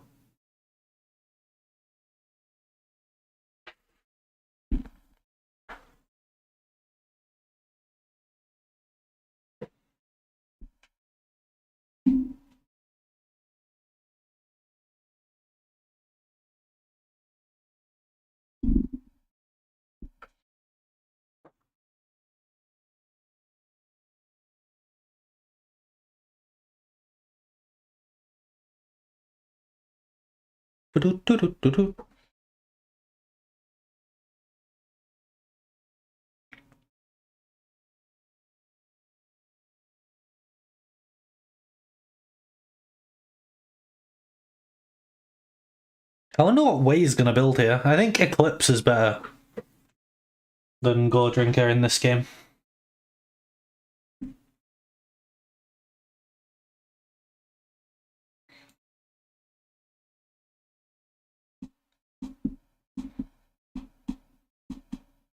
Thank you for those arrows. I didn't know what pushing the waves was, but Jack drew arrows on the screen, so now I know what pushing the waves is. Why do pro teams so frequently draft badly? It's so weird. Okay, so there's a couple of reasons. I'll tell you from my perspective. So I recently signed up as a coach for a amateur, like UK EU team. And drafting when you have players that really like playing certain champions or, you know, can't play certain champions, it's a lot different to drafting in theory, which is what I do. As well as that, communicating with your players about what you want to draft and how you want to draft makes it harder. Because if I'm drafting by myself, choosing what I want in a 30-second window is pretty easy. But conveying that to my team and getting them on board within that same 30-second window makes it a lot harder. As well as that, I think people just don't focus on draft enough. I think it's an underappreciated piece of the game. I think it's only over the past year or two that people have really started considering it like a core part of the game. I think LS has done a lot of work in bringing that into the light. I think that's basically it. Champ pool and comfort picks. Yep, basically what I was saying. There's also the fact that pro teams play a lot of scrims, and what works in scrims often isn't what's good. People naturally play sloppier in scrims, like people are trying things that they don't normally play, so they use scrim results to base their drafts on. There's also the fact that teams in regions that are not Korea and China often just copy Korea and China without thinking about why they're picking what they're picking. And then a big thing that I try to do, that I think a lot of people don't try to do, is when something is strong, they think about banning it rather than thinking about how to answer it.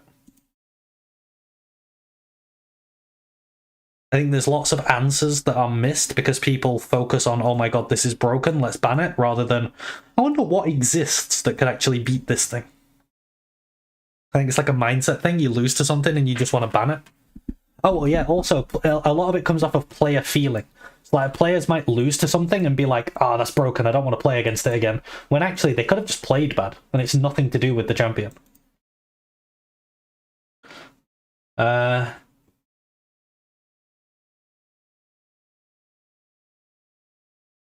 Trying to mimic LCK LPL never works. I think it sometimes works, but I think there's also this really weird phenomenon where the teams that are best at the game win, and because they're the best at the game, they don't need to draft as well to win. So they often draft worse, but then everyone copies them because they're winning. It's kind of weird. Why play their game when they're better at it? Yeah, that's a good point.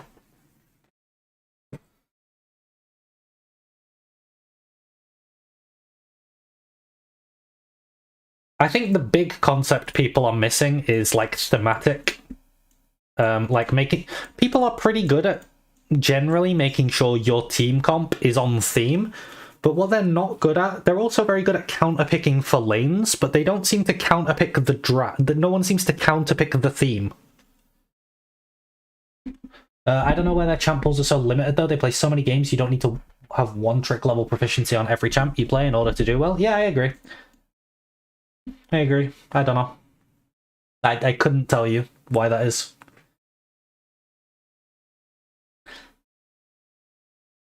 Like, what I don't think is fine is like the situation you have with Armut. Whereas the situation you have with Dokdam is he's clearly very, very good on Aphelios, but he can also play like pretty much everything else, just not as good. But if he needs to play it, he can. Whereas Armut, it's like he can only play Gnar, Aatrox, Ornn.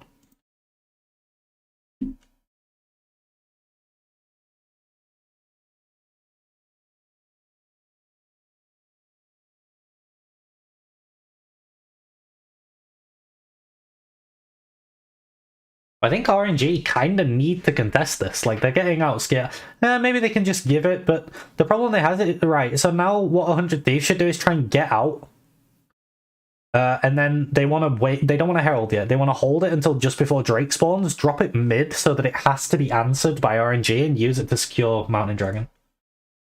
They don't want to take a risk, so they just pick meta job security champ, so even if they lose, you can't blame the pick.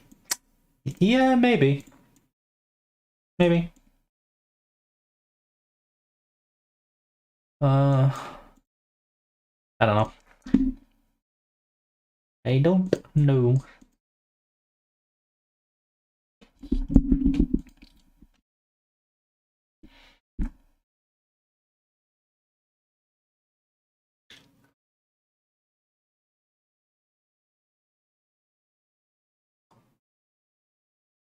There's also really weird things where, like, so the team that I was coaching for, and I guess I am still coaching for, I haven't quit or anything,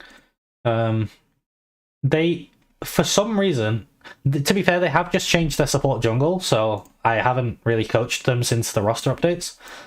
Okay, so they've done exactly what I said. I think they were a little early with this Herald, though. I think they were a little too early. Because now RNG answer it, and they can still come to Dragon. They got the turret, but it gets them to Drake first, but then RNG are not actively answering this Herald. They're ready for the fight. See what happens with this fight, and then I'll carry on my anecdote, or whatever. I mean, it looks very good for RNG. Can Xiaohu go in? Has he got R2? Can he go into the backline? Oh. Okay, so here we see Jax. This is what Jax does. You see how he's just ignoring everything?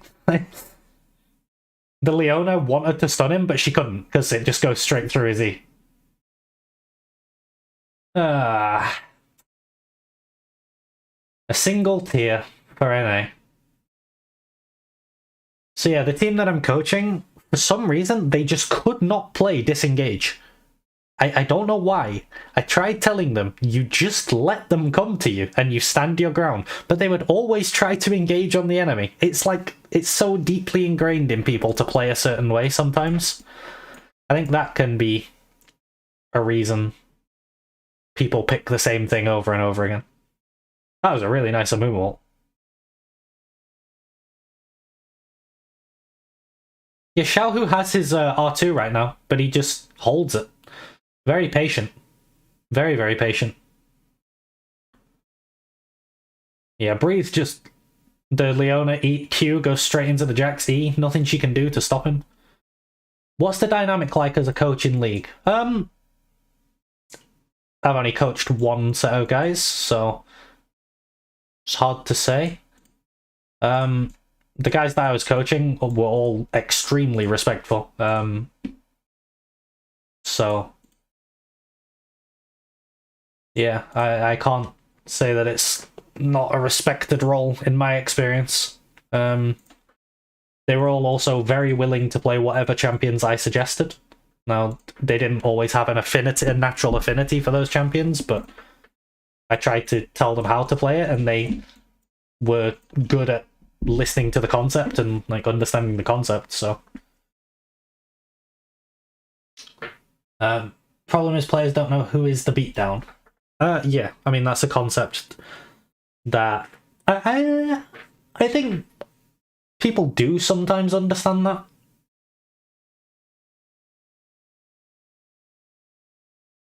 But yeah, I think a lot of the time they also don't. The concept of who is the beatdown, for people who don't understand, is sort of to do with range, engage, disengage. So here, in this particular situation, RNG are the beatdown.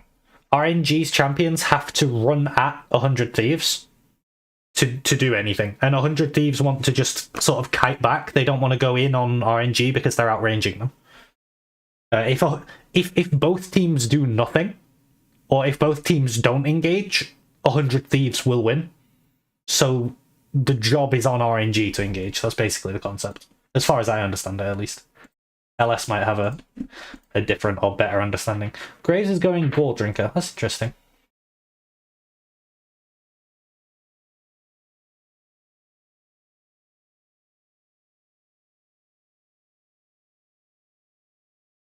I haven't actually done, like, I haven't drafted in a scrim or anything since I started streaming, but since I started streaming and going through these drafts in real time, and, like, I've been doing a lot of draft 1v1s with Foz as well, I think my drafting's gotten a lot quicker.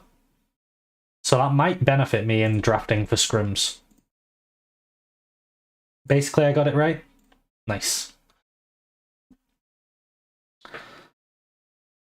In card games, the concept of who is the beatdown is one of the decks is going to run out of cards quicker than the other one because they play smaller cards quicker, which gives them a tempo advantage, but a value disadvantage. And so that person is the beatdown. They have to kill the other guy before they run out of cards.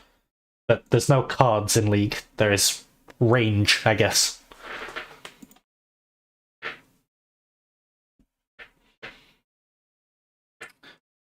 I think the correct play for RNG here is to just stall out until Soul and then fight on Soul. I think they should smack them with the amount of item advantage they have right now. Also, Talia is the only AP going for pretty much no damage I really don't like. They have no AP except Talia, and he's gone Crown Pia Zhonya's.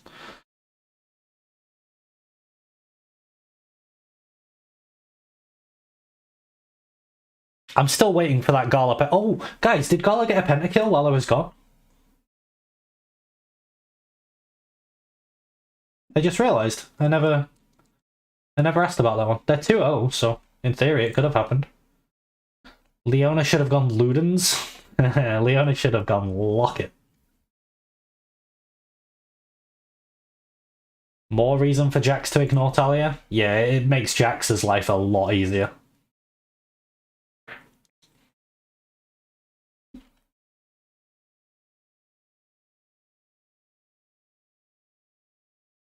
Leona is going Locket. I mean, she's not going to get to it. The game's going to end before she gets it. But she is oh, does that go into Even Shroud as well? It must go into Even Shroud, right? No, it goes into Even Shroud too. She's going Even Shroud. I thought she was going Locket. No. No. Oh, the misery.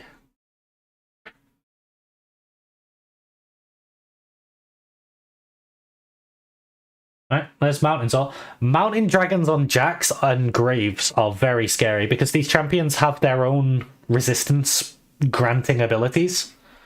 And it multiplies them.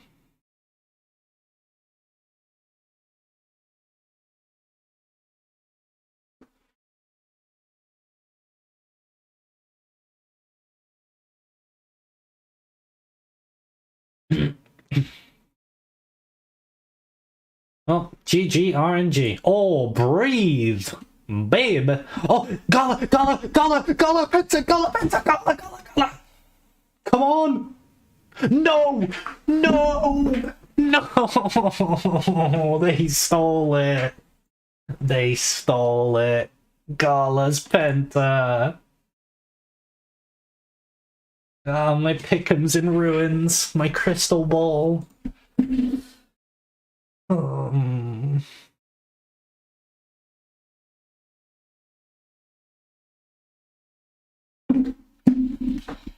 Oof. Still have 3 more games? Well, there's no way RNG don't make it out of this group, so there's going to be at least 6 more games, even if they get 0-3'd. So...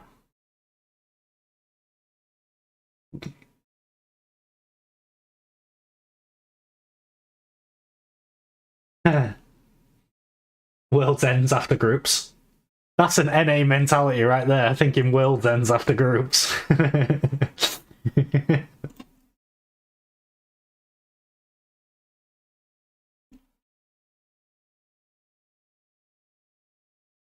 NA 09? Is that the halfway mark? Have they all lost 3 times now? Oof. That's a big oof.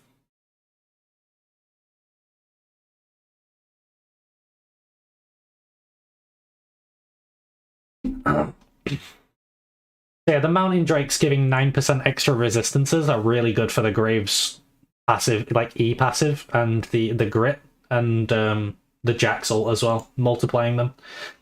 If NA 018, it's very bad for LCS.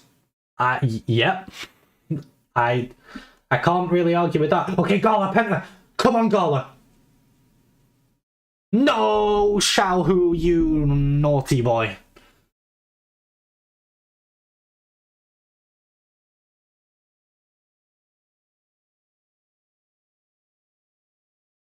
Xiaohu, you stealing Sally. You griefing Gary. You naughty Nigel.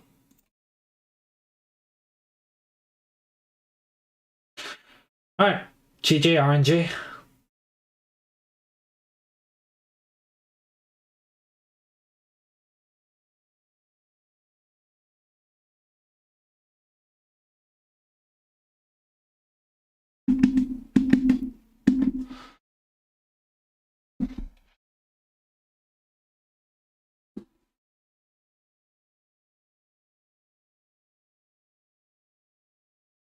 Next up, we've got Gen G versus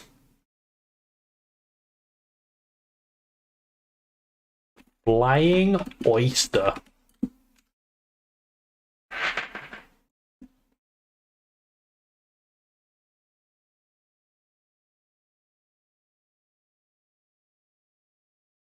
Not too late, and there's only 2 games left. It's pretty good.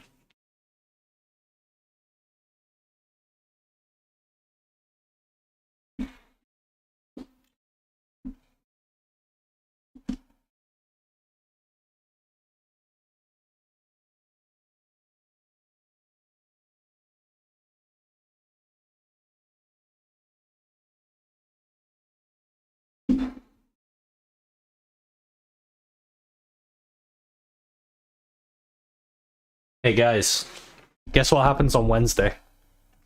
Can anyone guess what happens Wednesday?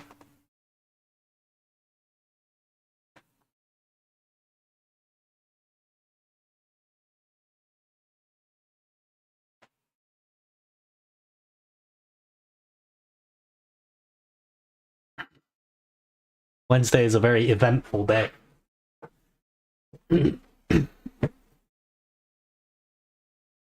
I'm gonna propose? Hell no.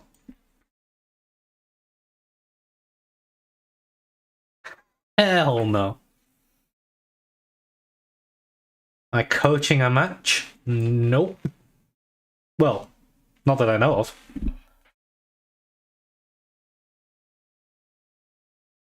It's my birthday! Woo! No, I love my girlfriend, but I'm not gonna propose yet. It's only been a year and a half. A year and 4 months. No, a year and 6 months now, right? Yeah, a year and a half. Happy early birthday, thank you very much.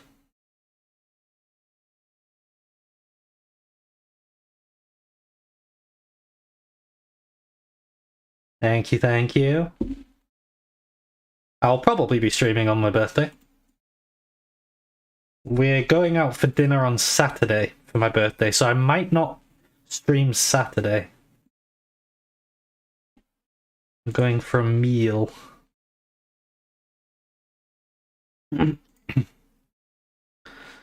October's pretty interesting, because obviously my girlfriend's birthday was last weekend, and then it's my birthday on Wednesday. Our birthdays are 4 days apart. Flying Oyster about to beat Gen G. Hell yeah.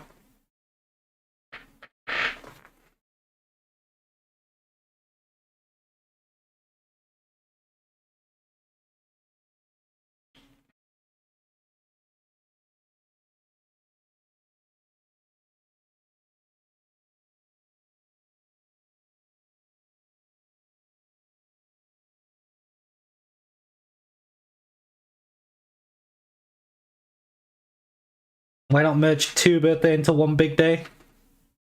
Yeah, not a bad idea. We could do that next year. I think my girlfriend likes having, like, her own day, though. I don't really mind sharing a day, but I think she likes just having, like, her day. Which is fair enough.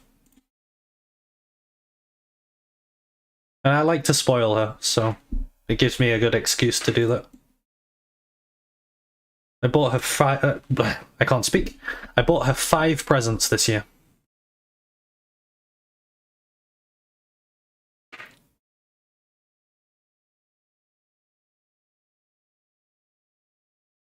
I have no idea what I'm getting for my birthday. Big ball of Poro? Yeah, I mean, I just realized if I ever do propose, she'll probably say no, because who wants Poro as their surname? Imagine Mrs. Poro. Also, her name is Cat, so that sounds like a new form of animal, a cat Poro. That sounds kind of cute, though.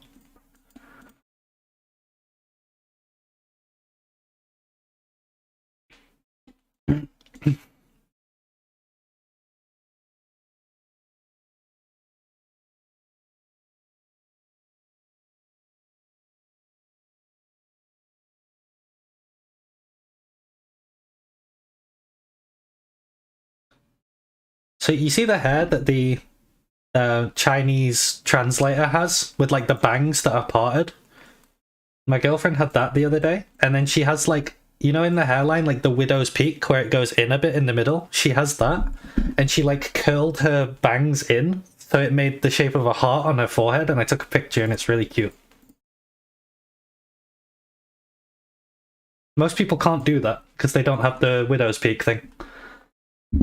Any picks that you think are super broken right now that nobody is picking? Morgana, Ashe, Fiddlesticks, Karthus. Morgana, Ashe, Fiddlesticks, Karthus.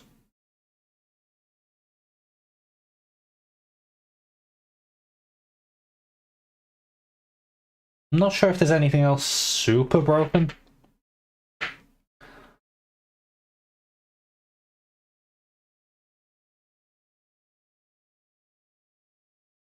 Flexing Azir into top lane. That's one thing that I think is very broken that nobody's doing. I think some people are playing Pyke. I want to say Pyke, but I think people are playing it. Oh, Anivia. Anivia as well. Cassiopeia.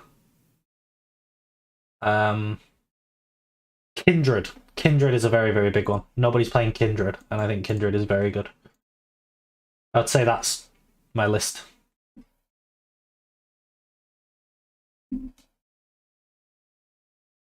I'm going to set that photo as my phone background.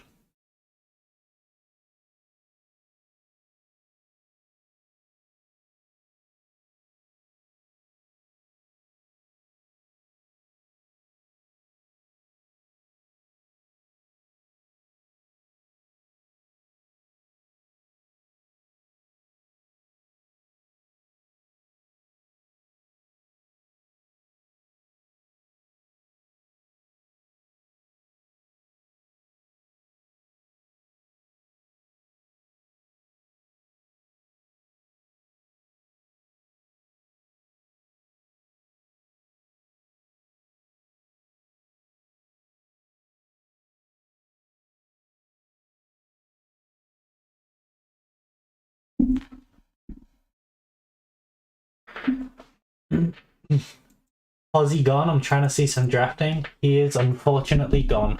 He has work at 6 AM, so he went to sleep. I feel like Jhin is decent. I don't like Jhin. LS says Jhin is useless. I don't think he's useless, but I think Ashe is just better all the time. But I'm also a big Ashe enjoyer. Maybe because Jhin scale bad? I think that's what it is. And he doesn't bring a lot of DPS in a meta where DPS from your AD carry is very valuable. There's a lot of tanks being played. Jhin struggles to kill tanks. And a lot of the time, if you don't have your AD carry killing tanks, no one can. I think people say that tanks aren't tanky, but I think tanks are very tanky. It's just that ADCs are very good at killing everything right now. Like, ADCs just melt things. Have you ever tried killing a tank as a mage? It's just not possible. Jhin would be good with something like Karthus. Potentially.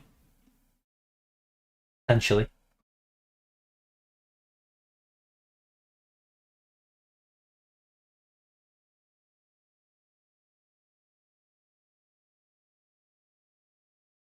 Jhin and Karthus? Yeah, I could see something like, actually, Gangplank would be good with this. You can do, like, Gangplank, Karthus. What do you want mid? You do this, and then... I was thinking you need an AD mid with Karthus. Nocturne seems to fit, and then you can do, like, Pyke. You can put Ornn here, too. Something like this. This seems like a decent Jhin angle.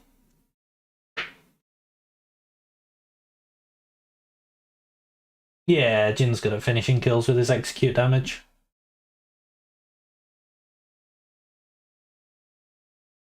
Bard support? Yeah, Bard support would be okay.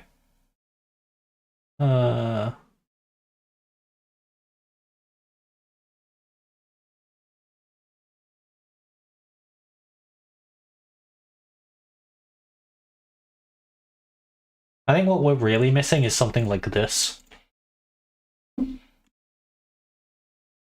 Like this sort of topside in draft. I think these champs are very good and work together. Fiddle's not as reliant on double AD solo lane though, so you can even do this.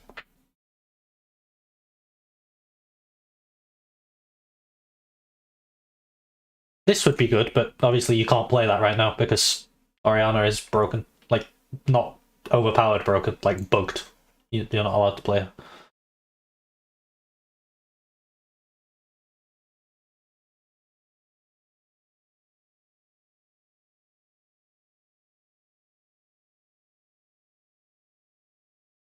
Doesn't this draft look completely insane?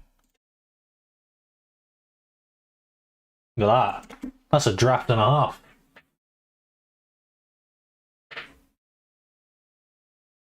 You can basically make this guy anything as well. That's the beauty of a draft like this, is anything can go in mid.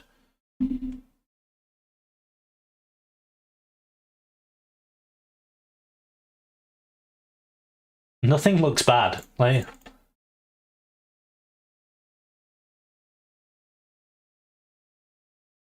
yeah, visual bug with ulti. Actually, everything looks good. Let's play Find a Bad mid laner. I guess Yasuo isn't the best because he has no knockup to enable him, but it still doesn't look bad. Like, this looks good. Oh my god, this looks so good. Okay, Syndra. Syndra's just a bit shit. Maybe Syndra's the bad mid laner. Ah, found it, guys. Found it.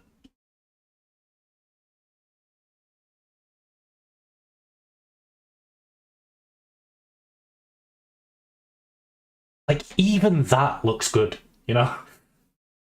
Why are we not seeing GP and Fiddle? I guess we saw a little bit of GP. Why are we not seeing Fiddle? Very little of what I have in my tier list video for jungle in the highest tier is being played. So here's my tier list. Yeah, you can see it if I don't hide the spreadsheet. Yeah, so the only one that's actually being played is Hecarim from Z tier. Like Karthus, Morg jungle, Kindred and Fiddle are not being played. A lot of S tier is being played though. We see a lot of Viego, we see a lot of Maokai, we see a lot of Graves. Draft could be broken by playing 1-3-1.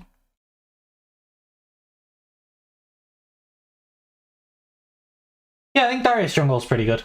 He's like Maud, but better. Xin S? I really like Xin. I think Zin's very good into a lot of what people are picking, which is like hard engage. There's a lot of hard engage being picked, and Xin is very good into that. That's why I think Kindred is so good. Oh shit, are we in?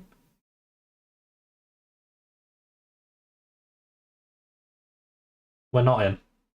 I got baited.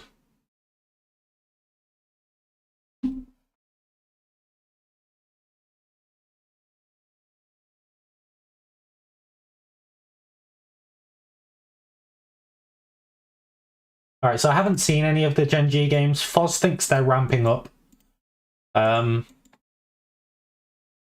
We mentioned that when Gen G played RNG, Gen G hadn't played any games yet, and RNG had played like 11 games in play-ins. So RNG were very much warmed up, whereas Gen G were completely cold. Which is, you know, it's reasonable for them to lose that game.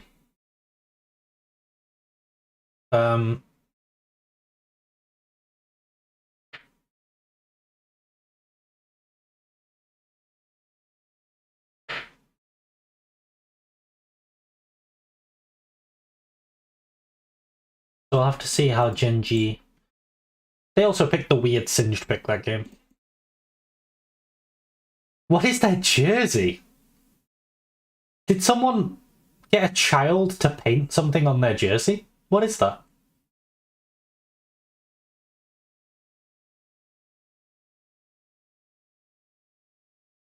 Bro, imagine winning Worlds with that jersey.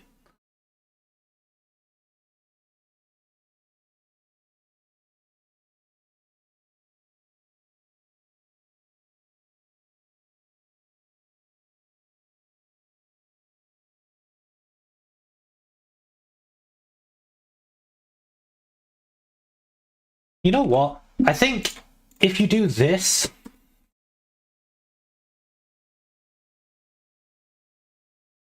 I think this could be a very good core to like any draft. And then you pick whatever solo laners make their draft feel sad. What do you guys think?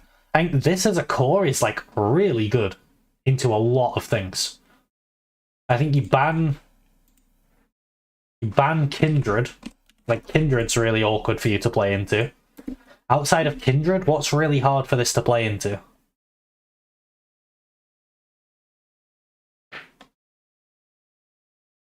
I'm not sure there's even... Oh, Maokai. You ban Maokai on red. And then... Darius has one of the fastest clearing jungle. Yeah, his clear is very, very quick. Maybe Veigar's awkward, but no one plays it.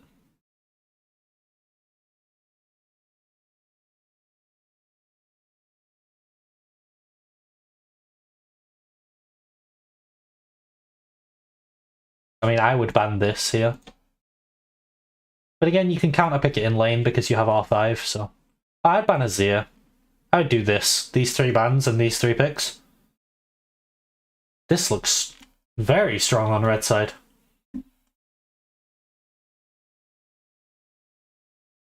Or for the surprise factor, you can do this. You can just pick your MF Amumu and then get the fiddle. If you do it like this, they might do this.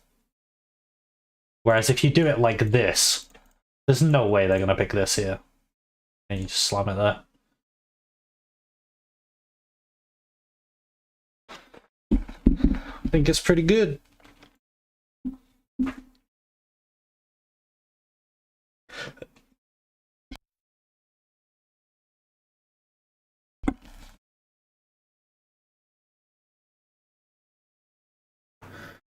Whoa, flying oyster!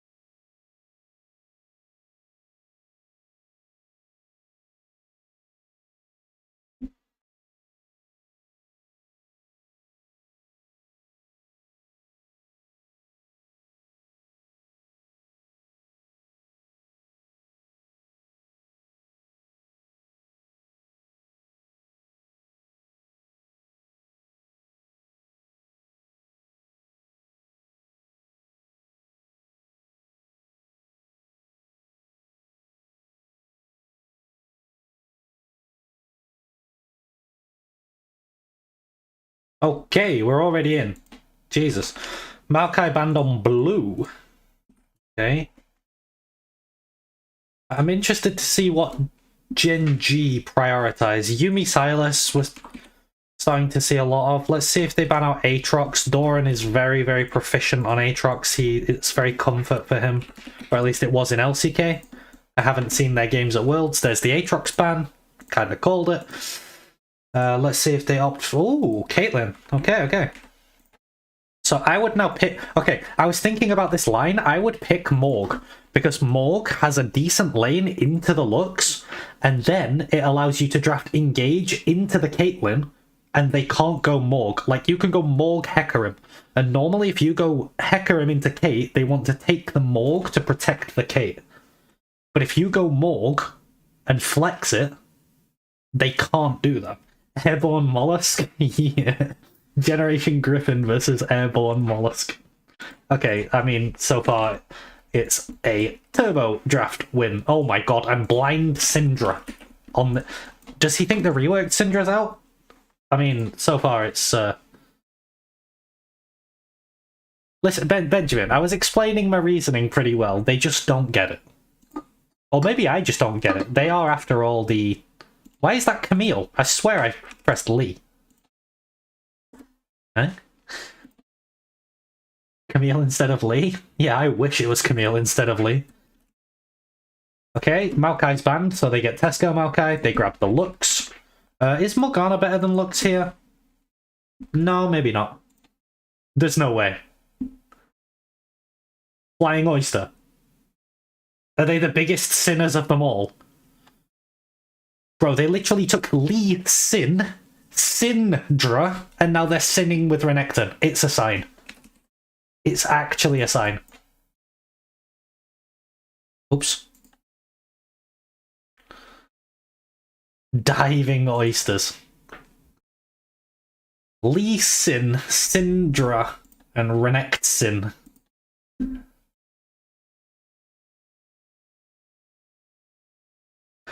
Alright, what do you ban out? What do you ban out? You ban out Ornn. Yep, there's the Ornn. Straight away. You ban out, maybe you ban out Gragas for Airborne Mollusk. Generation Griffin, I think you ban out Ashe. I would, anyway. Actually, yeah, you can ban out, like, Nautilus and Mumu, because I think Airborne Mollusk have to commit to sinning now. I don't think there's much more Airborne Mollusk can do. Sedge top can win versus Renek. That's true, they could put the Sedge into top lane. But it's a flex, so...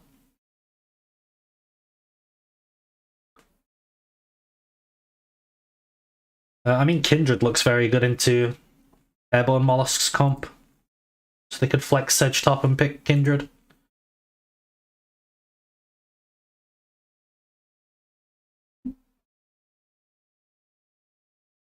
Kalista. Does Kalista not get smacked into Caitlyn Lux? I mean, I guess at 6 they have kill potential. See, now... This is why I think maybe you should just go Morg. Because Morg is a lot better into the Kalista lane. Being able to block the Kalista. They need to be like 10k ahead at 20. Yeah, I agree. And then there's the Hecarim. This is such a stomp for Generation Griffin so far. What do you go here? Azir, is it open? Azir's open. It is Chovy Ahri, but Azir's open. I think you would just go Azir. Gen G were in heaven until the Ahri. The Ahri brought them back down to earth. See, imagine you had Morgana now instead of Lux. This is why I think Morgana is the pick.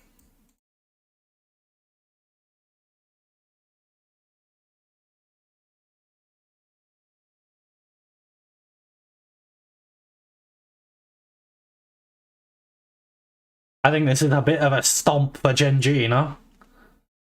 Pyke is good, Pyke is good. I think the only pick that was better for Airborne Mollusk was the 5 pick. Gen G won every other pick so hard.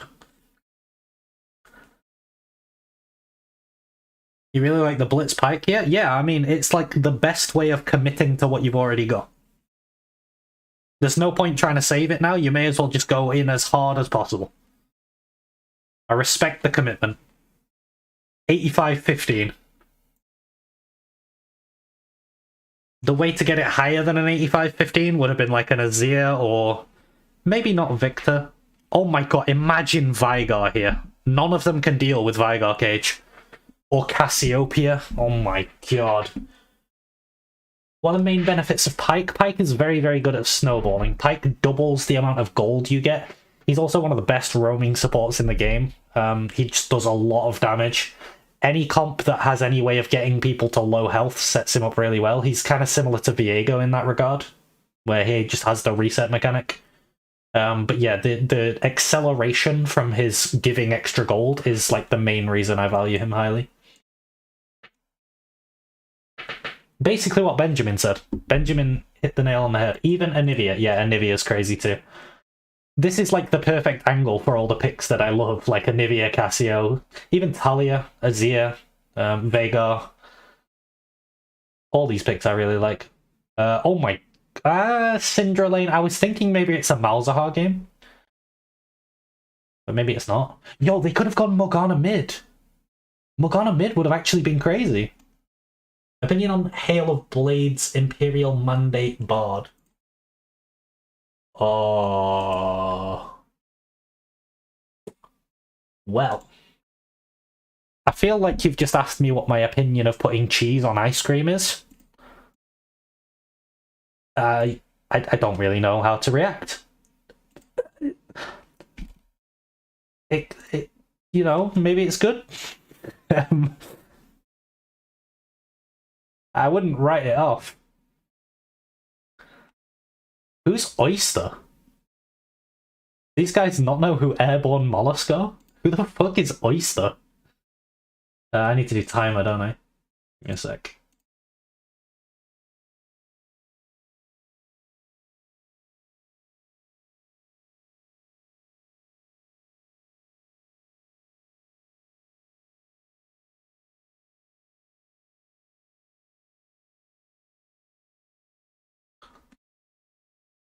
You can put a Scion mid here for Gen G and be never moved by Syndra. Yes, but what you're failing to realize is that they don't have a set, so your Scion is useless, because it can never assassinate your own team. Now, Scion mid's actually not terrible here. I think set mid is actually fine too. Just makes it pretty hard. Anything that's just safe. Oh my god, Ruler Lehens just won the game. I mean, Gemini is hard sinning. Just early ganking mid.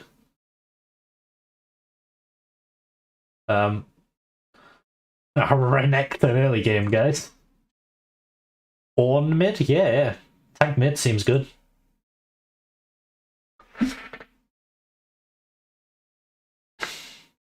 What is the tank that does the most magic damage? I think Cassiopeia might be the best pick because of how reliant they are on dashes with Lee, Renekton, Kalista Pyke. I think Cassiopeia may be the best pick in the game. But what is the most magic damage dealing tank?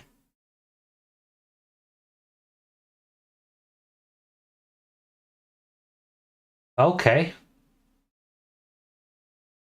I mean, this is pretty good for Mollusk.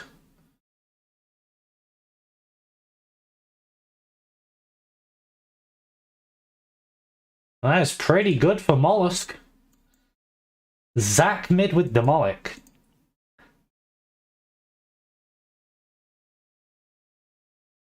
Cho. Maybe Cho mid. But I think Cassio is still just the best pick. Yo, into this comp with Syndra mid though, you could just go Vlad. Vlad mid. Pretty good.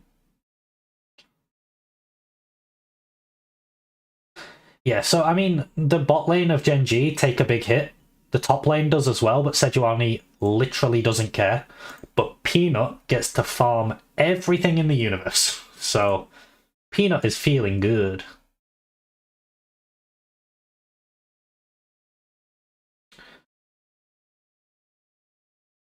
I don't really think Gen G care about that. Like, the gold is identical right now. They're not behind.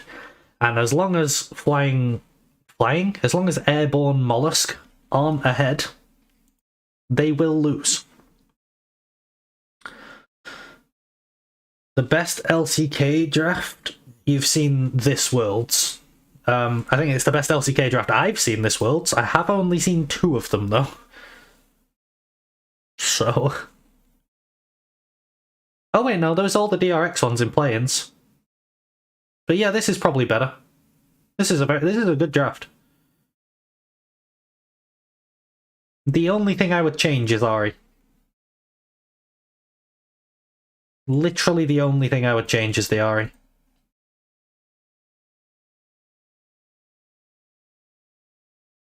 And just change it for Cassiopeia, and boom.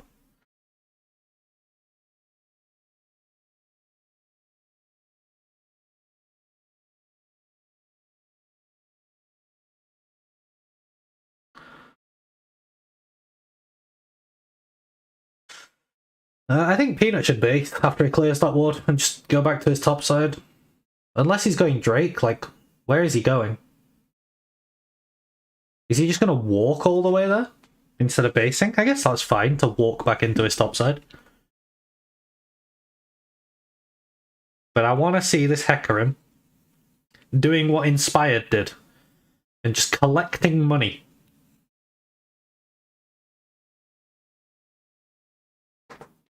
I don't think he has lethal, yeah.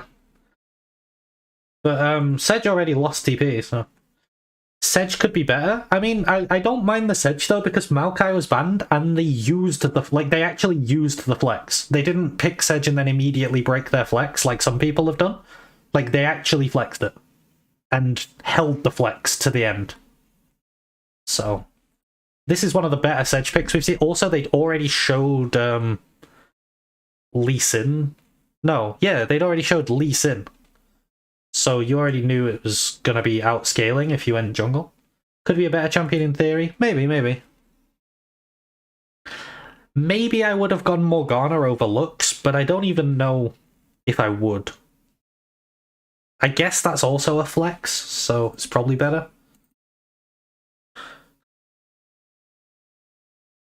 Gemini's looking for the dive.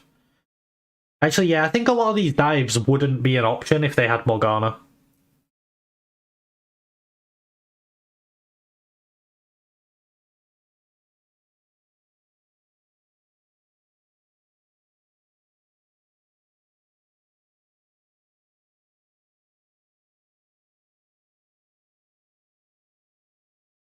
Well, Peanut knows he's there.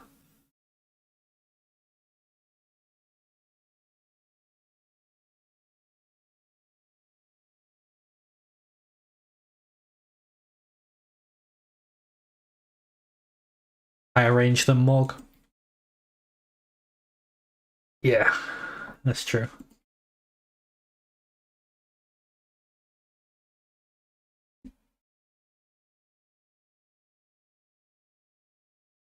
I don't think Mollusk are doing enough. Genji... Oh, okay. I was gonna say I don't think Genji should go for this, but as soon as the binding hit, it became good. Like, if they were forcing it, it wouldn't be good, but the binding hit, so... It wasn't really a force anymore. Once the binding hit, it was like, oh, yeah, he's just dead.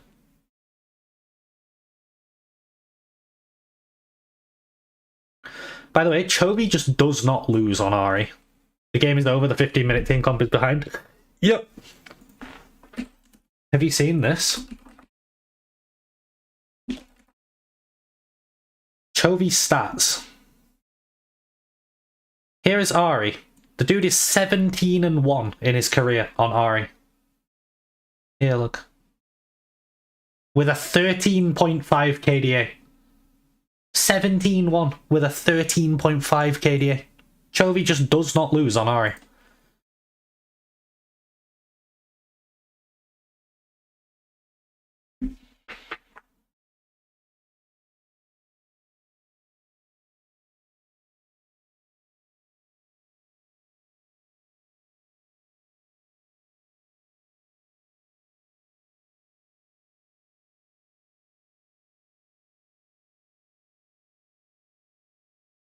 I don't know if every champion outscales. Maybe Pyke outscales Lux.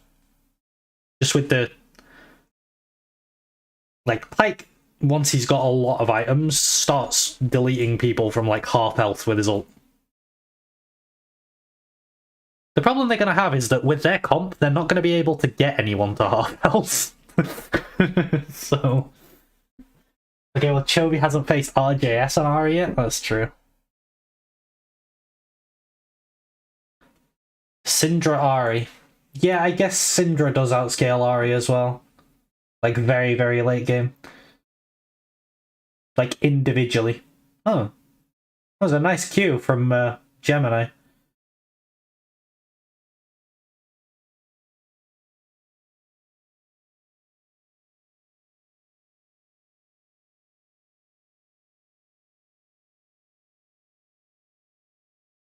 Yeah, the one thing Gen G need to not do this game is get greedy like that. As long as they just don't get greedy, I think they auto-win. I mean, I don't mind watching Gen G flex their muscles a bit, but I would like to see them just play correctly.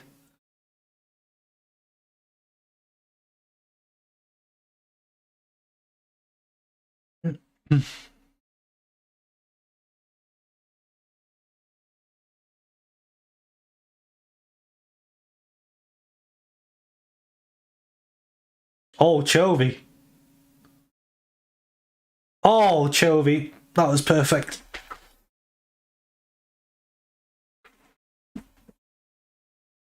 Why did Koala take bone playing here? Who is Koala? Koala is Pyke. Good question. Why did he not take second wind instead? That would have way more value, surely. The bone plating's just going to get popped off by an auto or an E or, you know, Caitlyn Q through minions or some shit.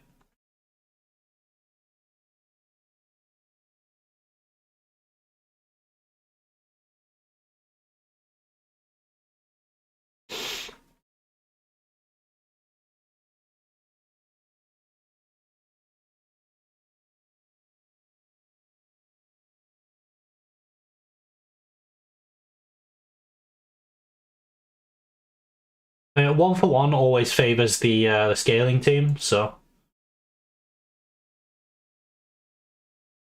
you keep the gold gap the same, but you increase the amount of gold in the game, which puts you closer to scaling. So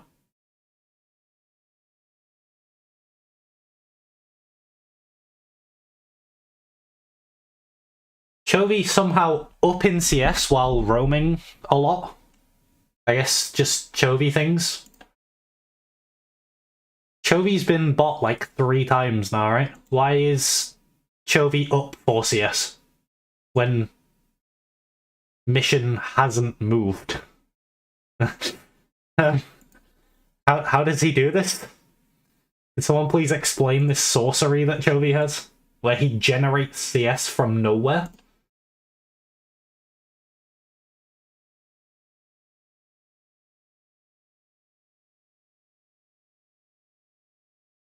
Oh. Chovy going in. I think they've got enough wards in mid lane.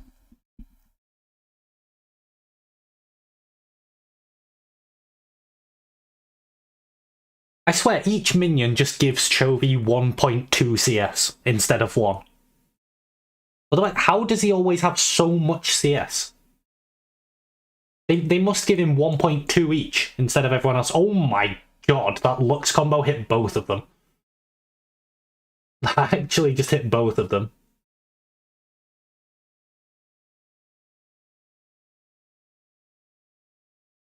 Okay. Okay, Ruler Lens. I think he just doesn't miss any CS ever. Got a dip, thanks for the stream and happy birthday early. Thank you. See you later. Have a nice night.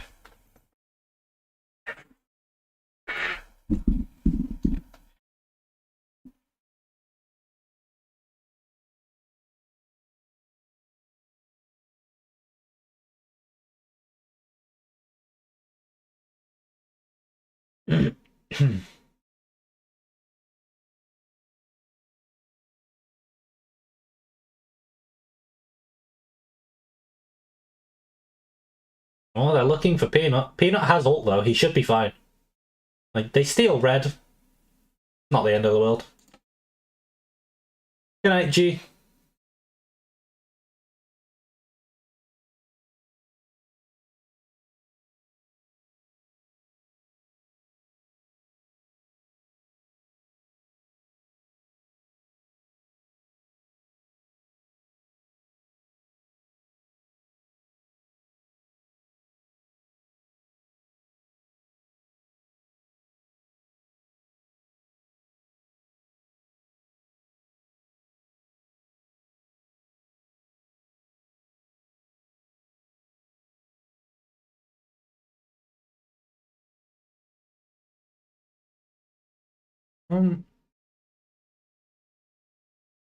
Bit unnecessary to fight for that, but 1-for-1 again favours the scaling team. The bot tower is going to drop. I think this was inevitably going to happen at some point anyway. But Chovy freely pushing on the top side, Ruler freely pushing in mid. They're actually trading bot tower for top tower, so it doesn't even favour Mollusk.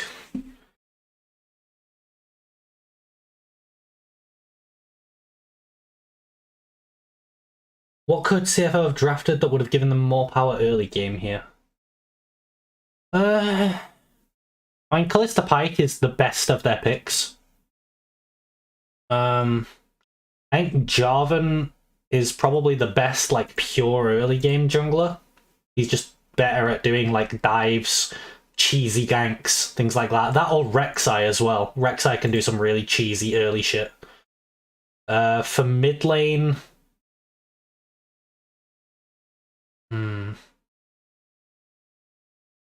See, you need AP. What's an early game AP? You know what? You know what I think they should have done, actually?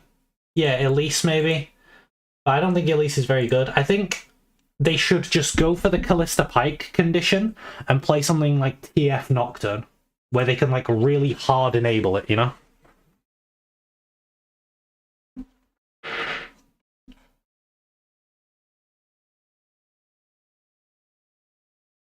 At least jungle Pantheon mid? Yeah, that would be like full early game. But I think Nocturne TF is the best way to play through an early game bot lane. It's so easy to execute. Either that or like Nocturne Galio. Or Jarvan Galio, maybe. Jarvan Galio Kalista Pike seems pretty good.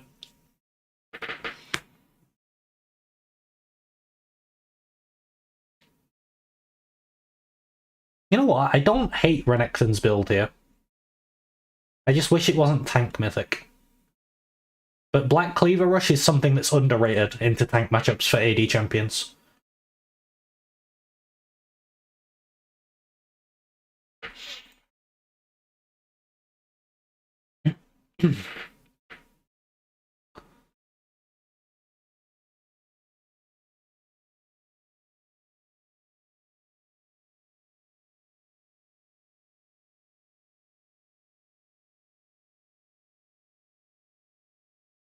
Chovy's so good at finding these angles on Ahri.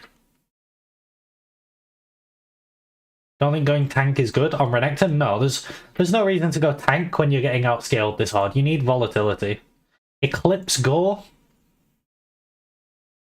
Honestly, maybe even Prowler? I don't know. I guess Gore is fine. Maybe Stride Breaker? I don't know. It's kind of hard to say. I think everything's kind of bad. Oh my... They're getting slaughtered.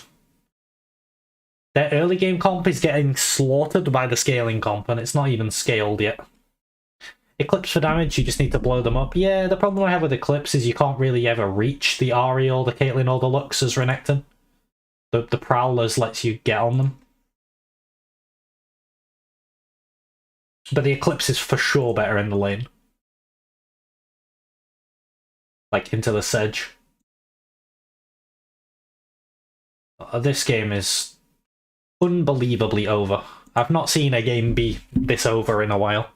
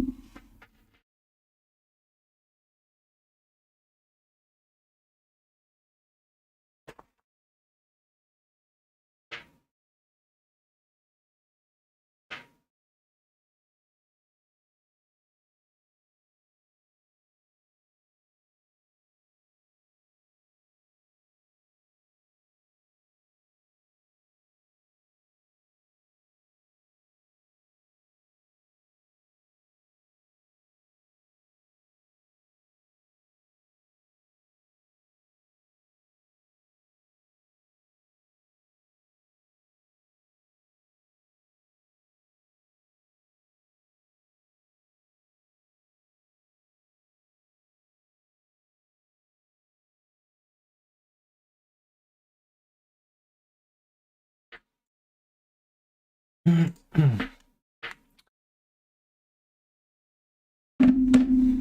they got ruler. I think this fight might be their last chance. This might be the last chance for CFO. I don't think 2 kills is like 2 for 1 is enough though. Okay, maybe their last chance is the Hextech Drake fight. No. Maybe if Pyke gets a pentakill. Yeah, even if they win, it doesn't change the game. Exactly. Like, maybe if Pyke gets a pentakill, which is like 10 kills worth of gold at this next Drake fight, that probably helps.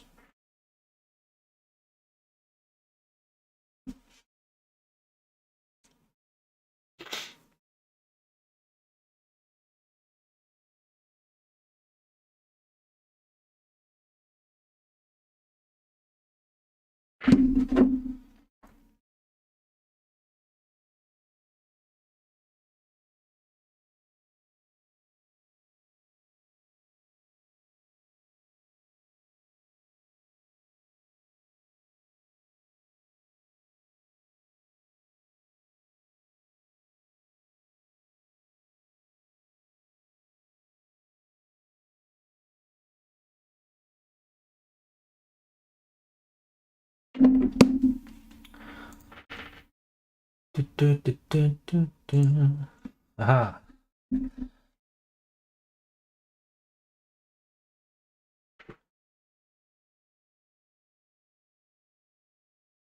Why does Chovy have a Morello second? Why does why did why does Chovy have a Morello?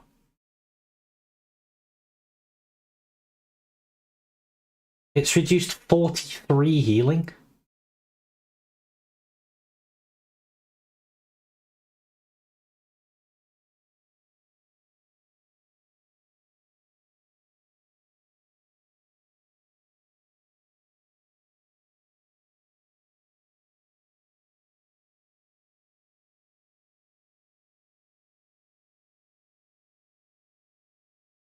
Yeah, maybe for the HP. I think if you're gonna do that though, you just go Zhonya. Because then you can Zhonya Pyke ult, you can Zhonya like Lee Sin engage, you can Zhonya Syndra ult. I think Zonya's a better like preventative item here.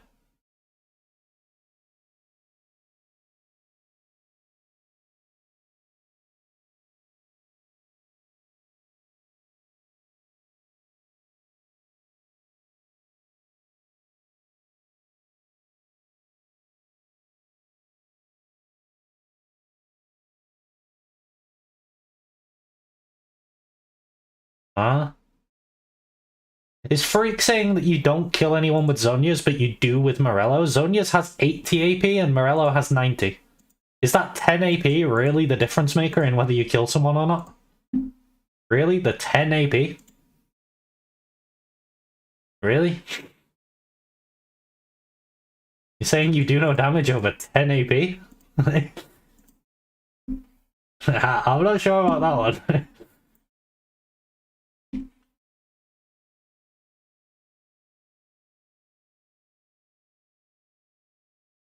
He's just gonna get Pyke ulted, right? Okay. I think they're just gonna get ran down now. Oh my god, Chovy. Miss a charm, bro. Just miss a charm. Just one. Just miss one.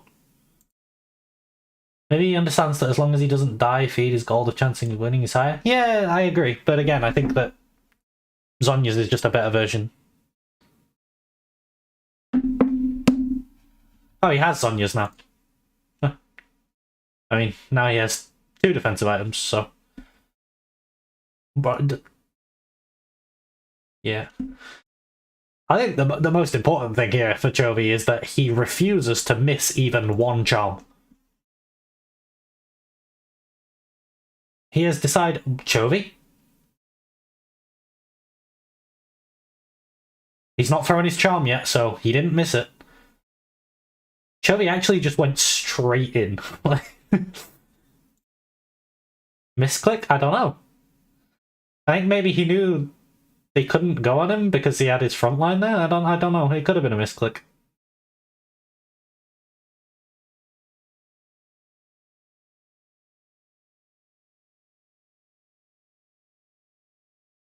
That might be the first time this world I've seen a Caitlyn actually control the choke with her traps. Did you see how Ruler blocked off the choke with a triple trap? I feel like we've not seen that much, like, choke control with Caitlyn traps. They only use them to follow up CC. It's kind of weird. Maybe I'm blind and I'm missing it, but I noticed it that time. We also haven't seen that much Kate. Yeah, that's true. But the Kates we have seen have been very underwhelming.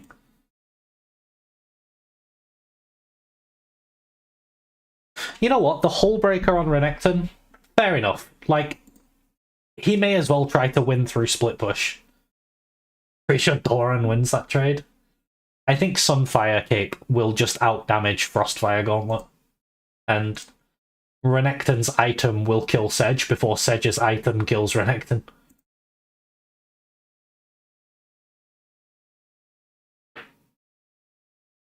I don't know why tanks are still going Frostfire when Sunfire exists, it just does more. Unless you really need the slow, it's just better.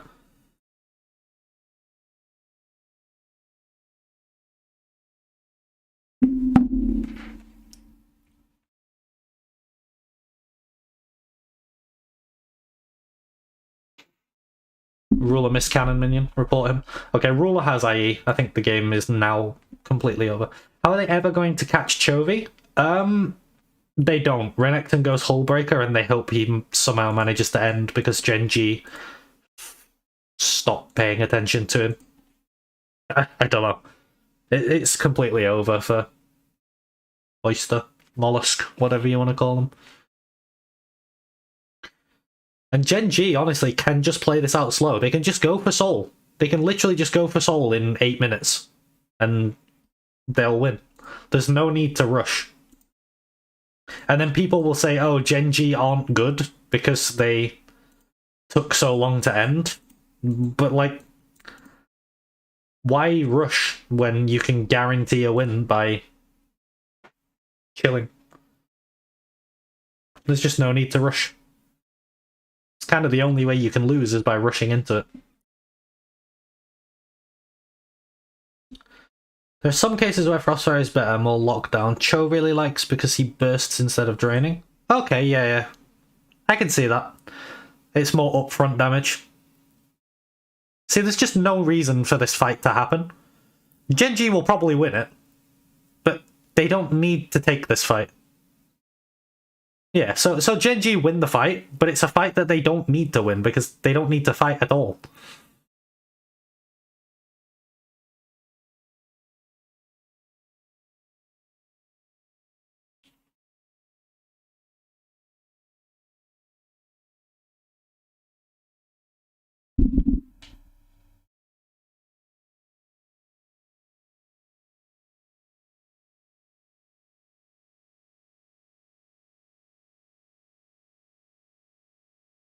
Good. Chovy needs a better KDA. Oh, did you have Chovy as highest KDA?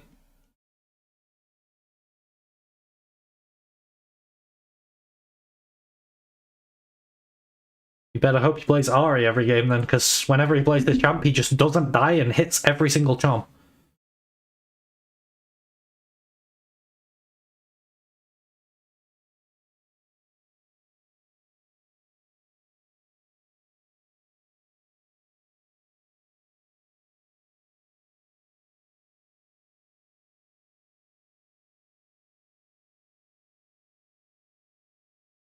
Oh, he missed a charm there.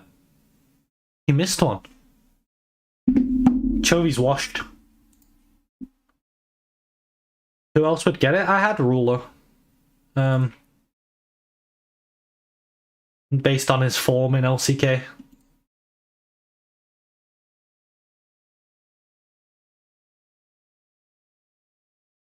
I don't think any top laner would ever get it. Top lane KDA isn't really a thing. you just, I think top lane, same for support. They both die a lot more than other roles. It's definitely a mid or an AD carry. Even if they get, even if they get the Baron, I think they will all die. Yo, did you see that Chovy cleanse? He Captain Jacked the Renekton W. With the Spellbook cleanse, that was instant. I don't think his character even stopped moving. That was one of the fastest cleanses I've ever seen.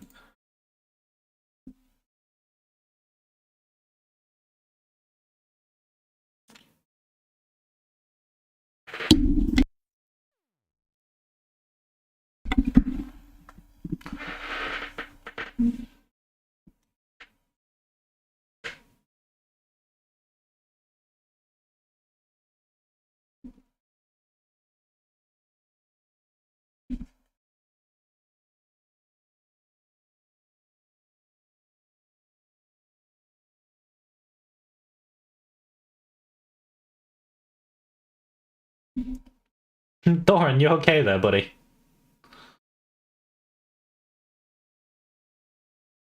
Doran, what are you doing? What are you doing, Doran? What are you doing?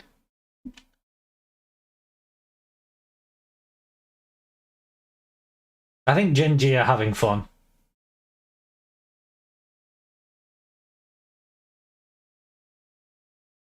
That was spacing from Jolie. You know what annoys me? The Caitlyn headshot animation. Why does she turn slightly for Drakes? Oh yeah, because she aims it at the head. Yeah.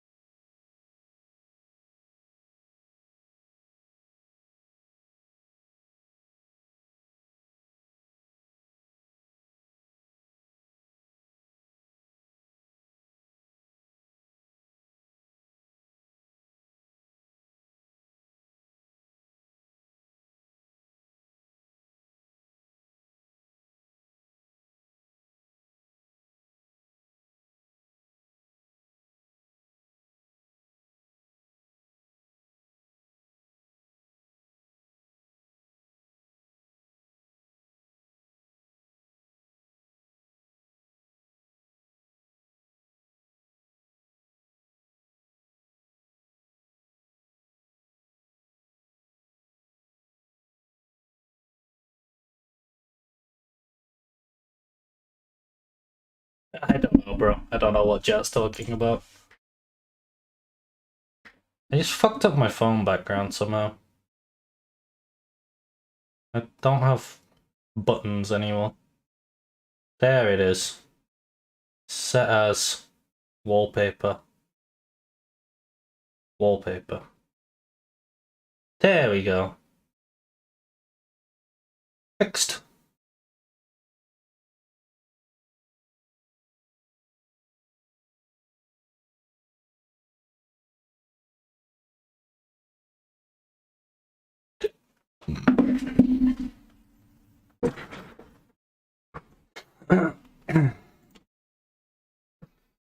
One minute until Hextech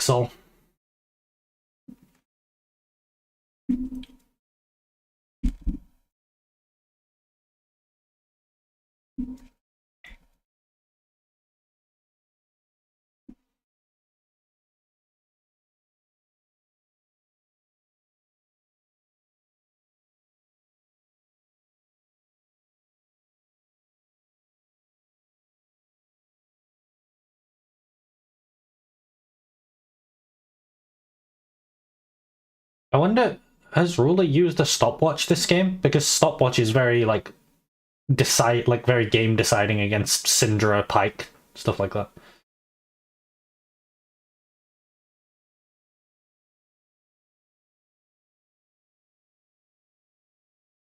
He used his stopwatch in that fight, but he used it late.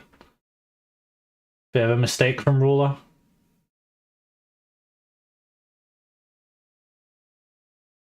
That fight went very well for Oyster, but they didn't win it. Oh, Mission's dead. See you later. Oh, Doran missed the W. Ah, got him. Right, well that's Soul, and that's... Soul means Baron, which means game. 22 stack Magi's on Chovy. Yep. It's now 24 stack. He just needs one more stack. Which I would imagine he will get. I don't think they're going to end without killing anyone, so... I think they just go straight to Baron while Syndra's still dead. And then they end.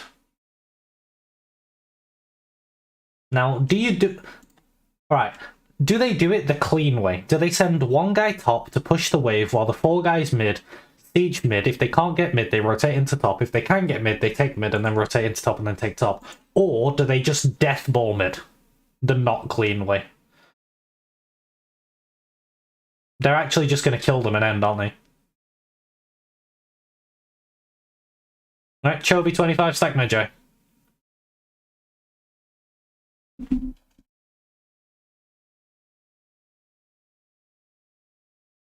Lux Mythic? Lux has Everfrost? Really? I guess it's to make it harder for Pyke to engage on her? I don't know. That's really weird. I think you just go Leandri. Yeah. I don't know. It's definitely weird. Smote?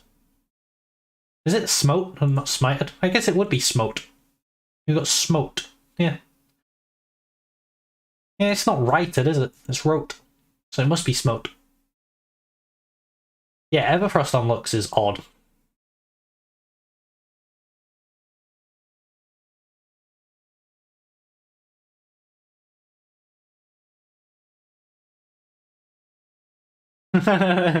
Yo, they found Doran. They're killing him. They sure are killing him. You guys, they've nearly got him. They've nearly got Doran. They've nearly got him to half. They nearly... You think they ever kill Doran? No. I mean, clearly not. Oh, Choi's gonna die? Never mind. Choi refuses to die. Ruler? Jesus. Savage.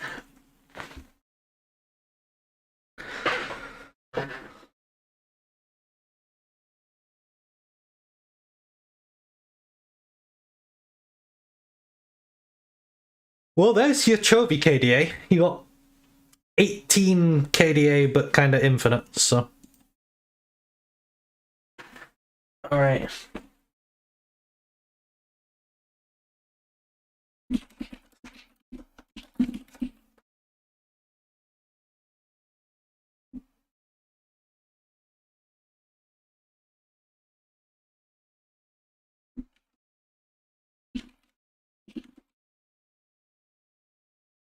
Alright, we'll put...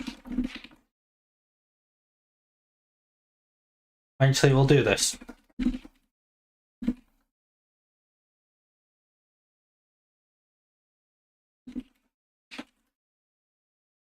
The Gen G jersey is so ugly, I agree, it's weird. Imagine winning Worlds with that jersey. It's so odd. It looks like a kid drew on it. I'm not really sure what that is.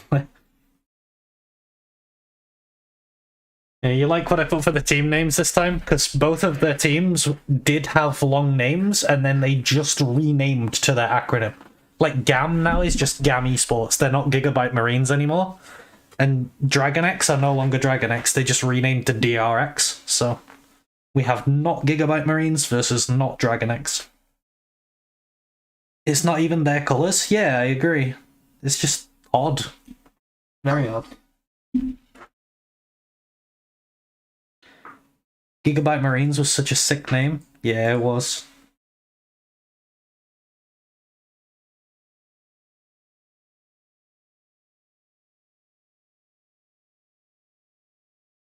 I was really sad when T1 rebranded to T1, just because there was so much like mysticism and like history behind SKT.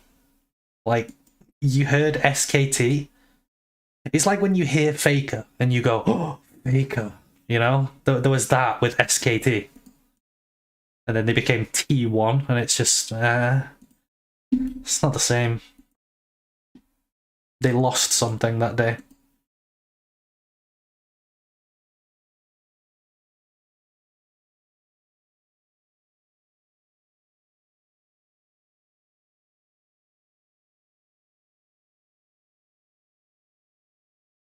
So Chovy's now 18-1 on Ari.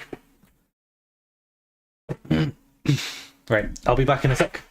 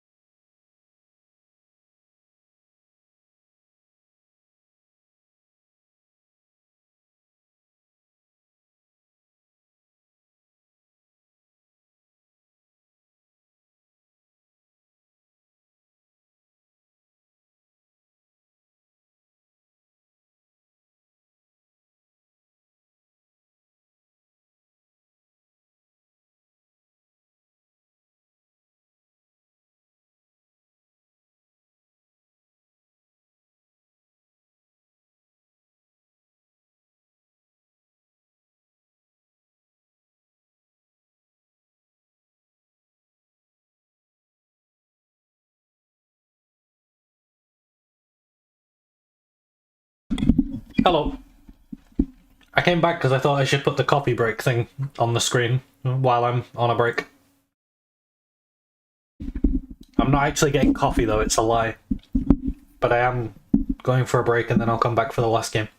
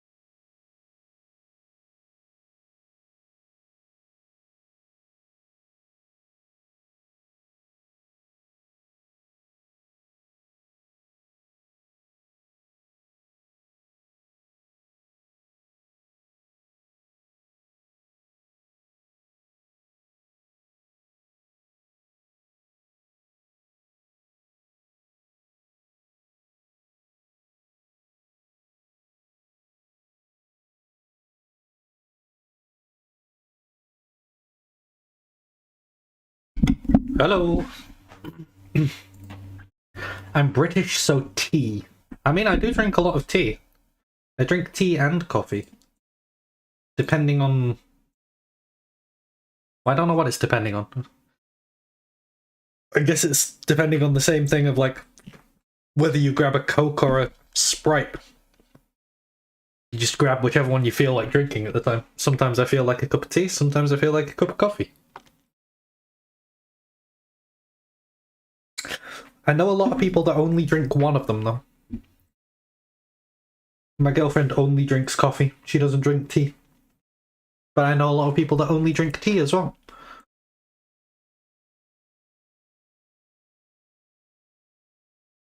You don't drink coffee? Do you drink tea? I imagine you do drink tea, otherwise you would have said I don't drink either.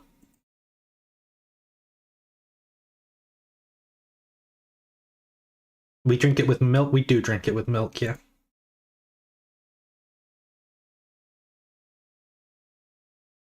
Weird. I mean, it's not weird to me because it's always been that way, but I can imagine it's weird for someone where it's never been that way. You want to see something? Let me see if I can add this to stream.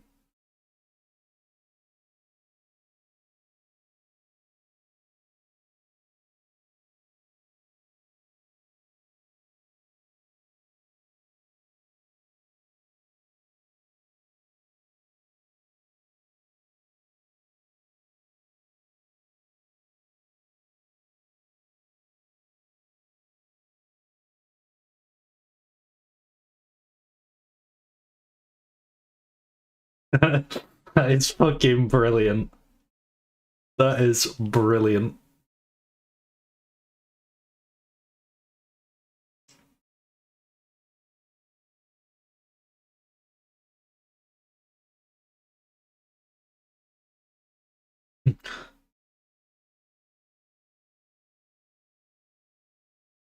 Oh, is that it? Are we in? No, just different music. That took you so long to get. Okay, very important game for the LCK fan in me. If DRX win this, they are officially ahead of Top Esports, which is great for them getting out of groups. I don't think they can afford to drop games to GAM in this group. They need to be beating GAM 2-0 to get out of this group.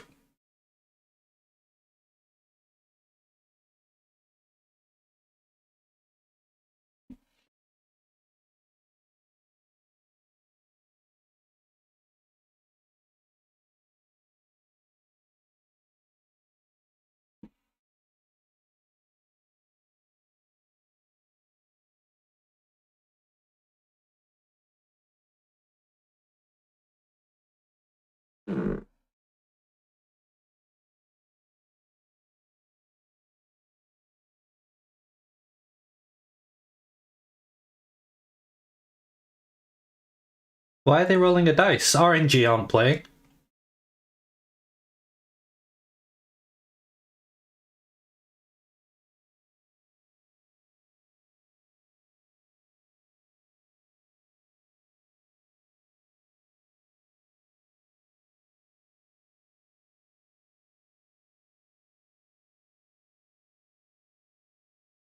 How were GAM in their 2 games that they lost? Did they get clapped or were they close? I haven't seen any GAM, but I want DRX to win, so.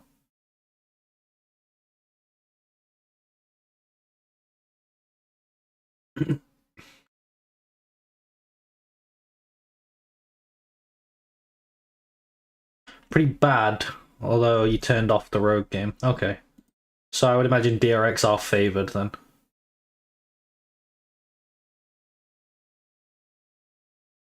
Is that Pyosik or Juhan? That's Pyosik. They're playing Pyosik. I like leaned into my monitor to look at his face. They got clapped by TAS. Okay. Oh, they zoomed in on the players. Now I know it's Pyosik.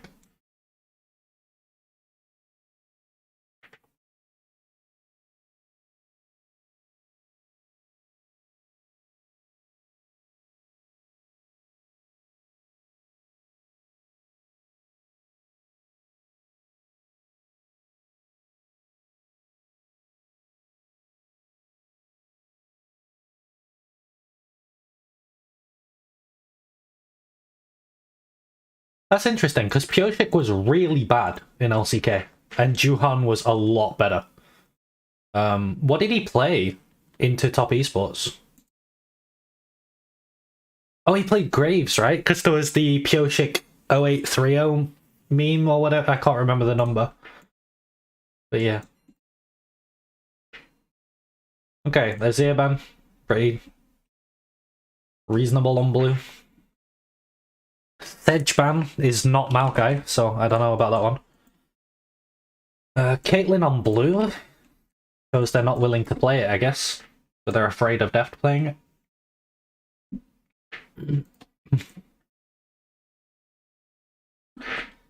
Do do do do do do do do do do do do. Maokai on blue? Maokai ban on blue. So what do they want to pick? I'm curious to see what this B1 is that they weren't comfortable giving away to pick Mao. Graves. So they really wanted Graves, but they didn't want to trade. They didn't want to give Pyosik Graves and take Maokai, I guess. Maybe they wanted Aatrox. There's no way it's Vladimir.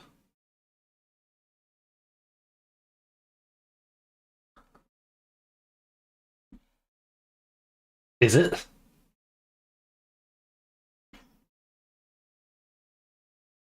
Is it actually Vlad? Okay. So Sylas, DRX are the only team we've seen flex Sylas so far, I think. Unless there was one where I wasn't here. It's the only team I've seen flex Sylas.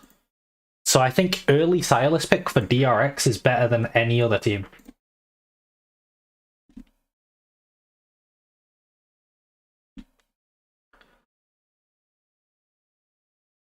Oh, Pyosik! Yes! I love you, Pyosik! He picked Kindred! Oh, finally, Kindred! Finally!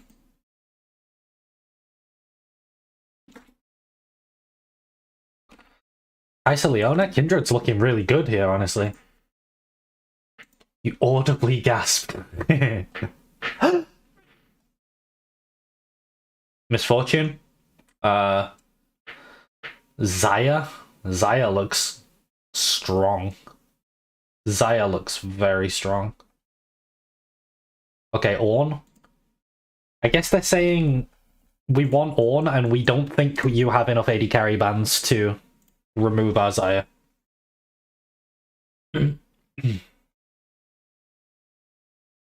I mean, I would ban out Camille. Yep, that's gone.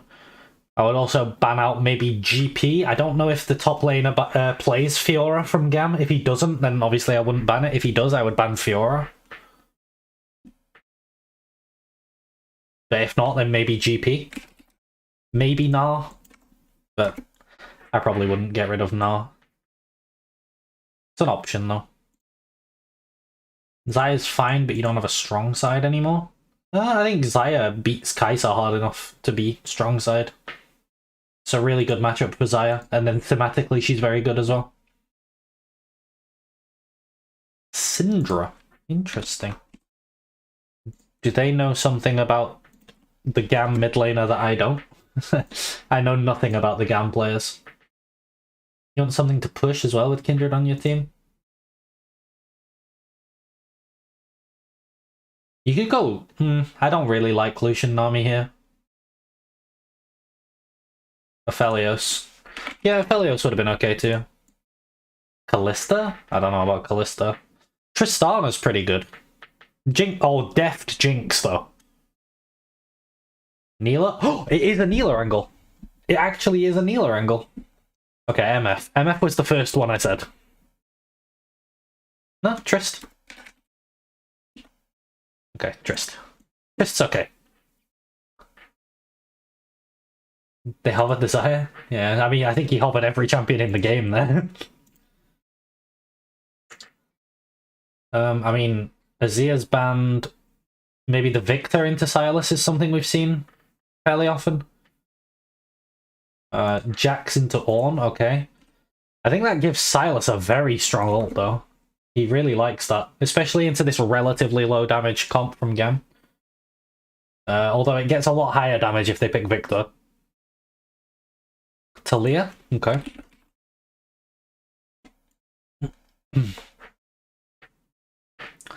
I don't think Rel is the way here. Don't think Rel. They went Rel. I don't right. One thing that I don't understand.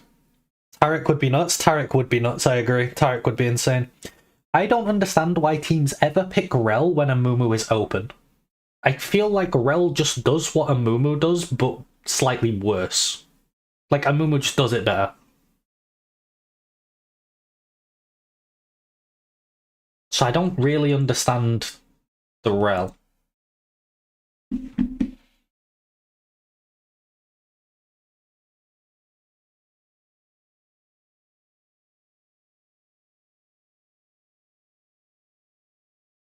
Alright, there's a lot of pressure on Pyosik this game to perform. But I think if he's ever going to perform, it's on like Kindred into Graves or Kindred into Hecarim. Like, finally we got the Kindred as an answer to one of these passive farming junglers. Like, early passive farming junglers, where she can actually collect marks early. I really enjoy watching really good Kindred players that are really, like, proficient at manipulating where the marks spawn. Like, forcing them to spawn in specific places. I remember Canyon doing it a lot in 2020. Don't get Rel at all, she's just another engager and she can't disengage effectively. She's really bad in the comp. Yeah, I agree. Because a Mumu can pop his R when the enemy dive on him. At least. You know what I think would be really good? Actually, Tristana Brand. I think Brand's pretty sick into their comp.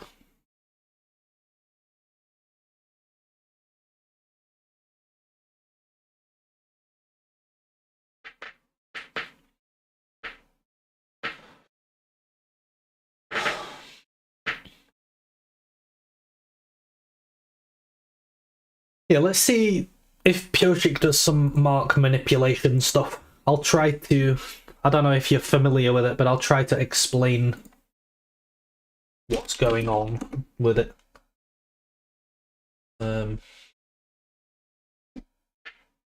Something that I learned about from Canyon in 2020.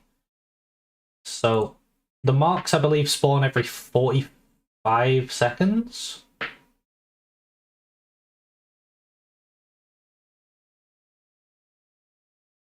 Yeah, 45 seconds.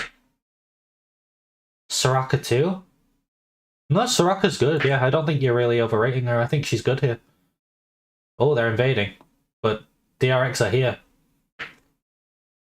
This is good for DRX. Zeka's stronger than Talia level 1. Oh, getting the mark is really big for Pyosik. Oh man, it's a slaughter. It's an absolute slaughter. Wow. Wow.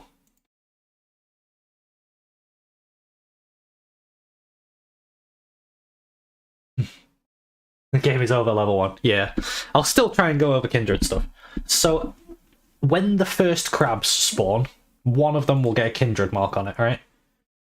Because the only thing it can go on when you have... No, wait. This throws a spanner in the works because she has a mark. So once you have a mark, it can now go on Scuttle Crabs or Raptors or Gromp. So now it might spawn on Graves' chickens. Because he's done his Gromp, it can't spawn on his Gromp. Oh no, he didn't do his Gromp, he just did his blue.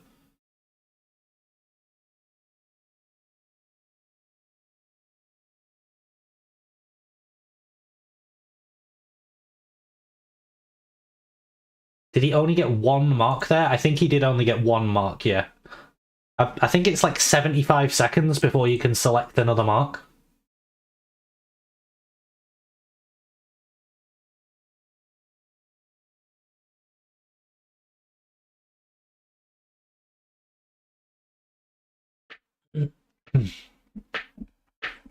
Okay, yeah, so it went on his Gromp. Because she got that one mark, it went on to his Gromp instead of being forced to go onto one of the crabs. And see that Jack's lane into 2-0-1 on. Yeah, that does not seem playable.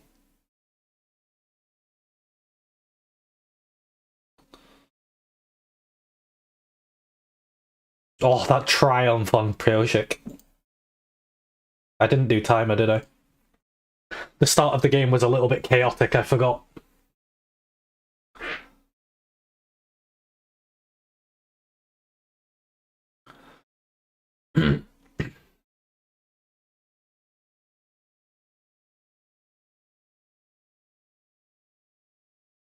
Okay, 4.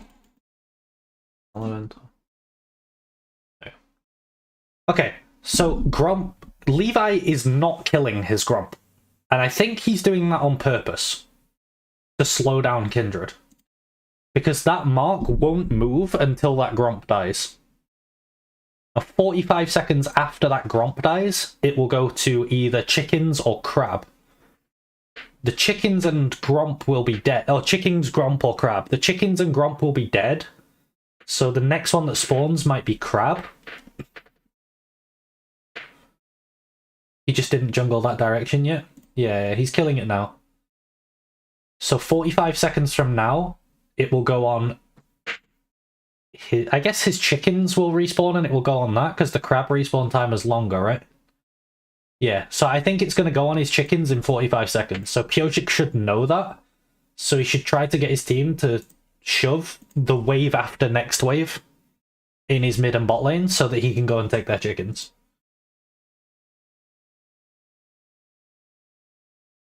Kindred's so cool.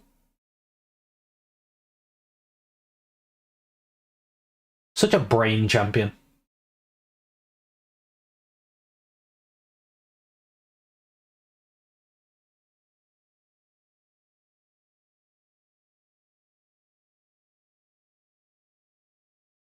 That was a good dive.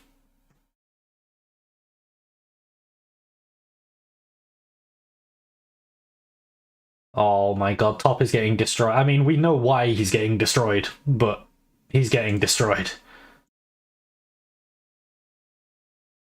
Oh wait, is bot Scuttle spawning before chickens? If so, like, whatever spawns next between bot Scuttle and... No, it's chickens, it's chickens. Pyosik's going straight for those chickens, look, he knows exactly the timer of his mark. Or not? Yeah, he's there. So yeah, it went on to his chickens. So 45 seconds from now, it's until 3 marks it goes on Scuttles, Raptors, or Gromps. So 45 seconds from now, it will be on probably Graves' Gromp. Unless Graves kills it, in which case it will be top crab.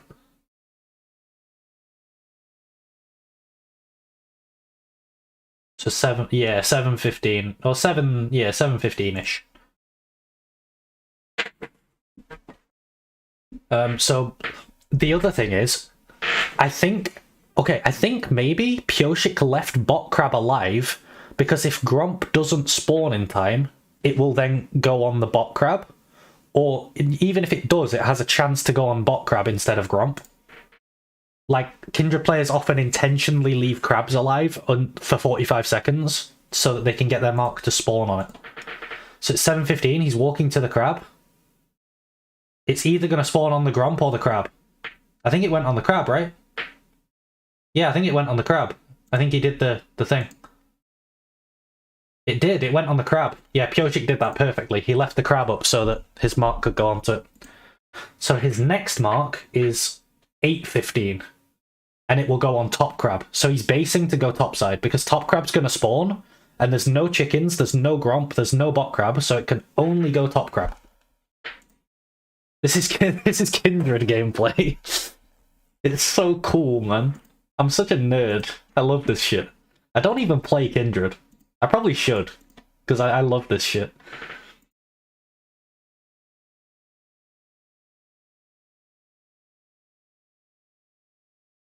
And if he gets this one, then it stops spawning on Scuttle, chickens, and Gromps, and it moves to Krugs, Wolves, and Buffs.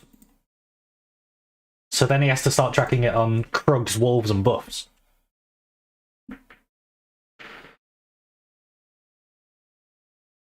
Yeah, Pyosik ran straight to the scuttle, but unfortunately it's not looking great. I mean, now it's looking a lot better because Beryl's here.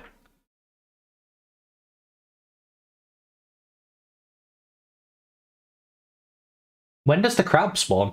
I mean, they got the Herald, but I expect Pyosik to stick around for the crab. Because it's his mark. I guess he'll go red and then back to crab. Because chickens are spawning soon. His Krugs have come up, so his chickens are next. So it could go on to chickens. Pyosik was there to kill the scuttle. Well, maybe not, because the scuttle didn't spawn. I thought that's why he was there. Okay, the scuttle's spawning soon. So I guess it's going to go on this top scuttle. And he's going to get it, because Graves is bot side. Oh wait, Graves chickens are spawning. I think Graves chickens are spawning before top scuttle. Yeah, it's on chickens. They spawned first.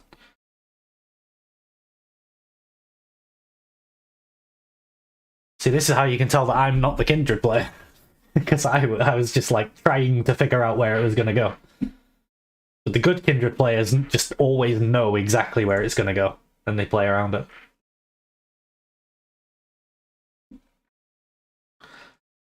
So I would imagine Graves is going to kill his Gromp way within the next 45 seconds. But at like 10:40, the next Kindred mark spawns. I would imagine Graves is going to kill top crab, so it will go bot crab.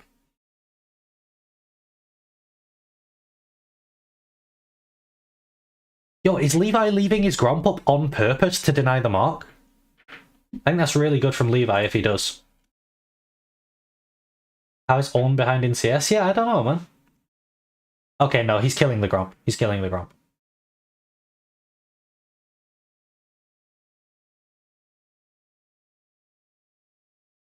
So I'm pretty sure it's not coincidence that Pyosik is bot side, given that the next mark is pretty guaranteed.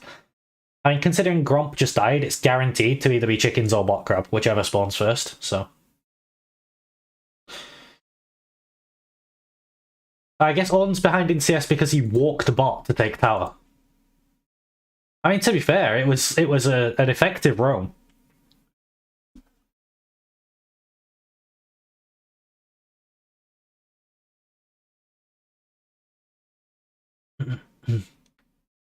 So the biggest mark threshold is 4. You get nothing until 4. At 4 marks you gain 75 range, and then every 3 marks after that you gain another 25. So you want to get those first 4. What is the time on the spawn of scuttle crabs? It's so much longer than I thought. It's only through watching Kindred.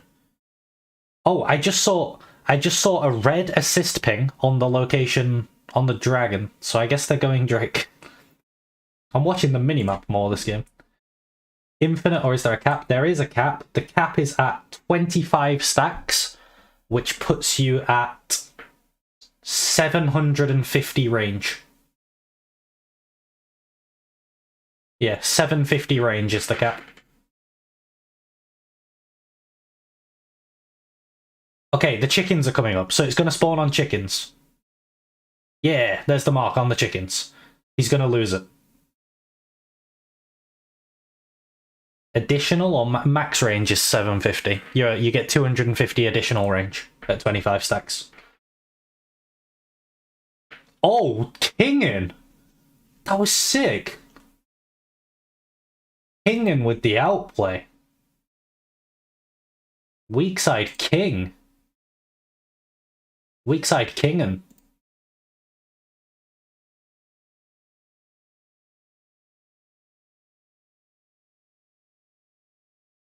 Pyosik is spam pinging top crab. I think he knows his mark's going to spawn on it.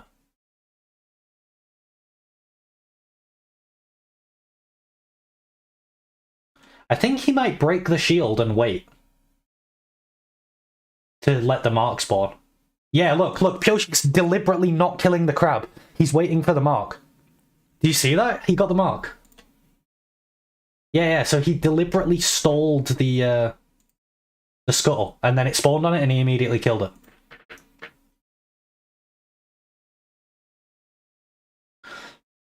Okay, that's him dead. So now it has to go on Krugs, Wolves, or Buffs until 9? Until 7. So 3 more on Krugs, Wolves, or Buffs.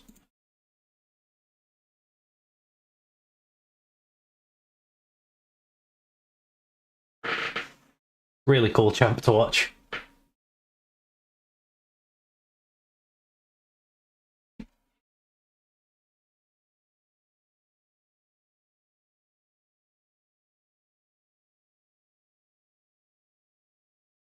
And he flashes the Talia combo.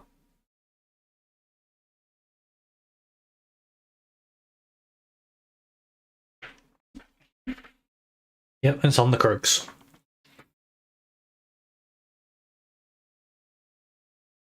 Pioshik's not exactly in a position to grab it right now, though.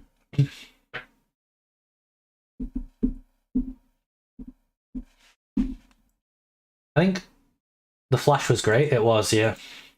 I think a lot of pro Kindreds don't massively focus on marks after the 4th. Because the first 4 give you 75, and then it's only 25 for every 3 after that, so... They really focus on getting those first 4, because it gives you that massive range increase, and then... They get them where they can, but they play more standard jungle pathing.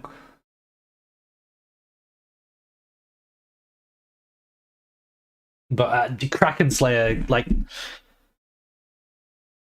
Kindred does a preposterous amount of damage now. Does it only grant range or something else? I think it's just range. Yeah. It's just range.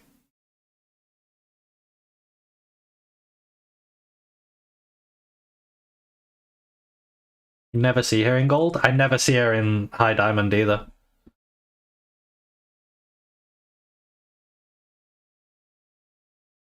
I think she's like a Grandmaster champ. Either like silver or Grandmaster, because people are either really good at her and they climb really high, or they're not very good at her and they can't get out of silver.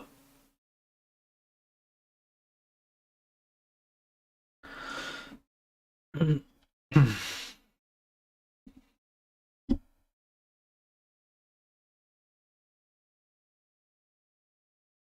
not sure when Graves' blue is spawning, so I guess it's going to go on to Graves' Krugs when they respawn. She needs a high jungle understanding, and that's just not there in most healers. Yeah, I mean... I like to think I understand jungle pathing and stuff to a reasonable level, and I'm struggling while watching a game, not even playing a game, to figure out where the marks are going. It's very complicated. Kindred Krugs are up. It can't go on her own camps. It can only go on enemy camps.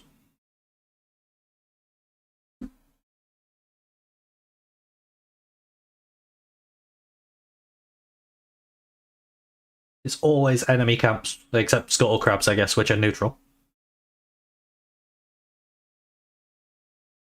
I mean, this fight should favour DRX. They have a much stronger 5v5 draft.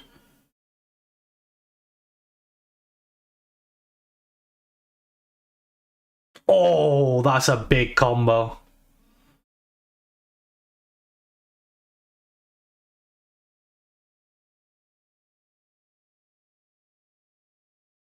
I think Zika just cleans up.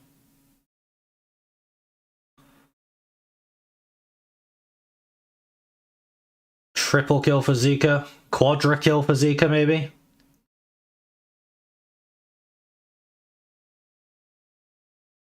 Four kills for Zika. Oh my god. Frozen Heart first? Yeah, I agree. It's a bit weird. It is a bit weird.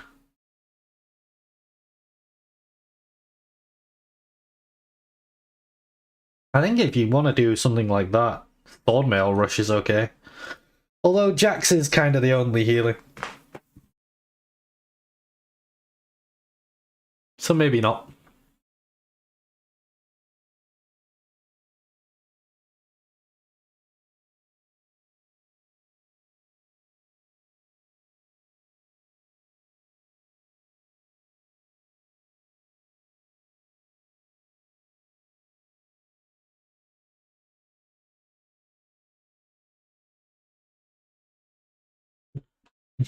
Oh, Levi got it. He's dead though. The other thing I haven't been paying attention to is who has Kindred been marking? Like, he probably got a mark in that fight. Yeah, the Tilia W knocked Pyosik out of the Kindred ult. But yeah, since they killed the entire team, Pyosik maybe got a mark? I don't know.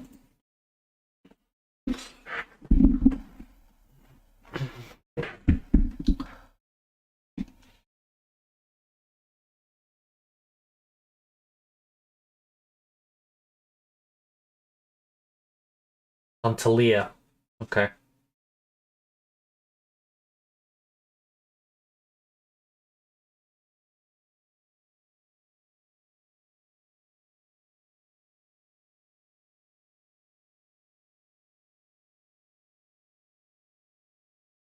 Who did that?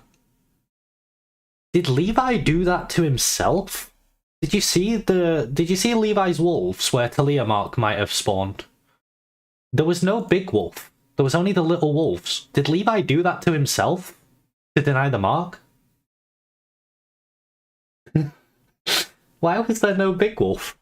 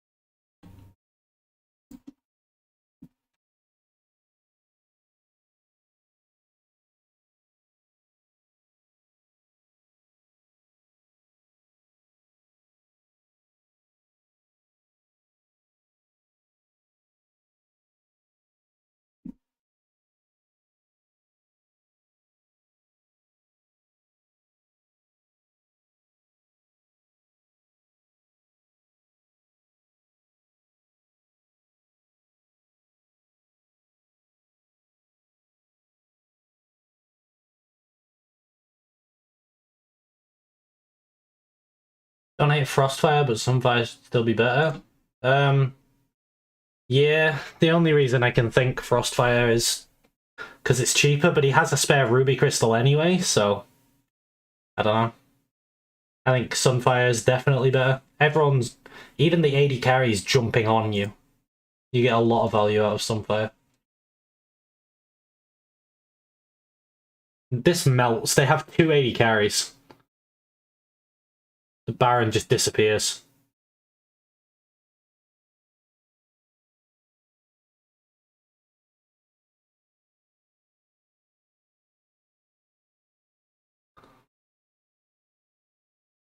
Oh, Zeka, bro.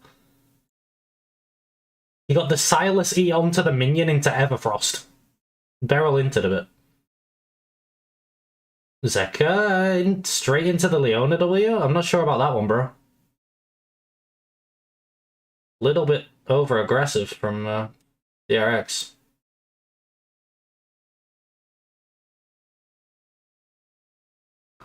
Wait, Zeka's back. Zeka's back! Oh, Zeka! Oh my god! He's just killing them all, bro. Oh, Zeka! This guy's too good. This guy is too good. Oh my god. This guy's just too good at League of Legends. My god.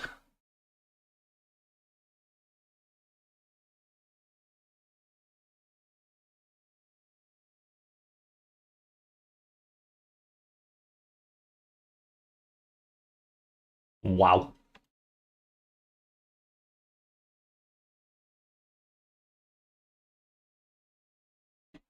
But Zeka is having one of the best worlds I've ever seen from like a player who was like no one knew him before.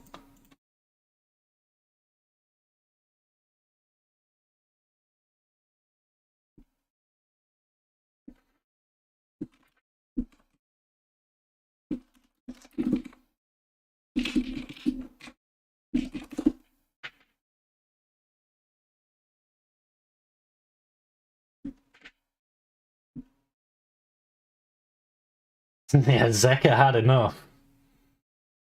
Oh, I didn't rate the draft. I completely forgot to rate the draft. Humanoid has a really good run, and also RNG are doing very well. So yeah, the play-ins teams all seem to be doing very well. Maybe the experience is helping them. Right, draft rating.